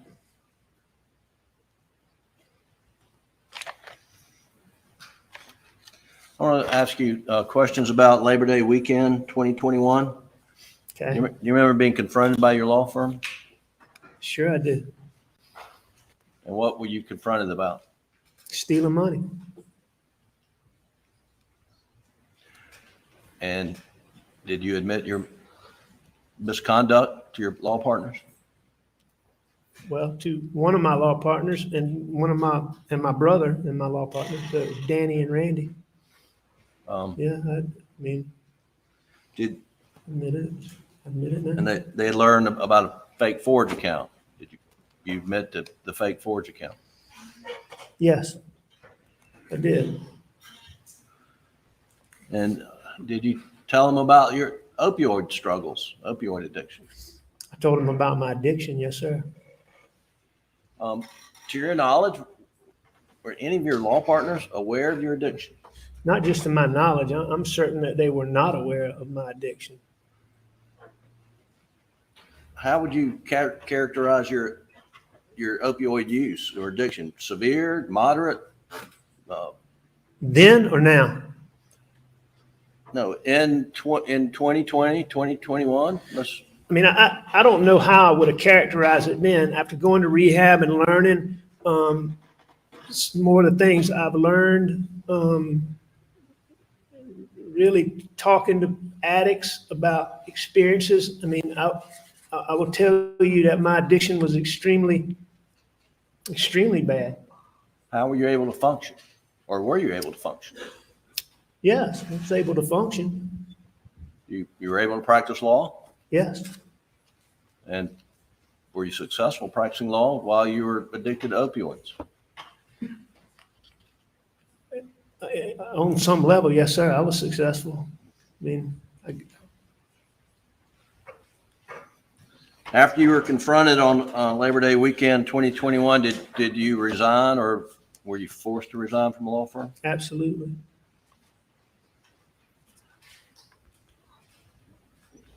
And then on Saturday, September the 4th, do you remember what happened that day? Saturday, September 4th, yes, sir, I remember. And what happened? Start when I woke up. Well, let's start after you met with Chris Wilson. Did you meet with Chris Wilson? I met with Chris Wilson at my mom's and dad's house in Alameda. And did you lay it out for Chris Wilson, your opioid addiction and your misconduct? I definitely laid out my addiction. I definitely gave him some details about monies that I had taken. I didn't give him, we didn't go into all the details about all of it, but I certainly was very candid with him about the things that involved him. Had you already just contacted the detox facility before you met with Chris Wilson on the 4th? I believe that we had already, at that point, I believe that we had already spoken to the guy that I knew from Sunrise and made arrangements for me to go there on Monday. Okay. And I know we had arrangements for me to go there on Monday, and I'm sure we had to have had it by then because I went to the hospital shortly after that. So yes, and did you reach out to Blanca to get your insurance information? I did. And for what purpose? Because I was going to use my insurance at Detox and Rehab to help pay for it.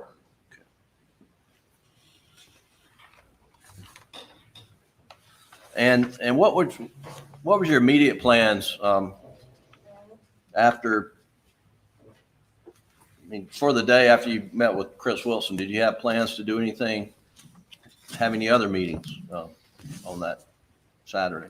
I wanted to go and meet with Corey Fleming, who was another lawyer who was affected by the things I did. Okay. And did you? And a good friend. Did you go meet with Corey Fleming? No. What'd you do instead? I'd given when I gave my pills to my brother Randy and Danny, I think I gave them to Randy, but I took a lot of pills because I knew I wasn't going to be taking anymore. So Randy had my pills. I had to get some from him the night before, but I only got a small amount. I could tell, I wasn't taking anything near like what I had been taking, so I knew it was coming. And I called someone to bring me more pills. And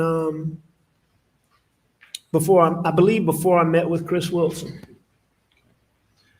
And did you meet did the person you called bring you more pills? I don't know if he brought me more pills or not, because by the time I met with him,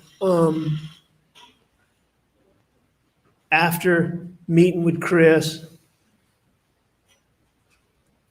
and after, the starting of the withdrawals, I changed my plans. And what was the change in plans? Not to get pills from him anymore. And instead, I asked him to shoot me. Did you ask him to shoot you as a sympathy ploy, or did you want As a sympathy ploy? Yes, sir. Why did you ask him to shoot you? What was the end goal that you wanted to accomplish? I meant for him to shoot me so I'd be gone. Who was this? Who did you ask to do this? Eddie Smith. And did he in fact shoot you? He did.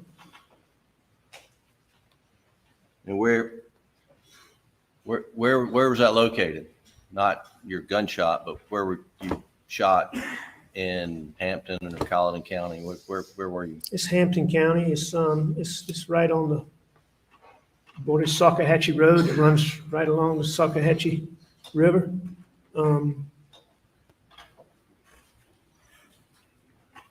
And why did you want to be gone? I mean, I knew all this was coming to a head. I knew how humiliating it was going to be for my son. I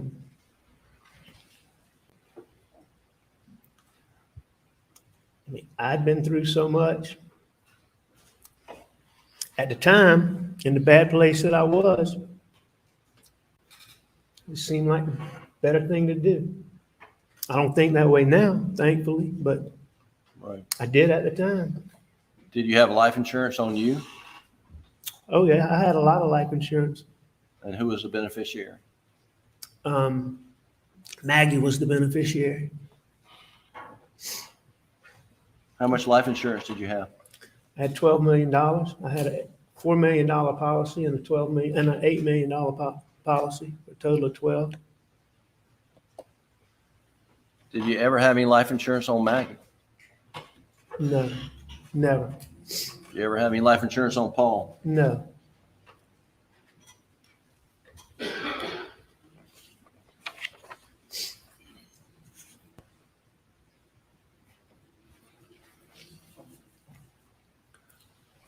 Alex, will you tell this jury about Maggie and your relationship with her?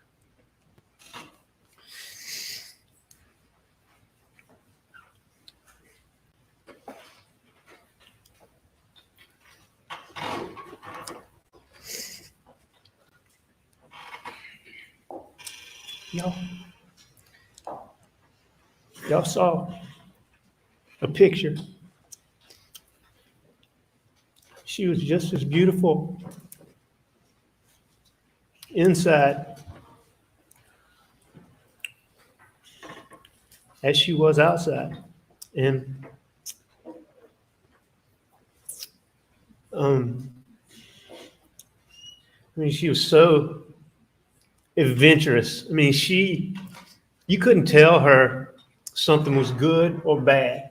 I mean, she wanted to find out for herself. She wanted to do it, see it, experience it on her own and form her own opinion. She was devoted. Those two boys, Buster, Paul, me. I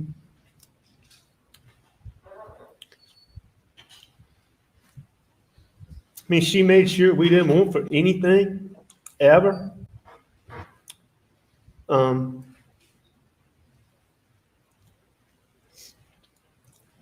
Fun, playful. I mean, she had a laugh that, you didn't even have to know what was funny. If you heard her laugh, you would laugh.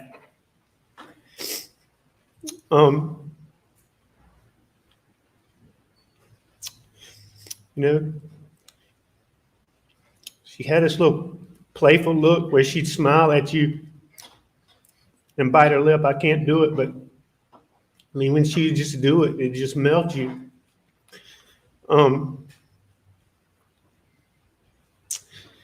She was such a lady, such a feminine person, a girl, but then she had two boys. And I mean, she didn't grow up in the swamp and in the country, riding four-wheelers and hunting and fishing. And I mean, she changed everything. She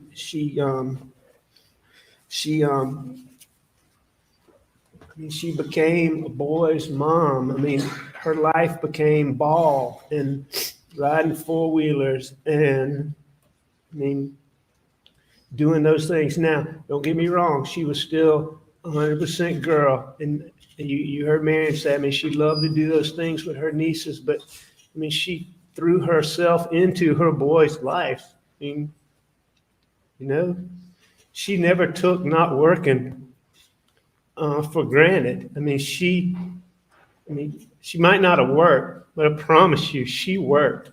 And she worked to make sure me and Paul and Buster had everything.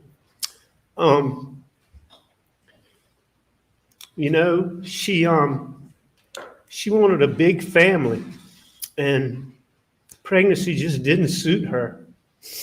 Her pregnancies were so hard. I would leave her in the mornings and she'd be sick. I'd come home and check on her and she'd be sick. I'd come back at the end of the day and she'd be sick. I mean, she was so sick all the time with both those boys. And when we had Paw, Maggie got in trouble and Paw got in trouble. And just pregnancy didn't suit her. So we decided that, you know, we would just have the two boys. And, you know, I just think how hard it was on her, just made her love those boys so much more. And she did. But she was the kind of person, Maggie, you know, she could put on the most elegant ball gown and go to the governor's mansion and hang out with, you know, the most affluent people, whatever. Or she could come down to, you know, she could go to a food bank in Hampton or Walterboro and fit in. Everybody at both places would say when she left, and that Maggie, she's a good one. She's just a special person. Alan, Very special person. Would you ever do anything to harm Maggie? I would never hurt Maggie. Ever. Will you tell the jury about Paul, please, and your relationship with him? And Paul,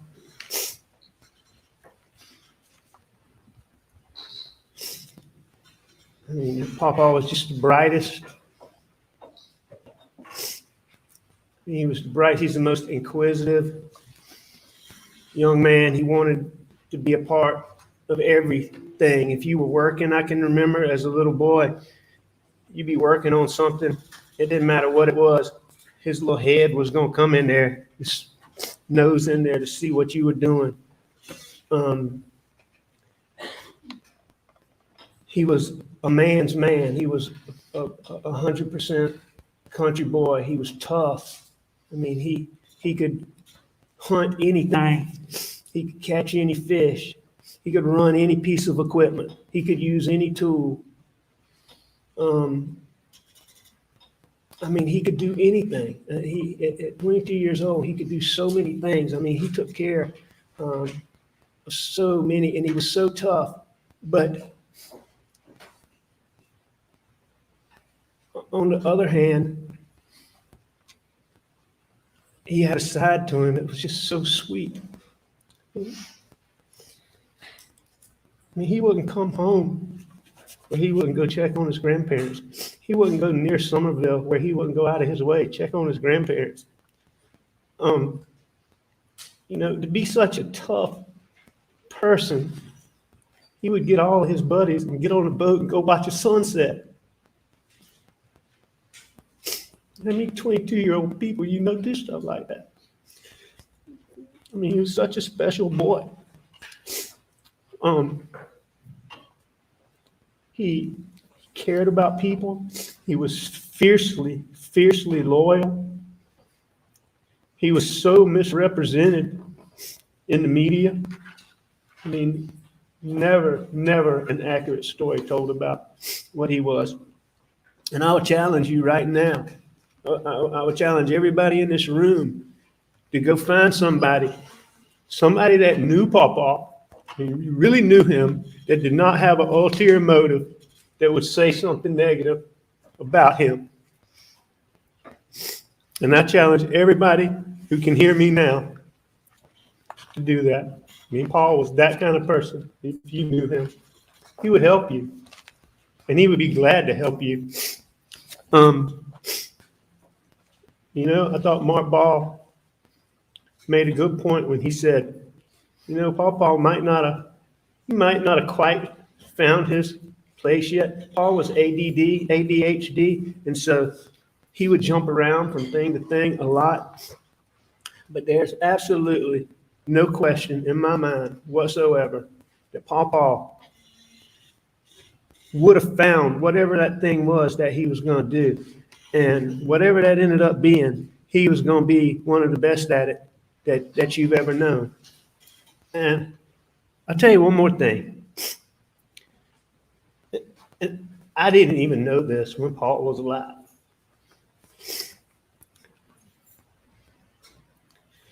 But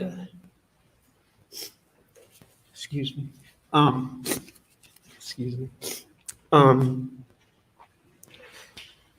when they were doing his eulogy, I gave the names of some of his friends, and he had a real cute friend that they were just friends, but cute little girl that Maggie adored. I didn't know her very well, but Maggie did. Maggie adored her, but they talked to her, and Papa, we learned this from her, Julianne. And at 22 years old, learned, Papa would tell his friends, be present,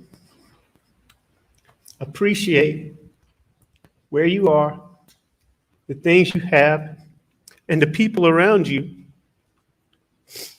I think a lot of that came from it hurt Paul so bad when Mallory died. But 22-year-olds, do you know that think that way? Be present, appreciate things around you. At 22 years old, Alec, he's the most special boy. you love Paul? But I love him like no other. He and Buster. You love Maggie? More than anything. I love Maggie from the first time we went out. Did you kill Maggie? No, I did not kill Maggie. I did not kill Paul. I would never hurt Maggie, and I would never hurt Paul, ever, under any circumstances. Thank you. Please answer any questions the state may have. Yes, sir. Thank you. Gentlemen, we'll take a, Excuse me, Jeff. we'll take a 10-minute recess. Please do not discuss the case.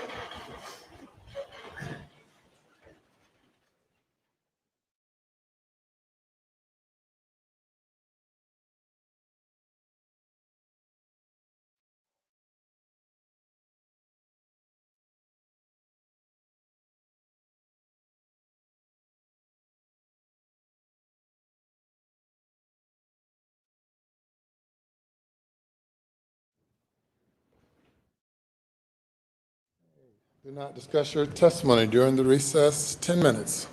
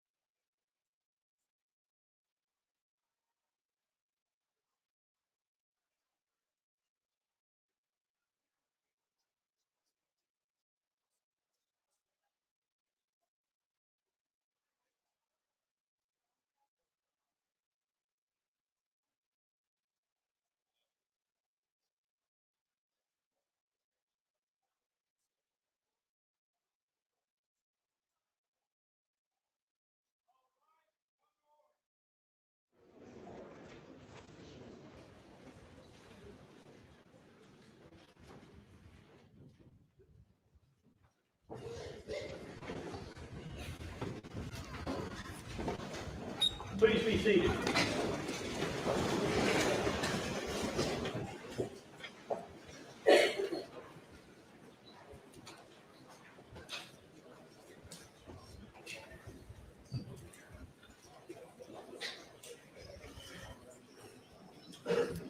You may bring the jury.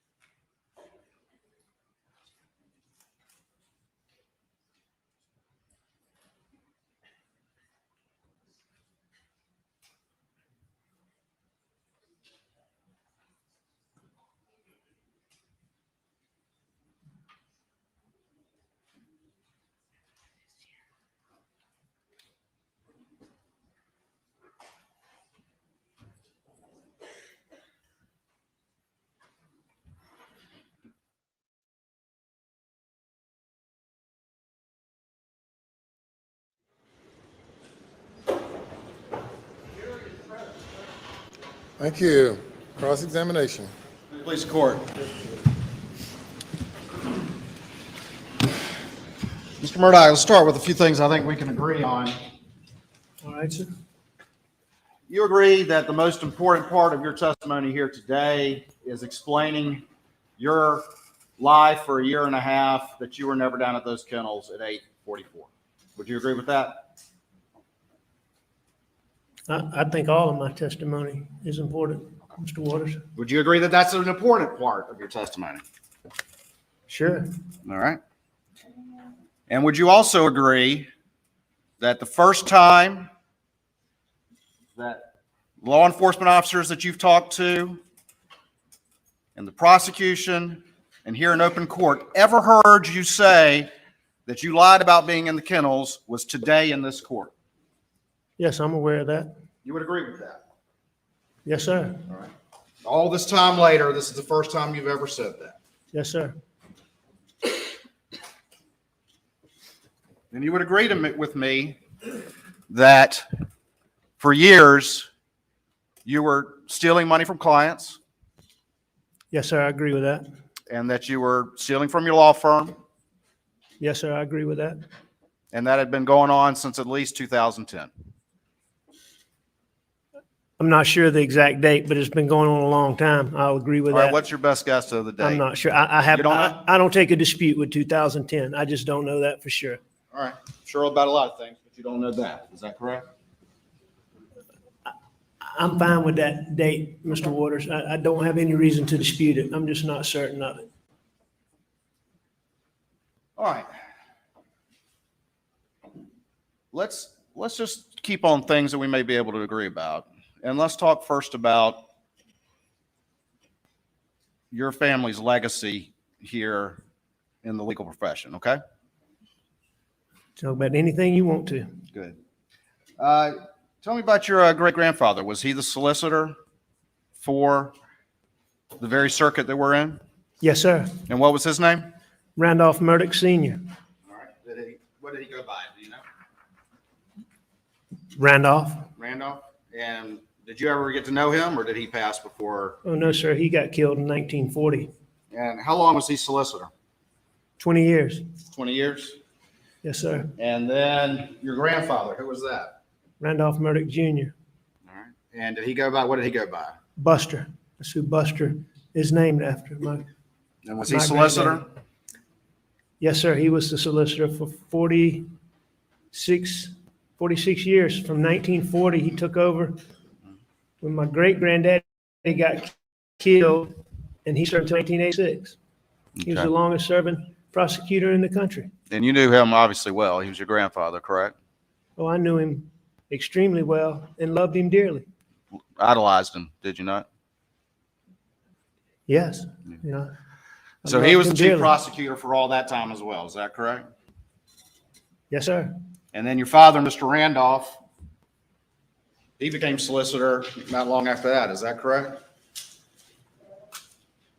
When my grandfather retired, because you weren't allowed to be solicitor after age 72, my dad took over, filled his unexpired term, and then he ran.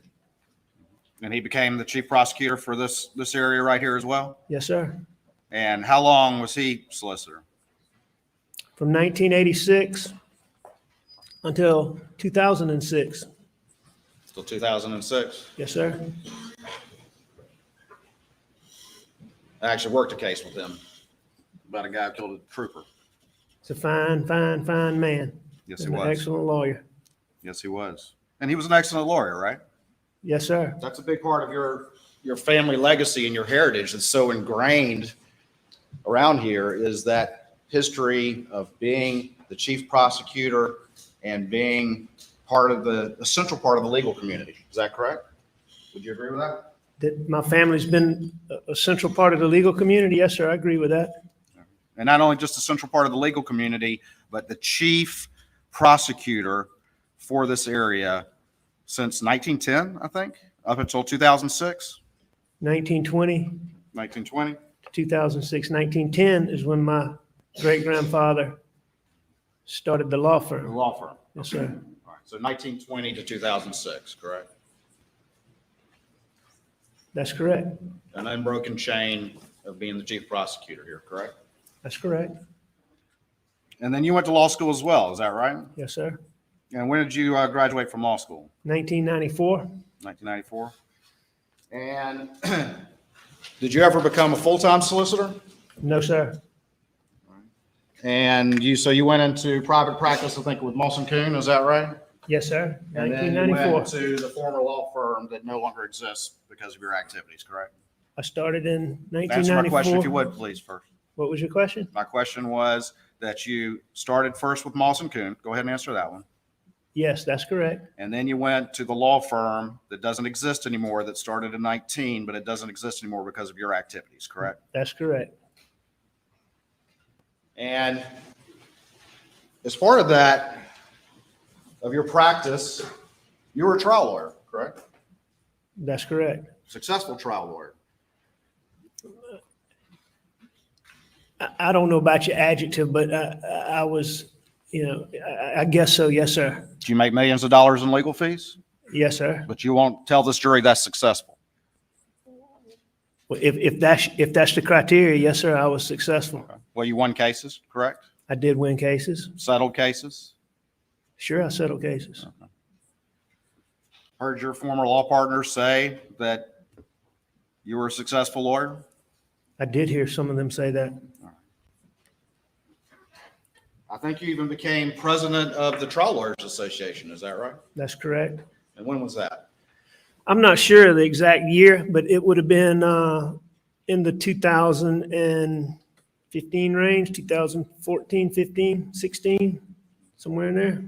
And in that role, you were kind of the president of the Association of People Who Do Trial Plaintiffs Work, right? Yes, sir. Who do jury trials, correct? Well, That's part of it, right? Yes, sir. That's part of it. That's part of it. Sitting down, looking jurors in the eyes and giving a closing argument. Is that right? Yes. And what kind of cases did you normally do? What just generally what subject matter? I did all kinds of cases. I did cases that, I handled some very big cases. I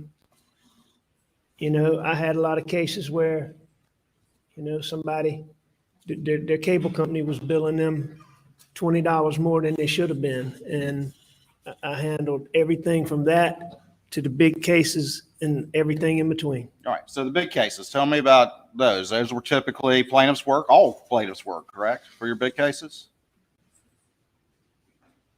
Yes, Okay. And plaintiff's work is where, or there would be, say, for example, automobile or truck accidents, correct? Was that some of it? every big case I ever had was an automobile. No, and I mean, no, sir, not all of them were automobile wrecks. Were many of them? Sure. And if they, let's say, your plaintiff collided with like a UPS truck or a tractor trailer or something like that, you've had cases like that, correct? I have. And they led to very big recoveries, is that correct? The UPS case that I handled? Yeah.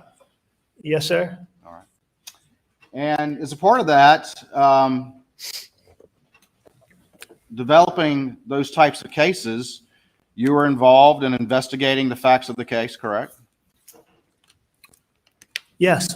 All right. And you were involved in gathering, let's say, telemetry data from automobiles, correct?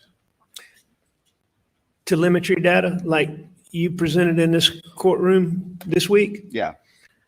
You never did that? I've never had a case specifically where the type data that y'all have presented in this case that I've used, but I've had data from automobiles. I've had From their, essentially their computer. OnStar data. I've had data from the black box, you know, but specifically telemetry data, I don't believe that I've ever had one of those. But OnStar and black box data, correct?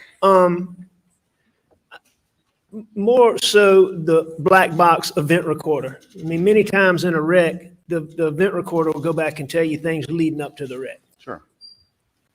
So, and I've been in numerous cases where those were involved. And you've had cases where cell phone evidence was relevant to your case? Sure. People's call logs were relevant to your case? I have had those. Cell tower location was relevant to your case? Yes.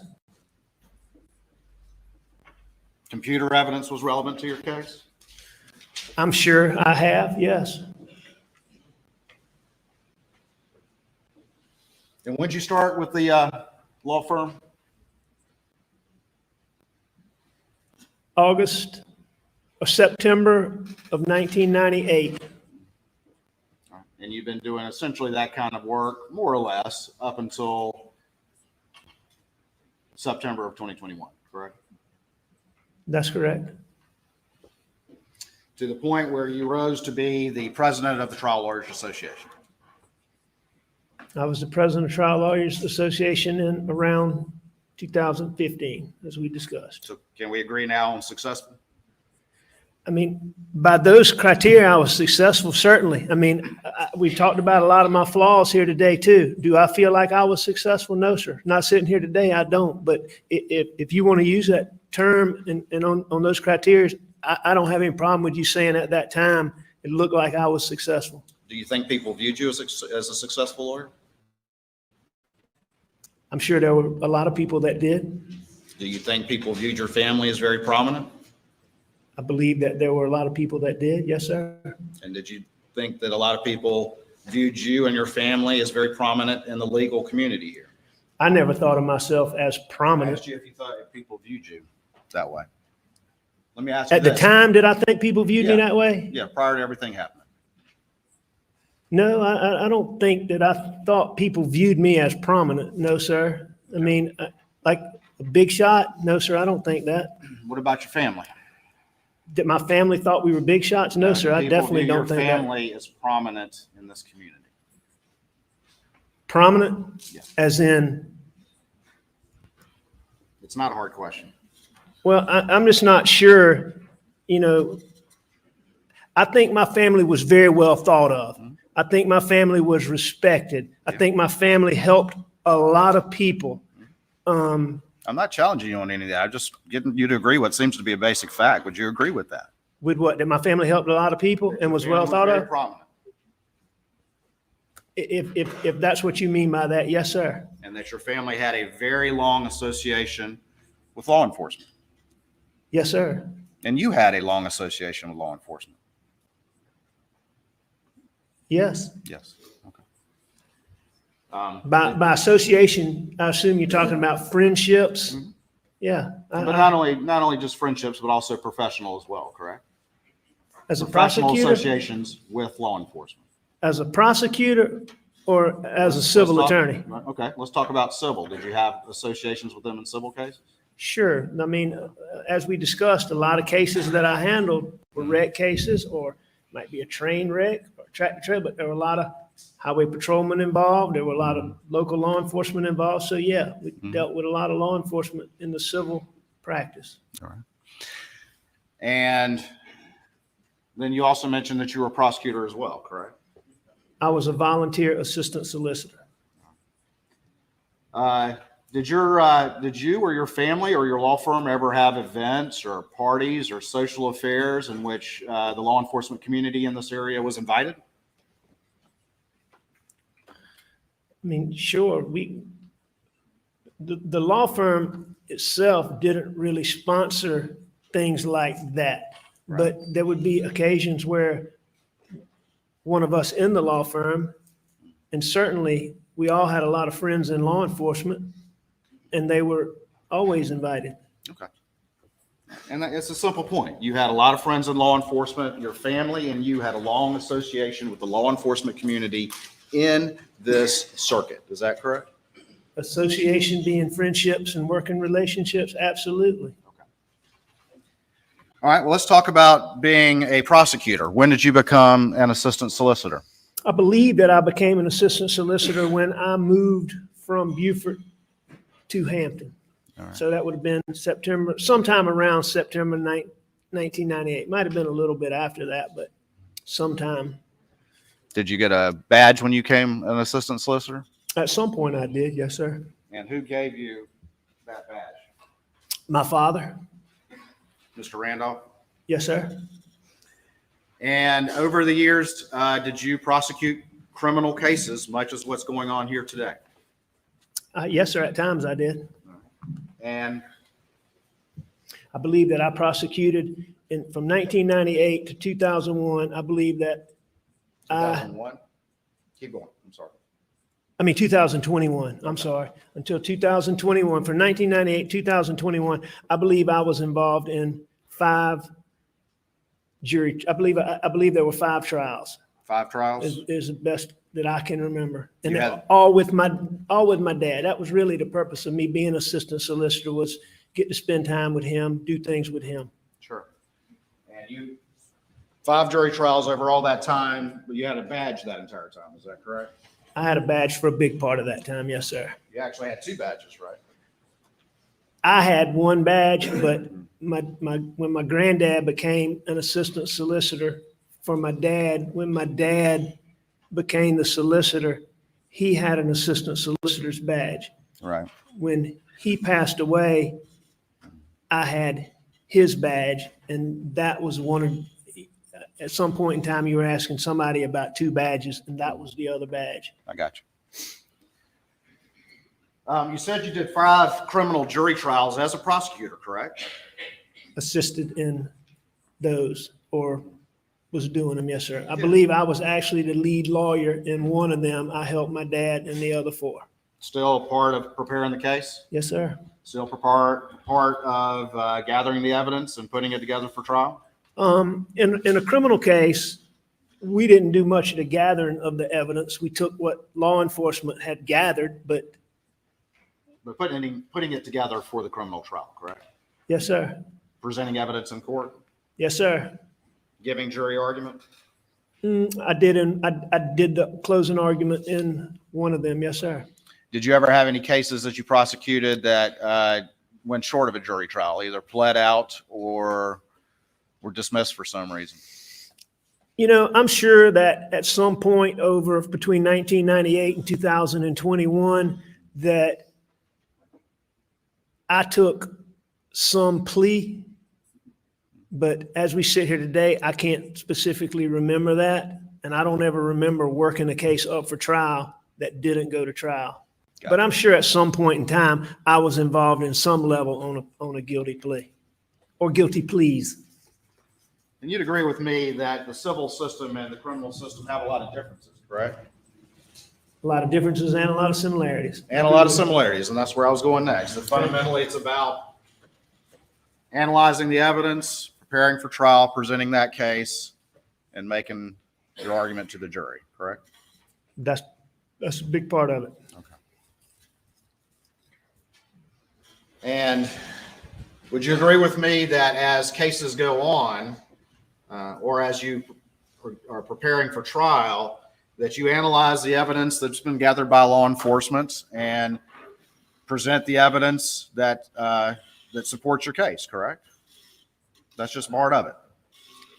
Presenting evidence that you deem favorable for your position? Yeah. That you analyze the evidence and then you put in the evidence that supports your case. It's an ongoing process. Would you agree with that? That's part of what you do. And same thing in the civil case, right? As you go along, you may have evidence, but you ultimately analyze that evidence, and some evidence makes the cut and some of it does not. Is that fair to say? As far as what you're trying to, I think It's a we simple agree on question. that. We would agree on that. I think so. I'm not exactly sure what your question is, but I think I understand it. I'm just asking you that as a lawyer, as Sir. you've been since 1994, is that right? That's correct. It's a simple question. You analyze the evidence that's been gathered, whether civil or criminal, and then present that in court. Is that correct?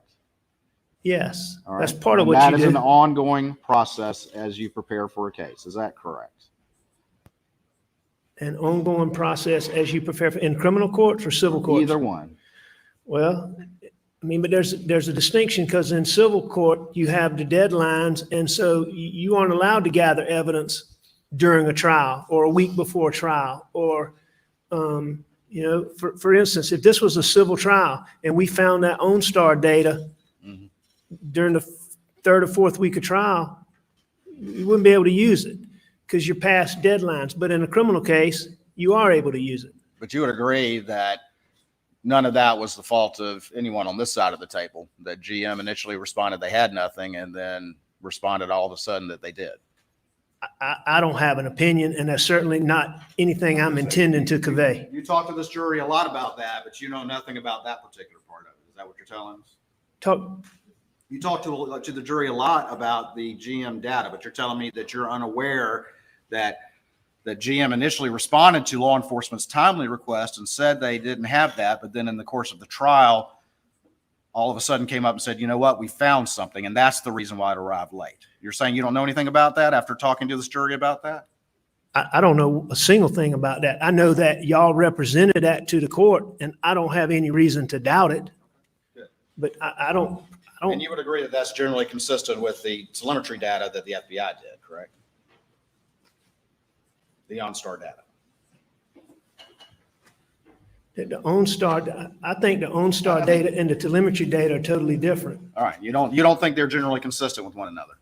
Is that what you're telling this jury? No, I'm not telling the jury anything about that. I'm just saying, do I think they're consistent? I think the OnStar data gives you one set of information, and the telemetry data gives you another set of information. Okay. But you don't think they're consistent? I mean, you talked about it to this jury. I think we're struggling on what seems to be a fairly simple point. Don't you agree? Mr. Waters, I'm just trying to answer your question. All right. And so I'm not trying to be difficult. My understanding of what you're referring to as the telemetry data is when a car goes into park and drive and that sort of thing. Is that what you're referring to? Yes. And the GPS information is telling you where a vehicle is on a certain path. Correct. And what direction it's going. So I think that they're two different types of information. The question was, were they consistent with one another? I guess so. I don't think they contradict each other. All right. Thank you. All right. You were the breadwinner for your family, correct? For your immediate family. Yes. And that included, obviously, for Maggie, correct? I'm sorry? That included for Maggie, correct? Absolutely. And in large measure for Buster and Paul as well. Would you agree with that? That I was the breadwinner. The primary breadwinner, yes. No, I was their source of, I was the source of income for Maggie, Buster, and Paul. Okay. I mean, I guess as they got older, I mean, there's some point where Buster had a job, but I mean, I would still consider myself the provider for them at that time. Okay. Again, there's no trick here. I'm just trying to ask a simple question. Mr. Waters, I don't think that was a trick. Okay. So, All right. So you were the primary breadwinner. We can agree on that. yes, correct? sir. Go ahead. Give me 1 second.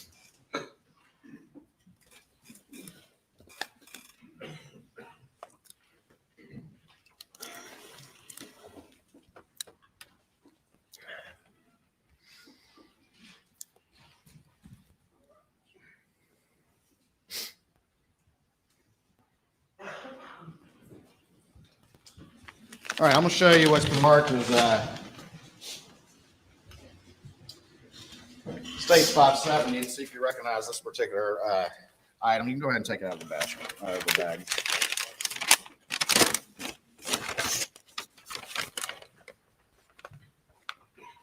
All right, sir. You know what that is? Yes, sir. That's 571. Yes, sir. All right. And then I'm going to show you what was in the bag 570. Can you tell me what that is? I can. All right. What is that? Which one? 570. What is that? All right. 571 is what I would consider to be my badge. All right. And then what is this one right here, which is 570? Okay, 570 would be the one I told you about, was my grandfather's badge after he retired, when he became an assistant for my dad. Your Honor, this time I'd offer States 571 and 570 in the evidence. Yeah, I admit it. Where did you keep 570, the one that was your grandfather's? It didn't have a single place that it was kept. You know where it was recovered by law enforcement? No, sir. Would you dispute if it was recovered out of the Mercedes you were driving on September 4th, the day of the side of the road incident? No, I believe that. Yeah, the Elmo, please.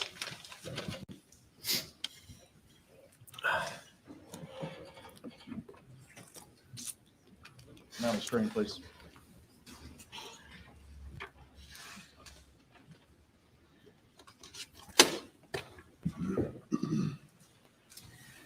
And 571, where'd you keep this one? Usually in my car. Where in your car? It could be all of it. It could be on the dash, like you were talking to Mark Ball about. It could be in the center console. It could be in the cup holder. It could be on the seat. Usually in the front seat, but in my car is where I tried to keep it. All right. And when you had it in your dash, would you have it face up or face down? I didn't have any particular manner in which I stored it anywhere. There was no rhyme or reason to it, is what you're telling the jury? How you had it in the dash?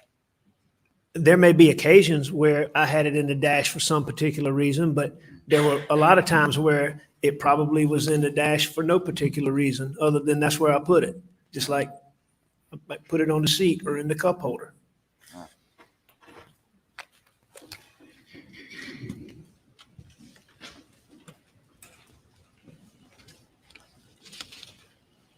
You said there were particular reasons why you might put it in the dash.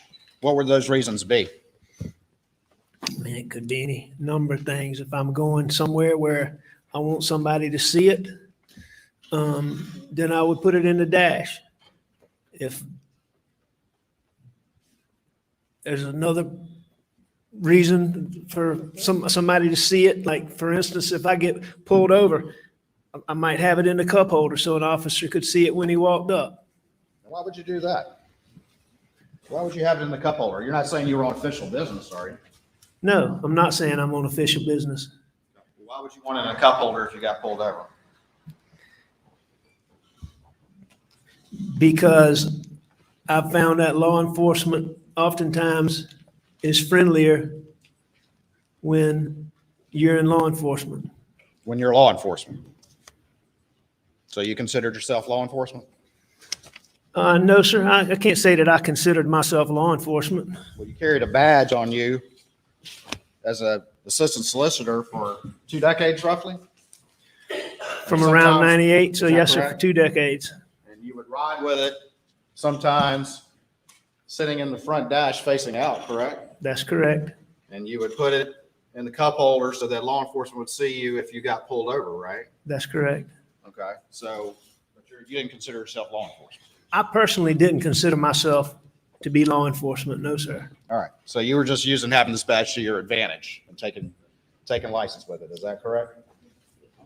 I guess in some circumstances that is accurate.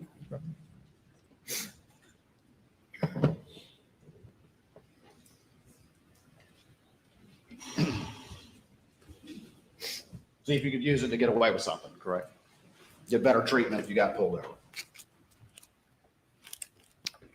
Get better treatment if I got pulled over.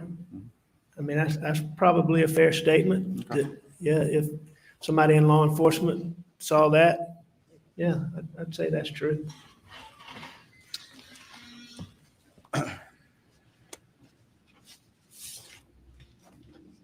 Did you have to take an oath when you got that badge? No, sir. You didn't? Not that I remember. I don't, I certainly don't recall taking one, like, so going somewhere and raising my hand. Raising your and- hand and saying, I promise to do my duty fairly and with integrity. You never had to do that? Mr. Waters, if I did, I sure don't recall it. I mean, it was a very informal process when I became a volunteer assistant solicitor for my dad. And then when I continued with Duffy, I mean, at some point, you know, if I took any oath at all that I can remember, it would be on some paper that I may have had to sign, but I don't specifically remember doing that. All right, well, let's talk about it. Let's go back to 571.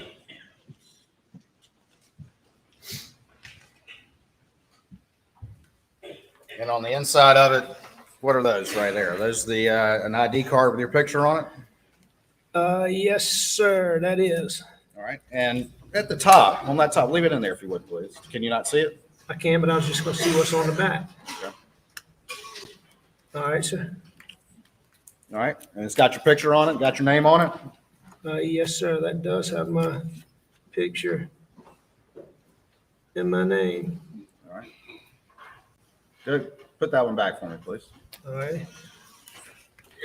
So you want to All look right. at this top one? Look at the top one. Okay. What office does it say that you are on that top one right there? Up there at the top. State of South Carolina Solicitor, the Solicitor of the 14th Judicial Circuit. It says that I, as Solicitor of the 14th Judicial Circuit, I do hereby certify that, and it has, Your name. right? Mhm. And it has all that data. What position does it say that you're appointed to? As the, okay, it says that as Solicitor of the 14th Judicial Circuit, I do certify that Richard A. Murdaugh was on July 1st, 2013, appointed as the Deputy Solicitor of Allendale, Beaufort, Colleton, Hampton, and Jasper counties in and is authorized to enforce the laws in the 14th Judicial Circuit of South Carolina. Oh, awesome. Can I hold it back? And it's, yes, sir, signed by Duffy Stone. Signed by Duffy Stone. So deputy solicitor, is that correct? I was never a deputy solicitor, Mr. Waters. That's what that says, but I've never been a deputy solicitor, unless deputy solicitor is, I was a volunteer assistant solicitor. And as far as I know, Sean Thornton has been the only deputy solicitor that Duffy Stone had. And it's a simple point. It says deputy solicitor, but deputy solicitor is a higher rank than assistant solicitor, correct? To your understanding? That's what I think. Yeah. And that was Sean Thornton. I've never been deputy solicitor, even though that does say that. All right. I agree with. And that was signed by Duffy Stone, not by me. I understand. This is what was given to you. That's what was given to. I went through this whole long thing at the beginning about whether or not you had an association with the law enforcement community, but this was given to you not by your father, but by a successor, correct? Well, no, sir. I believe we got to this because you were asking me if I took an oath, and Mm-hmm. I don't remember taking the oath. And then you started asking me about these things. Okay. And you agree that this card says deputy solicitor, right? I agree that card says deputy solicitor. All right. Would you agree with me that it says on the back that it is reposing special trust and confidence in your ability, care, prudence, and integrity? Is that what it says on the back of this? I mean, if you're, no, sir, I mean, I trust, if you're reading that off the back of that, I assume that it does.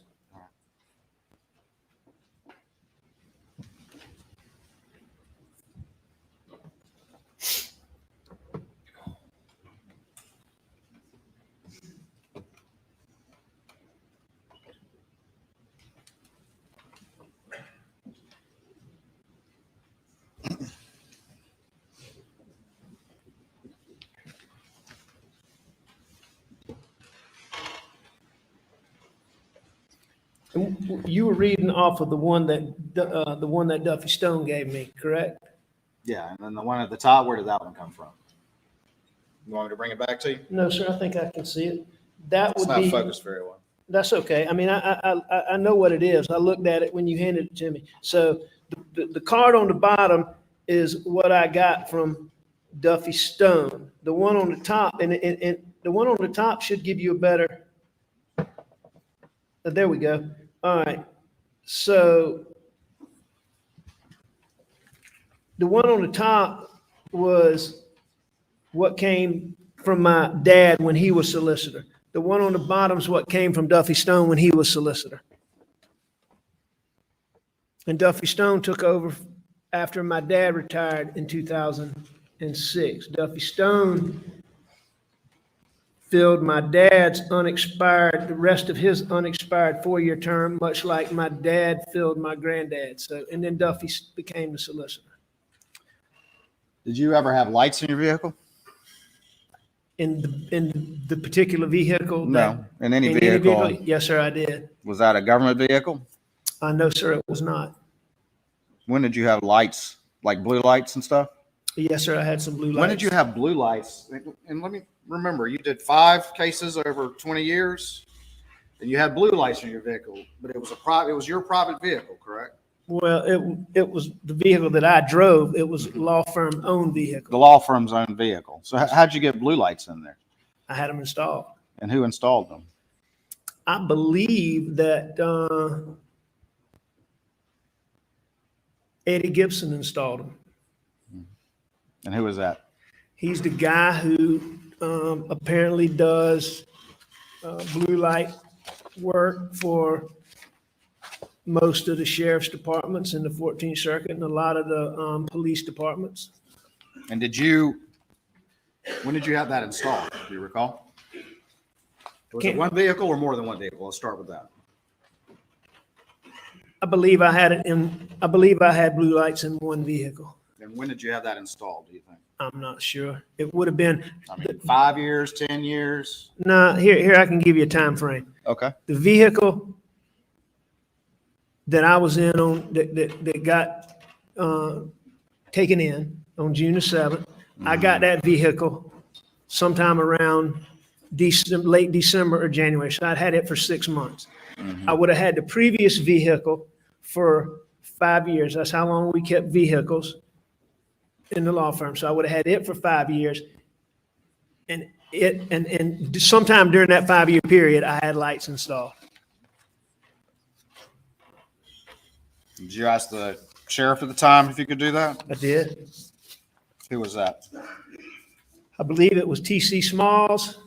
And I believe in Colleton, it was Andy Strickland. In Colleton, it was Andy Strickland. And I believe in Allendale, it was Tom Carter.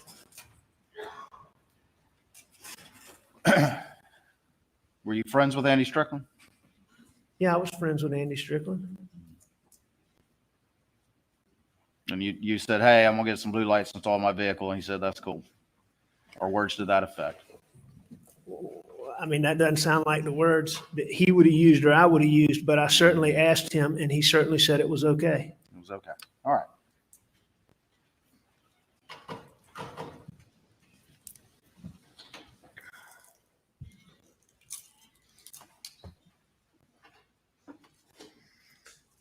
Along with Sheriff Smalls and I believe Sheriff Carter. I'm not positive about Sheriff Carter, but I believe so.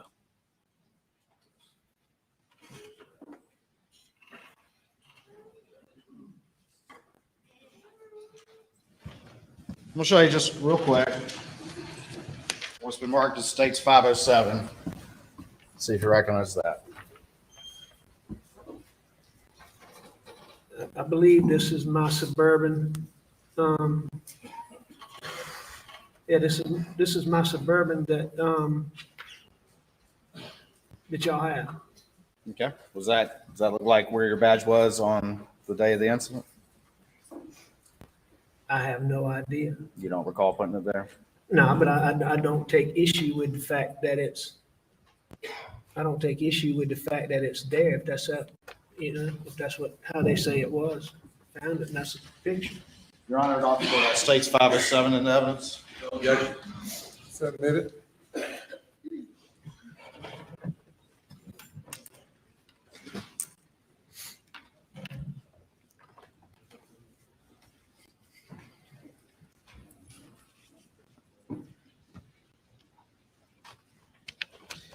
You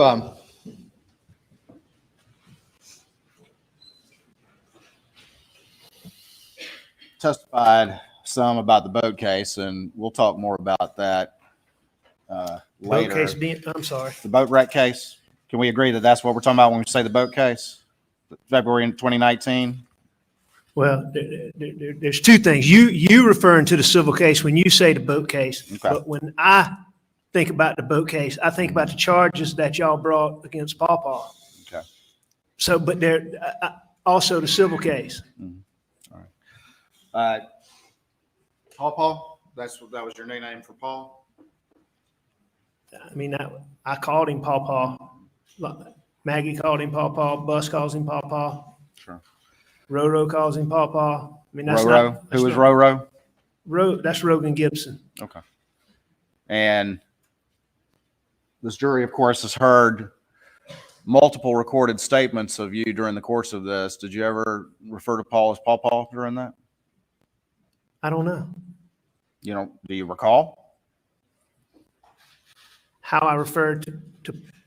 I can say Paul if you prefer that. No, you can call him whatever you want. I'm just asking you if you ever called him that during the course of that entire investigation, or is that also the first time today, at least publicly? Is today the first time I've called my son Paw? No, sir, that is not correct. Have you ever called him that on all the recorded statements that this jury has heard? I don't know. You ever called Rogan Roro? I And all called the him recorded Roro statements. all the time. In the recorded statements, did you ever call him that? I don't know. I mean, I called him Rogan also, so I don't know. But I'm happy to call him Rogan, and I'm happy to call Paul. All right. Well, let's talk about, and I'll be specific with the boat wreck criminal case and the boat wreck civil case. Okay. Is Yes, that sir. fair? Yes, sir. All right. And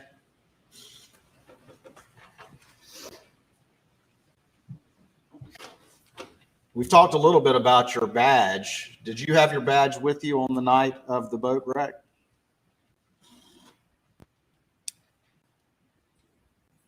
On the night of the boat wreck, did I have it with me? Yeah. When? Did you go to the hospital that night? I did go to the hospital that night. Did you have it with you then? I don't know, but I don't believe so. But I really You don't don't know. believe so? But When you went to the hospital on the night of the boat wreck, were you acting in any official capacity? the night of when I went to the hospital, was I acting in an official capacity? Yes. No, sir. Okay.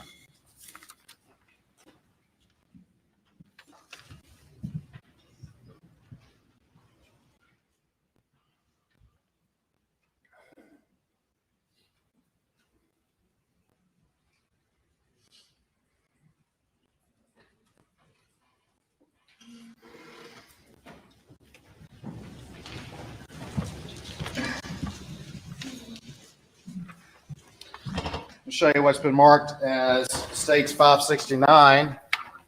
And do you recognize the person on the right in that image? No, sir. You don't recognize that? I don't recognize him. No, I'm asking about that. Oh, me? Is that you? Yeah, it looks like me. All right. What's hanging out of your pocket in plain view? Looks like a badge. You didn't recall that until I just showed you that picture? No, sir, I did not. Your Honor, it also states 569 in the evidence. Okay. Submit it.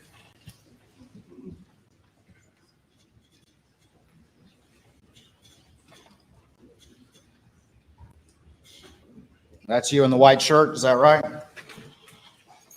Yes, sir, it is. And this is the badge hanging out of your pocket?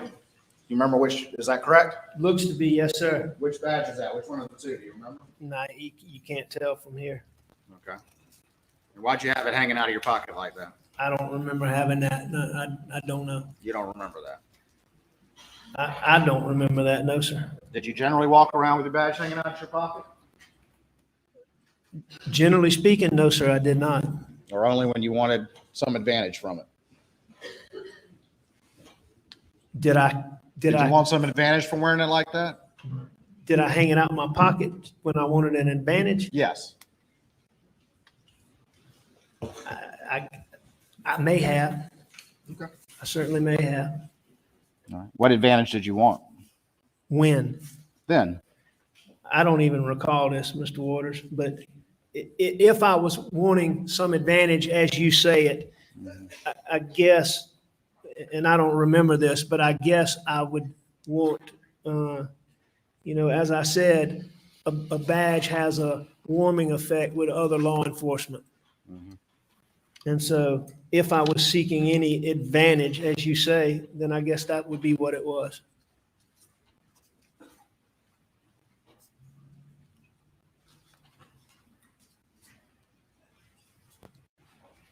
Did you ever want to be the solicitor? Yeah, there was a time period where I did. Did you ever want to be the solicitor? The Yeah, elected solicitor? there was a time period when I absolutely did. When was that? Prior to my dad retiring. Prior to 2006? Yes, sir. How long did you explore that? I mean, I wanted to be a solicitor for a long time, but at the time when my dad retired, I was already struggling with pills, and I knew I couldn't do it. In 2006? Yes, sir. And we'll talk more about the pills in a bit, but you say you're already struggling with pills in 2006, correct? That's correct. But over that next 15 years, you still were able to maintain a lucrative law practice. Would you agree with that? Yes, sir. And you've already testified that all your law partners had no idea of this pill problem that you had all that time, correct? I'm testifying that I believe, in fact, I'm certain that none of my partners knew I had an addiction.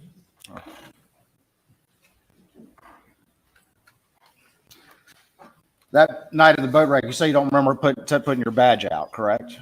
No, I don't remember. I don't even remember having my badge. Do you remember going around talking to the kids, the other kids that were on the boat?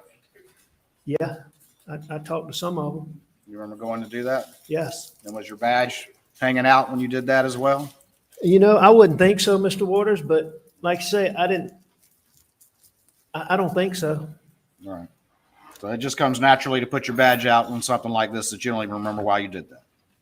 No, I don't even remember having my badge. And I specifically know that I didn't use the badge. Did I mean to do this? I'm not saying that I didn't, but I don't know if I was putting it in my pocket and the flap, you notice that flap is not Velcro down. I don't know. I don't have a specific memory of that. And I never went around, acting like I was on official business. So you're saying it might be an accident that your badge was hanging out there? I'm saying that I have no memory of that whatsoever. All right. Well, you never used these badges as like a wallet, right? No, I did. You did? I did. So you're saying you had your credit cards and all your stuff in there? No, sir. Yeah. No, sir. I'm not saying that. I'm not saying that on that night. You just asked me if I ever used it as a wallet, and there were times when I used it as a wallet. Were you using it as a wallet that night? I don't remember, but I don't think so. I didn't use it as a wallet very often, and I didn't use it as a wallet for very long when I did use it as a wallet. So let's see if we can get back to what we agree on. So you would agree that you had to make a conscious decision to grab that badge and when you went into the hospital, correct? Would you agree with that? Yeah, at some point I had to make a conscious decision to pick it up. But you're saying you don't know if you hung it out like that on purpose while you're talking to that law enforcement officer, or if it's just an accident that is hanging out of your pocket in full view of everyone. Well, I am saying that because that is not how I would normally carry a badge. And even if I wanted to give somebody an impression, to me, that's got kind of an obnoxious look to it. That's just not something that, that's not something I would typically do. But I may have done it that night. I have no memory of that. Okay. All right. So you're saying that just could be an accident that it's hanging out like that. I'm saying it could be, or I could have put it there like that. All right. I don't remember. Did you generally just walk around with it in your pocket? Or would you only carry it when you wanted to use it for something? No, I wouldn't generally carry it around in my pocket just any time. Okay. All right. All right. So we got the badge that may be accidentally hanging out of your pocket. You won't concede that you did that purposefully. I mean, Mr. Waters, if you want me to say I did that on purpose, I don't have a problem with that. I'm saying I don't remember that. All right. So can I tell you that I did that on purpose? No, sir, I can't. Can I say that this happened by accident? No, sir, I can't. What I can say is I don't remember it, and that's not how I would normally, that's just not how I would normally, that's just not, that's not something I did. That's not a normal thing. So I don't know. Okay. All right. That's fine. You won't concede to this jury that there was any intention or purpose to you doing that at the hospital on the night of the boat wreck. I'm saying I don't remember using that badge. And I specifically remember, I'm sorry, go ahead. You can ask You specifically remember what? That like when I went into the room with the kids, did I pull my badge out? And I know that I did not do that. No, because it was on your pocket like that, correct? It's on my pocket like that right then. Did you use that to get into areas that shouldn't be accessed by non-official personnel? No, absolutely not. I mean, there was nowhere that I went that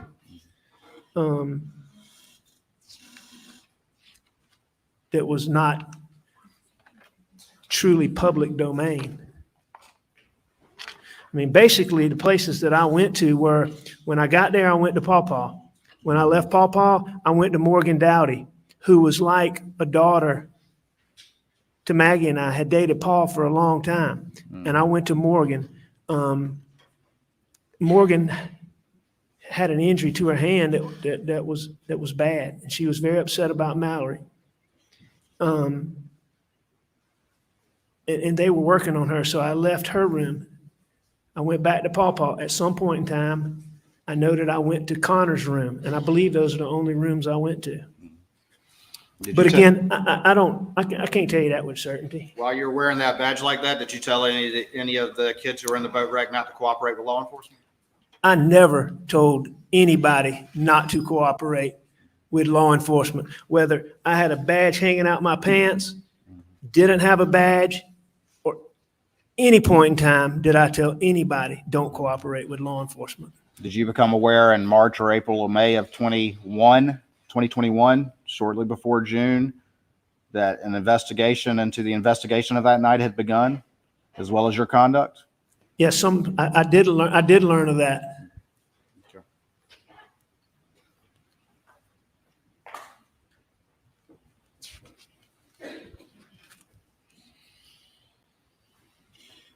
I don't know the status of that investigation, being that I've been charged with so many things and haven't been charged with that. I'm assuming that there may not be charges. Whether or not you were aware that that had begun in the spring of 2021. Yes, sir. I was aware.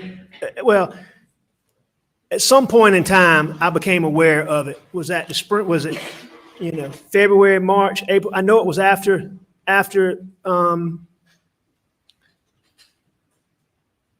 I know it was after that night. and it was before June 7th. Before June 7th. I'm pretty sure that I already knew that Did on June the you mentioned 7th. Andy Strickland? Do you know what happened to him? Do I know what happened to him when? How he lost his job as sheriff?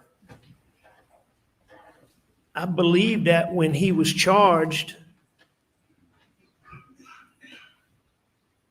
I don't know if he resigned or he was suspended.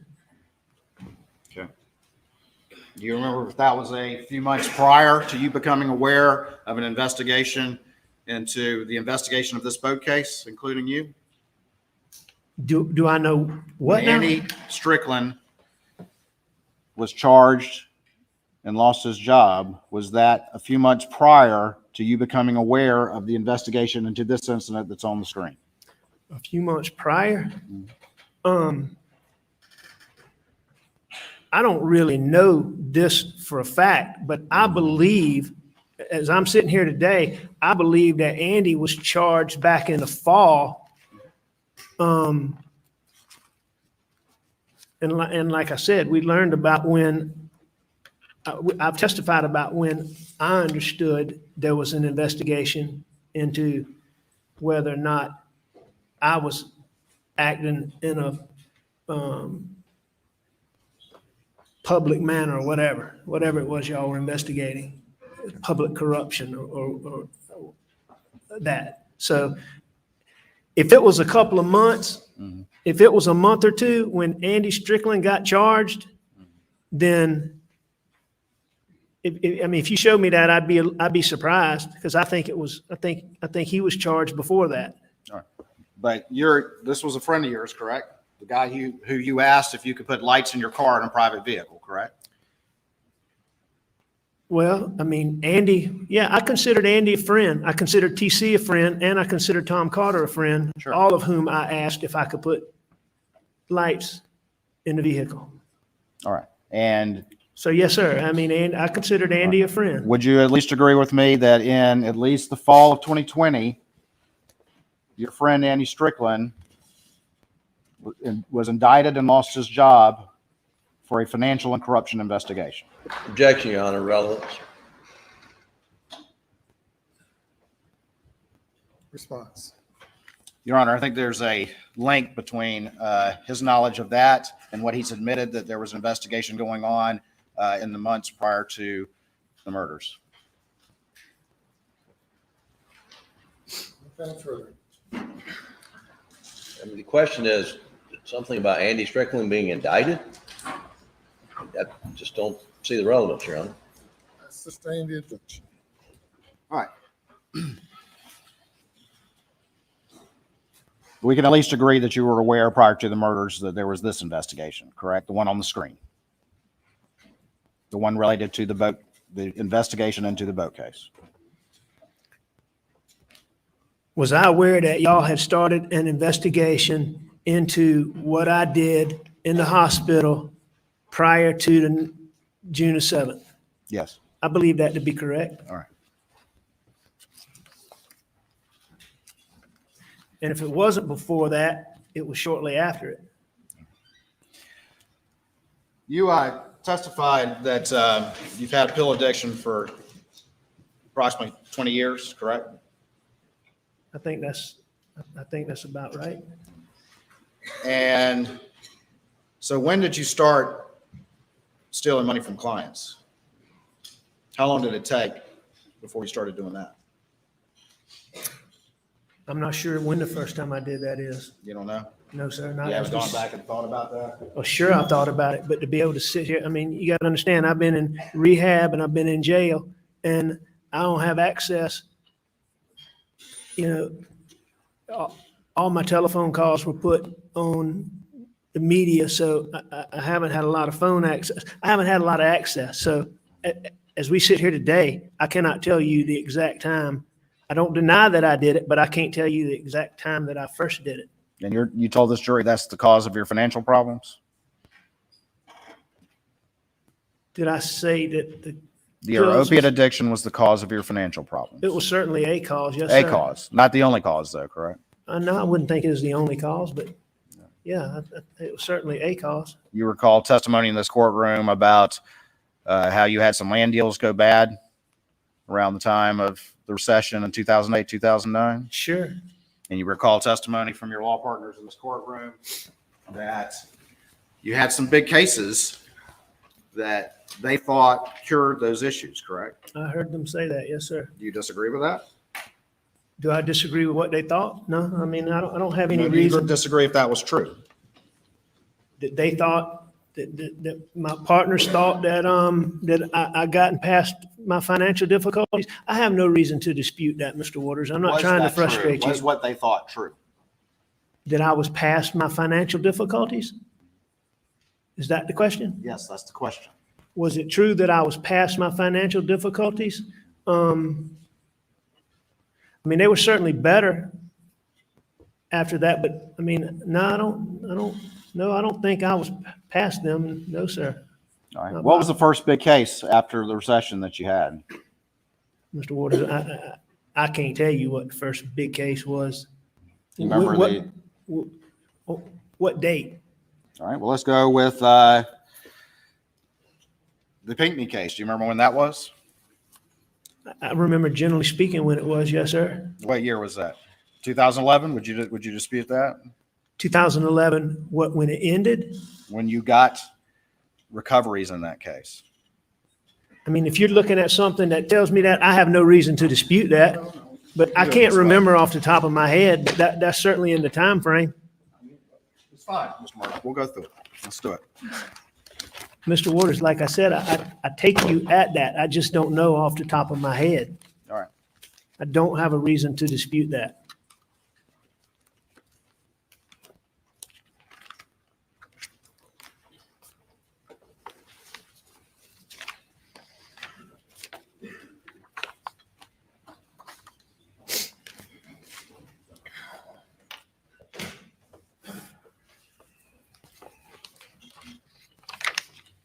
All right, I'm going to show you what's been admitted into evidence as states 331. Let's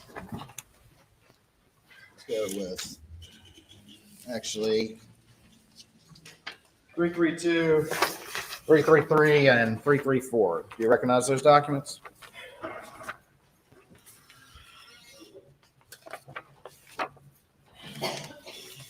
Just generally, do you recognize them? I do. All right, and just generally, what are those? Those are disbursement sheets. Can I have them back, please? Yes, sir. Just give me 1 second. Yeah, take your time. Just trying to see which ones.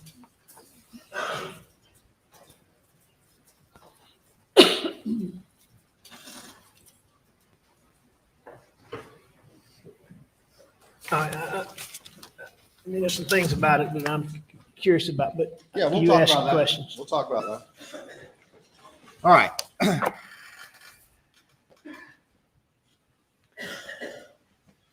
Let's talk about, let's start with Natasha Thomas. Do you remember her? I do.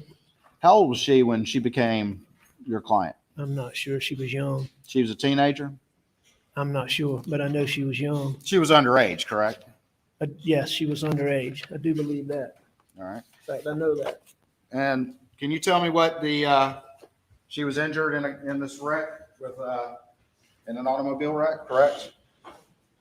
Yes, And the company Michelin, that was one of the defendants for an alleged tire issue, is that correct? that is correct. All right. And do you remember how much Natasha Thomas got in that particular case? And I can show it to you on 334. You remember how much she got? As a gross settlement, I believe it shows Yeah. $2 million. $2 million. All right. And how much were your or PMPD's fees that would be attributed to you in that out of that $2 million?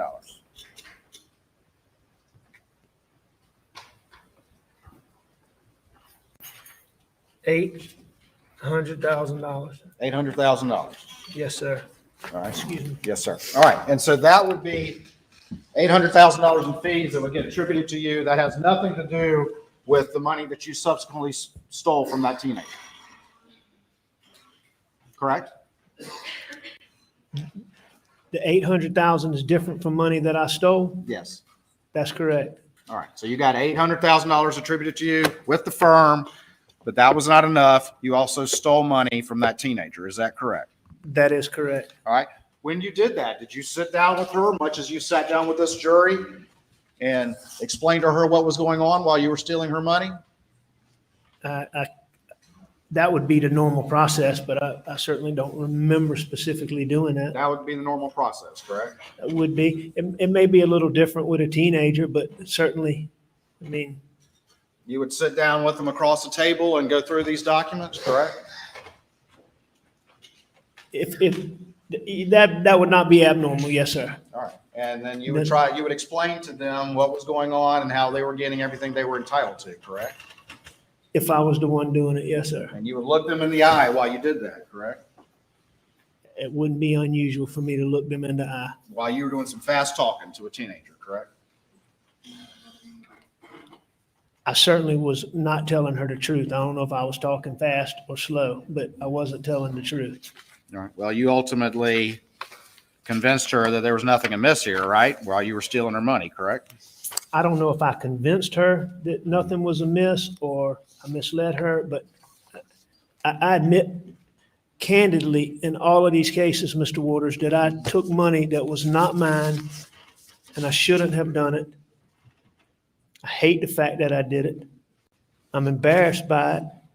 I'm embarrassed for my son. I'm embarrassed for my family.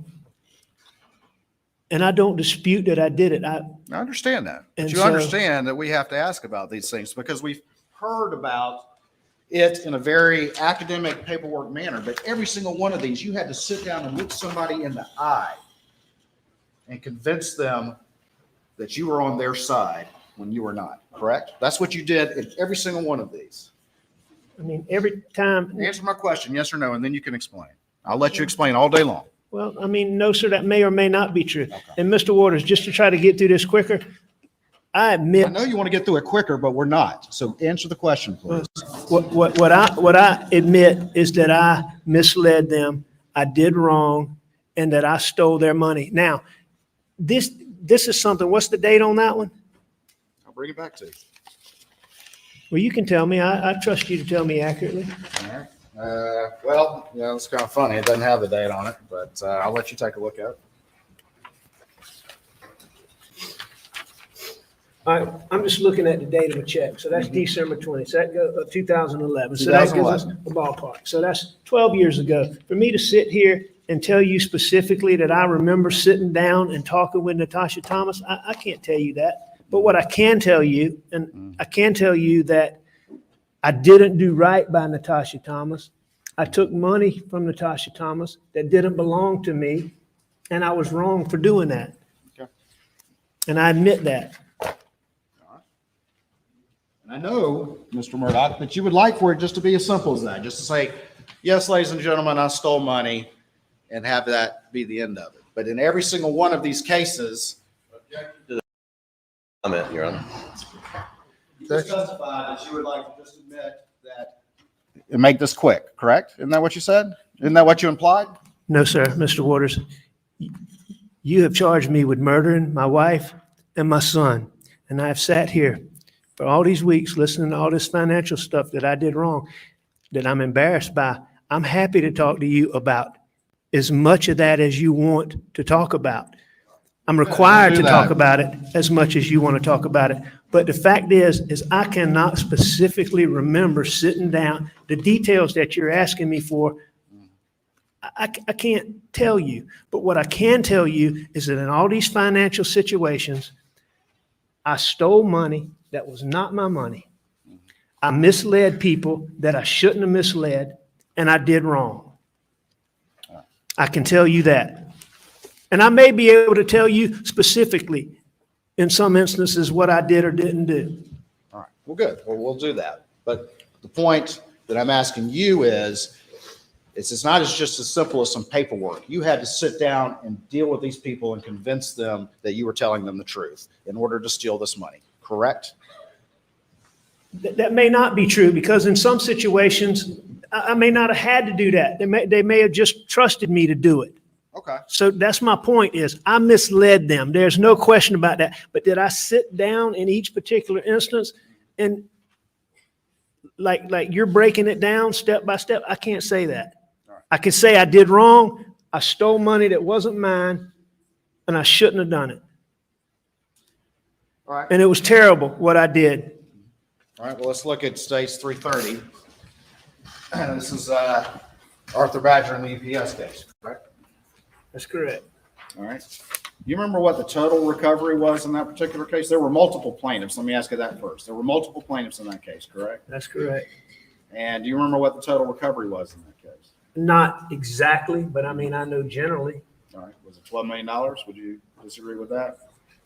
Is it $12 million? I mean, if you tell me it was $12 million, then I believe you, but I thought it was a little bit more than that. All right. And if ultimately, if you have multiple plaintiffs, how do you decide as the plaintiff's lawyer, or how does it work out that amounts of that total recovery get allocated to individual plaintiffs?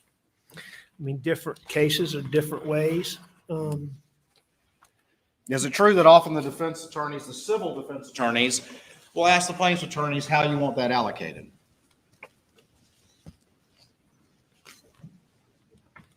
Sometimes, yeah. Sometimes. Sure. Is that what happened in this case? In the Badger case? I can't remember exactly how we came to that. Who was the deep pocket in the Badger case? Do you remember? The defendant that had the money that you ultimately recovered from, the vast majority. Do you remember?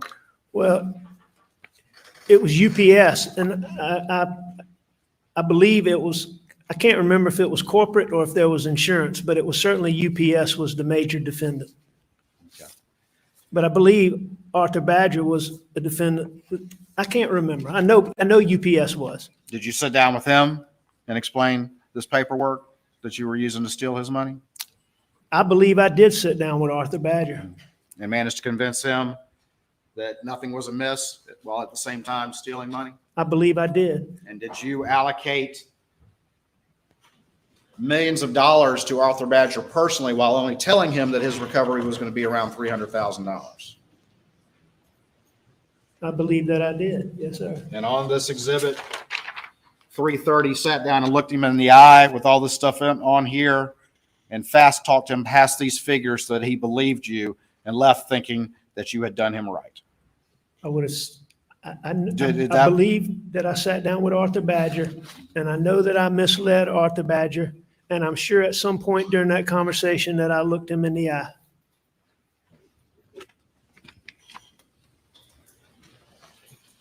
Going back to stage 333, you remember Hakeem Pinckney? Do you remember him? I do. What happened to him? He was injured in the same wreck that Natasha Thomas was injured in.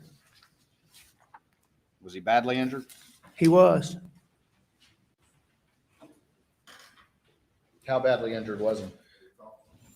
Yes, I mean, he was terribly injured. He became I can't remember what level, but he was a quadriplegic. Do you remember what the total recovery amount was for him? Not off the top of my head, no, sir. All right. Well, let me show you stage 333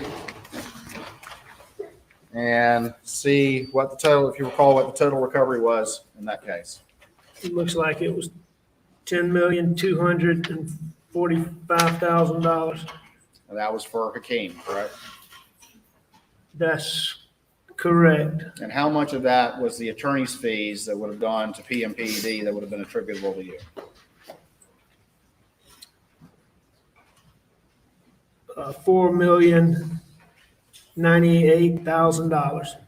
$4 million in legal fees that you would have gotten from this settlement. Is that correct? $4,098,000. Yes, sir. And in the end, that wasn't enough for you, correct?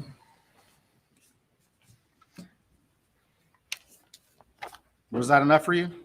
Was that enough for me in that case? Yeah. I mean, Was over $4 million in legal fees that you received that would have been attributable to you through the law firm at the end of the year, whatever it worked out to be, but you would have been credited with over $4 million in fees for that. Is that correct? That's correct. And was that enough for you? Was that enough for me? Mhm. Or did you take more Oh, no, from? I took monies from Hakeem Pinckney that did not belong to me, that I should not have taken. Been rendered a paraplegic. No, sir, he was a quadriplegic, Quadriplegic. unfortunately. Thank you for correcting. Yes, sir.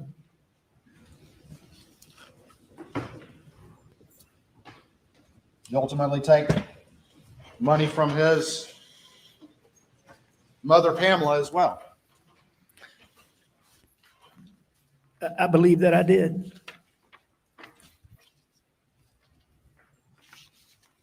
You remember how much money you took from Hakeem? No, sir, not off the top of my head. I do not. If I told you it was over $370,000, would you agree with that? If that's what the records show, I don't dispute that. Do you remember how much you took from the teenager Natasha Thomas in addition to your legal fees? Not off the top of my head, no, sir. If I told you it was over $350,000, would you agree with that? I don't dispute it. Do you remember how much you took from Arthur Badger? Not off the top of my head, no, sir. It was over $1.3 million. Would you agree with that? I don't dispute it.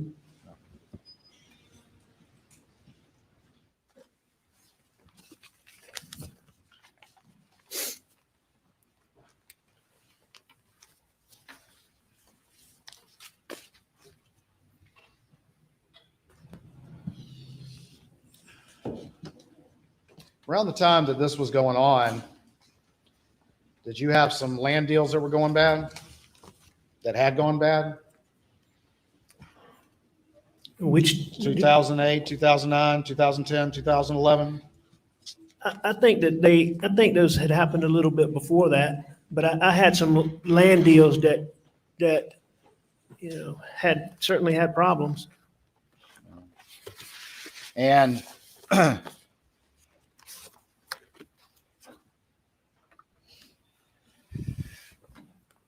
that had something to do with the money you were taking as well, did it not? I think the whole picture had things to do with me doing stuff I shouldn't have done. I mean, I would agree that, I mean, that certainly would have played some role in it. Were you living a wealthy lifestyle? A wealthy lifestyle? Mm-hmm.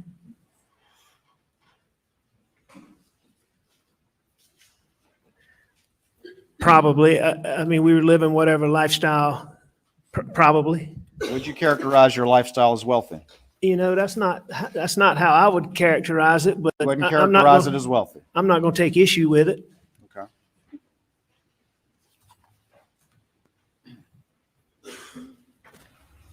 Around this time, were you making more than $1 million a year? Around what time? 2011. Yes. 2012. Yes. And you were still stealing money as well, correct? Yes. Can we at least agree that that's a lot of money? Over $1 Never million. mind, it's fine. Okay. I think there's no question that's a lot of money. Okay, good. We can agree on that. That's a lot of money, correct? I feel like we're struggling here. Were you living a wealthy lifestyle? Statement, Your Honor. Were you living a wealthy lifestyle? I just don't know what you mean by wealthy. Is this a hard question, Mr. Murdaugh? Well, it's hard for me to know exactly what you want, and it depends. I was spending money that wasn't mine, that I shouldn't have. I think that,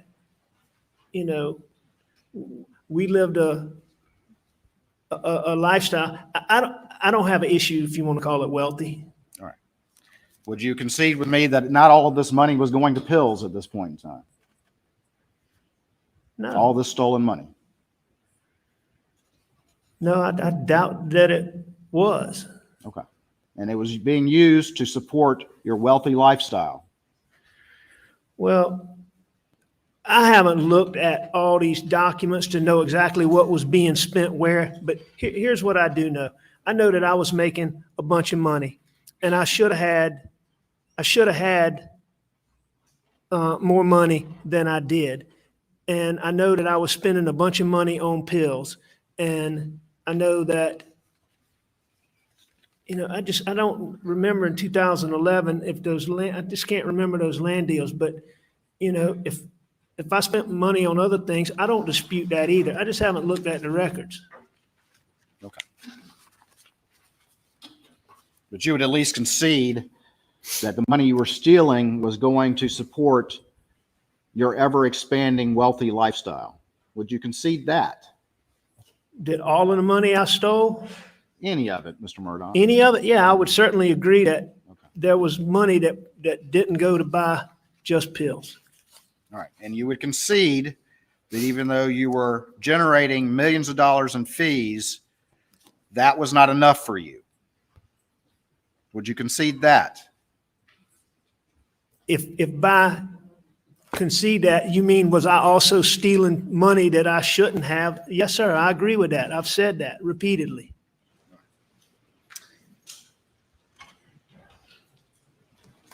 Who were the Plowlers? They were two young girls from Colombia. They were underage when they became your clients? Yes, sir. Did they suffer a loss in their family as a result of an accident? They did. What loss did they suffer? Who died? Their mother did. And did you get a sizable recovery in the case, in that particular case related to that? Yes, sir. Do you remember how much that recovery was? I don't. Got any idea? I know it was a significant settlement. I know it was a very good settlement, but. Millions of dollars? Oh, yeah, it was millions of dollars. But whether it was, 2 million, I know it was significant. I don't know if it was 8 figures, but I know it was a significant settlement.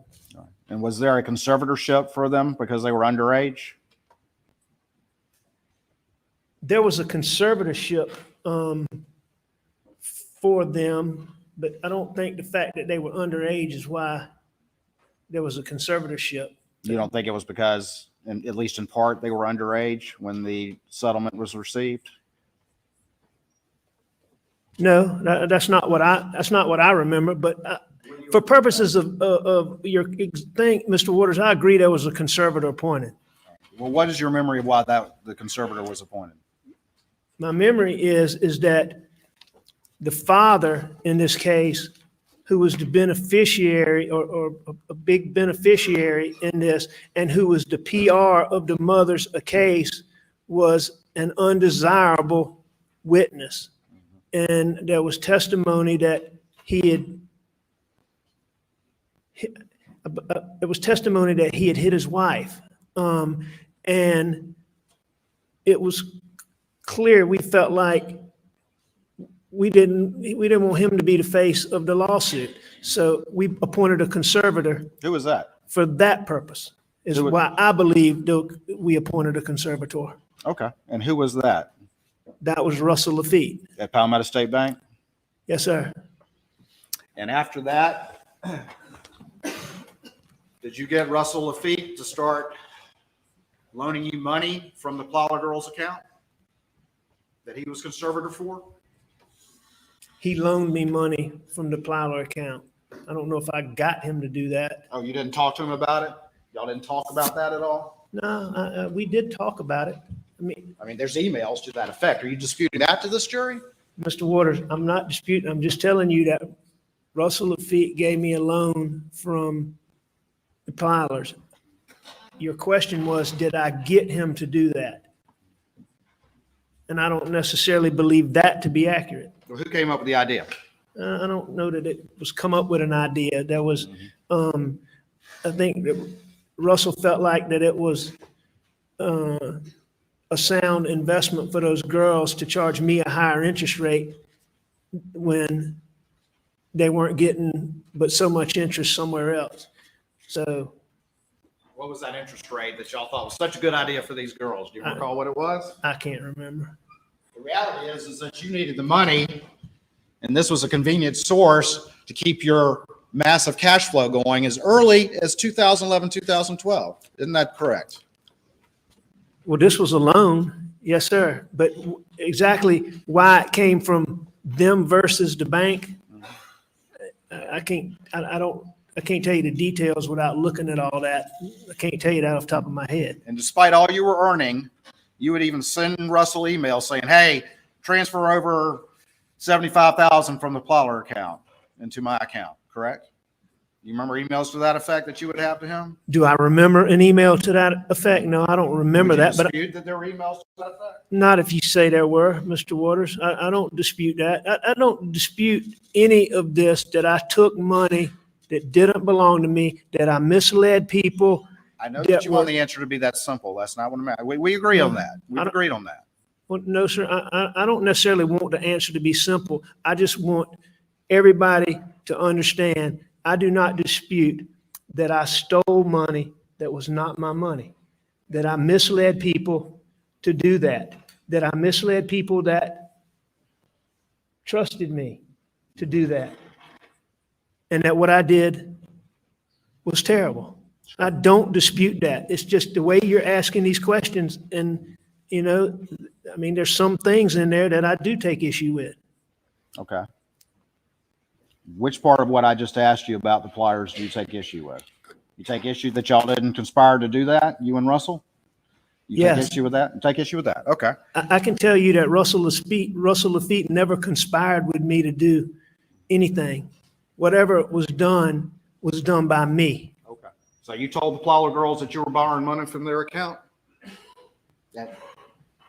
No, I don't know. I don't know that I told Tell them that. Russell to tell them?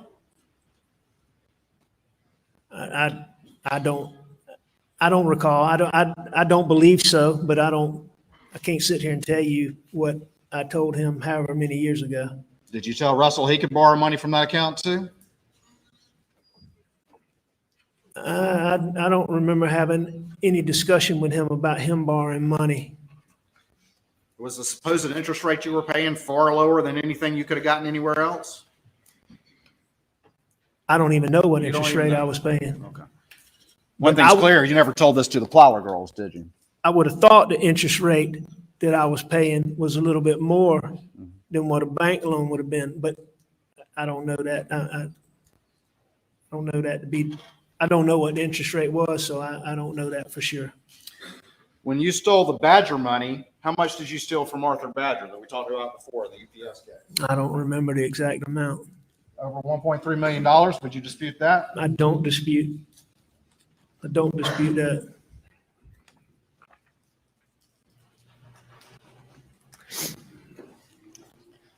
And that was in addition to the $1.2 million in attorney's fees for his case alone that would have been attributed to you through the firm? What I stole from Arthur Badger Let me ask you this. inappropriately was in addition to any fees that I legitimately earned. I shouldn't have stolen money from Arthur Badger. I misled him, and I was wrong. Did you speak with Russell Lafitte once you stole this money from Arthur Badger about structuring that $1.3 million that you stole in a manner so it appeared to be payments to the Plyler account? Do you understand the question? No, sir. Say that again. Did you have any conversations with Russell Lafitte about structuring this $1.3 million into multiple payments and then applying it to the Plyler account? I've heard the testimony, and I've seen some of I'm those asking records. if you did. Did you have any conversations with Russell about that? I had to. Okay. I had to have. All right. You even asked him to recut the check, correct? To have Jeannie recut the check. I've seen, I believe, an email or a text to that effect. So you don't dispute that?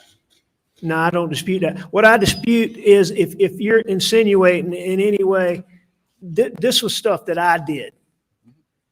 Okay. I mean, this stuff that I did these things wrong. Russell Lafitte didn't do anything. I'm not here to talk about that. I'm just talking about what went on. And I know, but you keep talking about what I did with Russell Lafitte. And what I want to let you know is that I did this. And I'm the one that took people's money that I shouldn't have taken, and that Russell Lafitte was not involved in helping me do that. I just asked you a simple Knowingly. question. If he did it without knowing it. All right. So you sent him an email and then asked him to recut the check. and have the check made out to various amounts short of that, and then applied those over time to give the illusion of payments to the Plyler account. Is that correct? Mr. Waters. Is that correct? I don't know, but I'll tell you this. Okay, I you don't don't know. dispute what's in those emails as far as, or texts, as far as what I told Russell and as far as what I did to again, take money that didn't belong to me, that wasn't mine, and that I was wrong for taking. It's just the specifics of that you want me to give you details on, and I can't do that. I do not dispute what's in those texts or emails. And did you steal that Badger money because you had to pay back the Plyler girls' money before they turned 18 and reached the age of majority? And Russell would then have to be held to account for that money that he had loaned to himself and to you. First off, I don't know anything about any money that Russell loaned to himself. I only know about what he loaned to me. And I don't believe that me stealing Arthur Badger's money and taking that money that did not belong to me, that I wrongly took, had anything to do. I don't remember it having a relationship with having to pay back a loan or there being some time pressure to pay back a loan that he gave me on the Plyler conservatorship. You don't remember that? No, and I'm not saying that that didn't happen. I'm saying that I don't remember. That's not the way I remember it, and I don't remember it. Did you ultimately borrow $1 million roughly from the Plyler girls without their knowledge? Does that sound right? About $1 million in total? If you tell me that's the number, I mean, that surprises me, but I don't dispute what's in the records, but I didn't believe I had a loan for, are you saying $1 million? I didn't believe that I had a loan. Total. Mr. Waters, if that's what the records say, I don't dispute it, but that's not what I thought. I didn't think I had a $1 million loan from them. But if that's what the records say, I don't dispute that. But I can tell you this, if I had $1 million loan from them, I don't remember that. And I may be confusing it with what a loan from the bank. But again, if that's what's in the records, I don't dispute it. All right. So you have no memory whatsoever.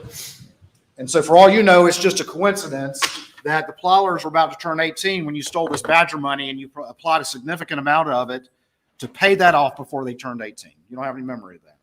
No, I can tell you that was never an issue or motivation for me. Again, taking Arthur Badger's money that I shouldn't have taken, that didn't belong to me, and that I was wrong for. I don't remember a loan from the Plyler conservatorship as being motivation for that. So for all you can remember, it's just a coincidence. Why I stole Arthur Badger's money, just being a No, coincidence? why you applied it to the Plyler loans right before they turned 18. No, I'm not saying is a coincidence or not a coincidence. What I'm saying is I don't remember that. Okay. And so I don't remember that being the motivation. If it was, I didn't know I had $1 million loan from the Plyler conservatorship, at least as I sit here today. But, you know, I would have known I had a loan from somewhere. And if I took Arthur Badger's money and applied it to that, I mean, again, I stole money that didn't belong to me. I misled Arthur Badger to take that money, and I was wrong. How many times have you practiced that answer before your testimony today? Because you I've keep never- giving the same one over and over again. I've never practiced that answer, but you keep asking me these questions, and I keep using that answer. Let me show you what's been entered into evidence as states 321. You recognize generally that document.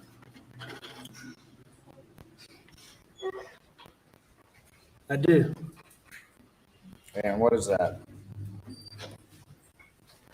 This is the disbursement sheet on the Dion Martin case. What happened to Deion Martin? He got in a wreck. Did you know his family When he got in the wreck, prior to him getting in the wreck? I knew who his family was prior to getting in the wreck, but after he got in this wreck, I became very close with his family. Became very close with his family. And Deion suffered some pretty severe injuries, correct? Dion was hurt bad. Yes. Including an injury to his head. I heard you say that the other day. I don't specifically remember Dion having a head injury. I believe Dion had more orthopedic injuries, but he may have had some injury to his head. You met with him on a number of occasions? Yes, I met with him on a number of occasions. Met with his parents on a number of occasions? About Dion? About the case, while the case was going on. I don't know if I met with his parents about Dion's case, but I know I met with Dion, and I may have met with his parents if they say that. I mean, his dad's one of the most honorable fellows that I know. If he says I met with him, I certainly believe that. But you said you became close with them, correct? Close with the parents? I consider Dion's, yes, I think the world of his dad and his mom and Dion. What was the recovery that was obtained in Dion's case? I'll show it to you. Let's see, it looks like recovery, $2 million. Actually, this is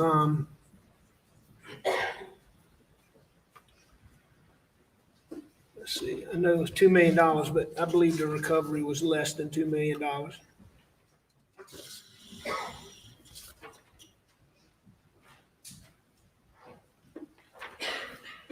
I believe the recovery was less than $2 million. I believe that I said it was $2 million.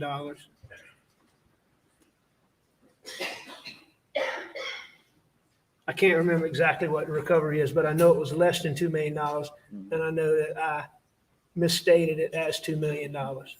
So you falsified the paperwork, correct? It appears that I put inaccurate information on the paperwork. Yes, sir. You put inaccurate information. You falsified it, right? If you like that word, yes, sir. All right. And that's that right there where you put that $500,000 on there, correct? Right. Oh, I'm sorry. Can I have the envelope, please? I'm sorry, Mr. Waters, what was the question? Let's get the Elmo up and I'll show you.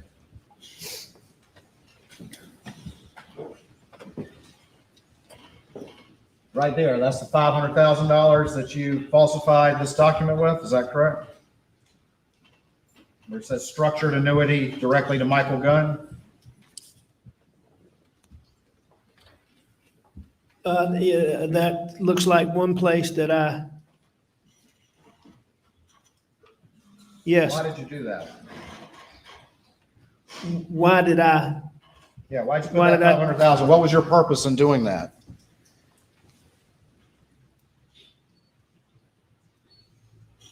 It appears that I was stealing his money, $500,000. Were you not inflating your fees with that one?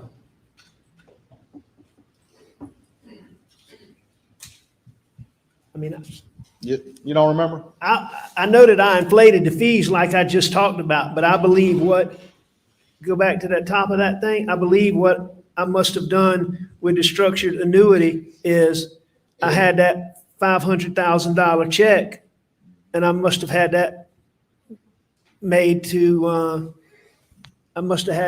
forge, as you've heard, to steal that money from Dion Martin. All right, down at the bottom. That I shouldn't have. Is that your signature down there? It is. Is that Dion Martin's signature on the other side? It, You dispute that? no, I don't dispute that. So you would have sat down with Dion Martin and gone over this document with him and convinced him that there was nothing amiss here? You know, again, I don't know if I went over the document with him or not, but I certainly misled Dion Martin. I certainly lied to Dion Martin. I certainly took money from Dion Martin that did not belong to me, and I shouldn't have done it. You don't specifically remember talking to Dion. There was nothing in you that causes you to remember talking with Dion, sitting there with this document in front of him, as you looked him in the eye, knowing that you were lying to him the whole time. You don't even remember that? Nothing in you that causes you to remember that? To specifically remember, I'm not sure that I did sit down with Dion Martin. But I certainly, Mr. Waters, I misled Dion Martin. I lied to Dion Martin. I took Dion Martin's money when I shouldn't have. Well, let me ask you this. Of all the people on here, all these exhibits, do you have any independent recollection of a time where you sat down and looked that person in the eye and you were lying to them and convincing them that everything was okay while you stole their money? Do you remember it, even one of them? I'm sure I do. Okay, well, tell us about one. I mean, you have to show me, you have to give me. I'm asking you if you remember one time where you're sitting there in your heart, looking somebody in the eye, knowing you're stealing from them, and you remember it. I remember stealing from people. I remember lying to people, and I remember misleading people. For me to tell you that I sat down with each one of these people, I'm asking you to tell me about just one conversation, one time where you recall looking somebody in the eye and convincing them with your lies that nothing was amiss. One conversation. there were plenty of conversations where I looked people in the eye and I lied to them. There were plenty of times where I took money that I shouldn't have taken. There were plenty of times where I stole money. For me to sit and tell you a specific time that I sat down with a specific document and what exactly was said, if you ask me questions, but I can't remember sitting down with Dion on a. They certainly remember it, don't they, Mr. Murdaugh? I don't know if they do or not, but I would assume so. But you can't tell us one time where it just sticks out in your memory where you're like, I'm pulling a fast one right now. Oh, no. Or anything, whatever reaction you had. You can't remember a single one? No, sir, that's not correct. I can remember a lot of times where I lied to my clients, I misled my clients, and I stole money from my clients in conversations. But for me to sit and tell you that I had a conversation about this particular document, I don't dispute it. I know you don't dispute it, Mr. Murdaugh. You've said that 100 times, haven't you? But you can't recall for this jury one of these people looking them in the eye while you lied to them. You can't recall a single one. I've asked you this 3 times now. Oh, I promise you. Your Honor, asked and answered 3 times. Well, here. Here you go, Mr. Waters. The point's made, isn't it, Mr. Murdaugh? I don't know if your point's made or not, but Okay. here's. You don't know that either, do you? Here's what I will say again. I remember lying to clients of mine. I did it on more than one occasion. I took their money when I shouldn't have taken it. I'm sure that I looked them in the eye. I'm sure that I misled them. But I can't tell you exactly when those occurred 12 years ago, is the only point. I don't dispute that they occurred. I don't dispute that everything about what I did was wrong. But I can't sit and tell you the specific details that you're wanting me to give you. We could just write that answer down on a sheet of paper and you could hold it up each time you want to say that, couldn't you, Mr. Murdaugh? Objection is overruled. If that's what you want to do, Mr. Waters, but I'm trying to answer your question. All right. These were real people you were dealing with, right? Absolutely. They were, I you know what? know you want to give that answer, but these were real people, aren't they? Nah, they're very real people. And you know what one of the saddest parts of this whole thing is, you know, they're people that I still care about, and I did them this way.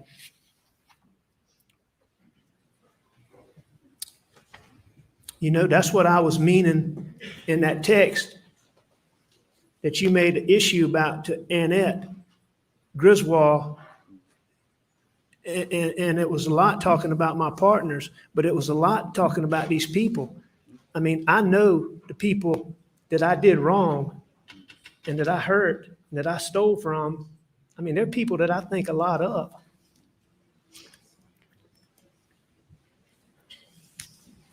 And They didn't know. hang on. I want to say one more thing. And there's no question that the actions that I did, the things that I did wrong, hurt a lot of the people that I care about the most. And I did a lot of damage.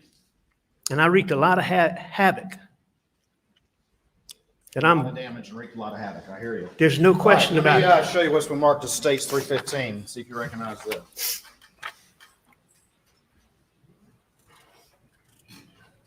I do. Which case is this?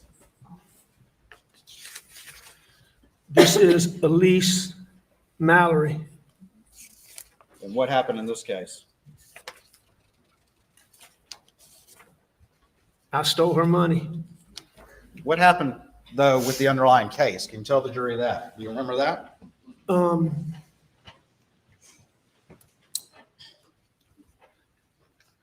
I believe it was Miss Taylor, Miss Mallory's. I believe it was her daughter. It might have been her granddaughter, but I believe it was her daughter. Was in a wreck. Did she die?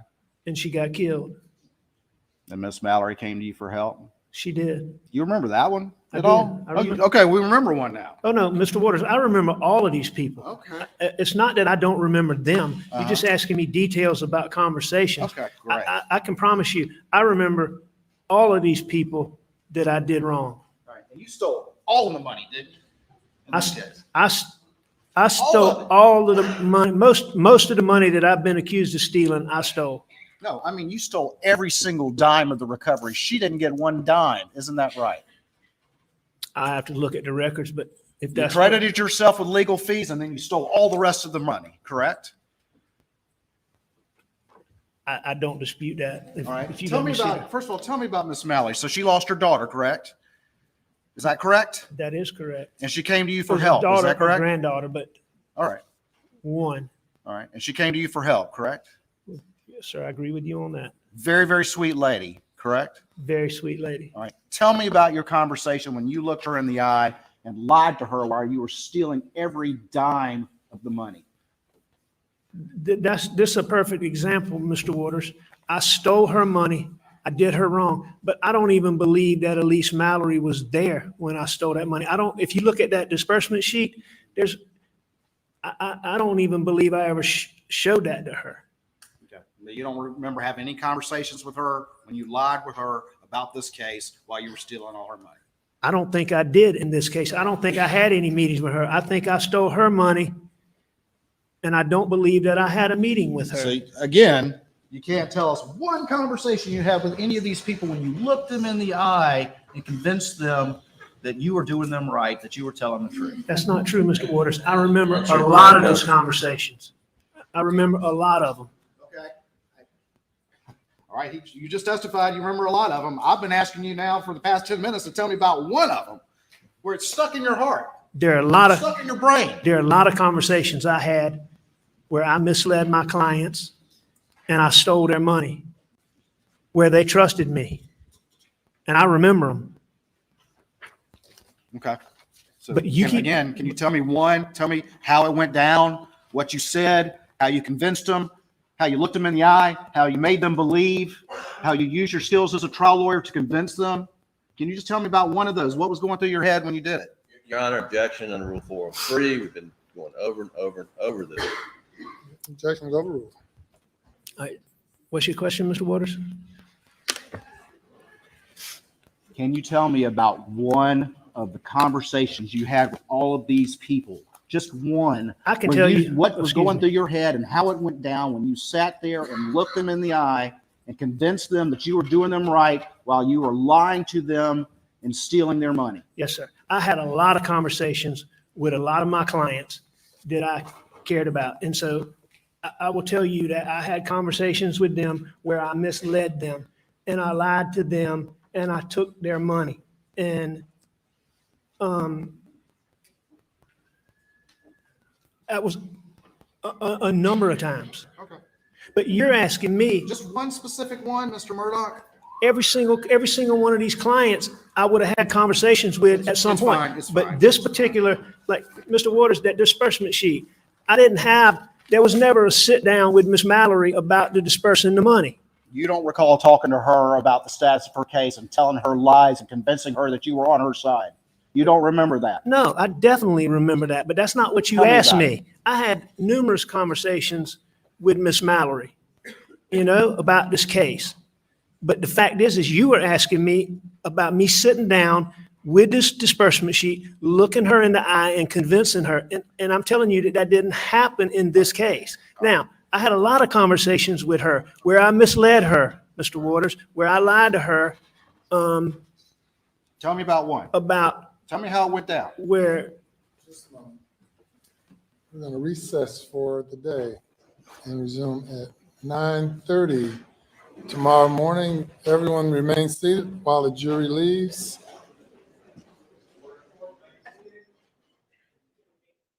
Please do not discuss the case. We'll see you all 9:30 tomorrow morning.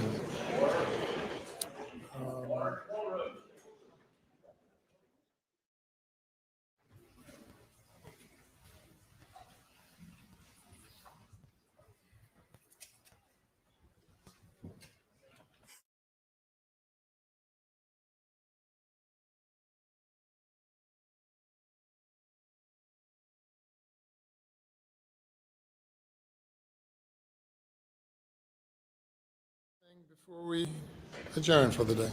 State, Your Honor. Yes, sir. Your Honor, we have two experts we brought in, basically one of them last night and another one came in today from out of state. They're not complicated. One's a pathologist's testimony perhaps take 30 to 45 minutes on direct. I don't believe there's going to be much cross. The other one is a crime scene analyst who's testifying not about the whole crime scene, but specifically based on the pathologist's testimony about what happened in the feed room.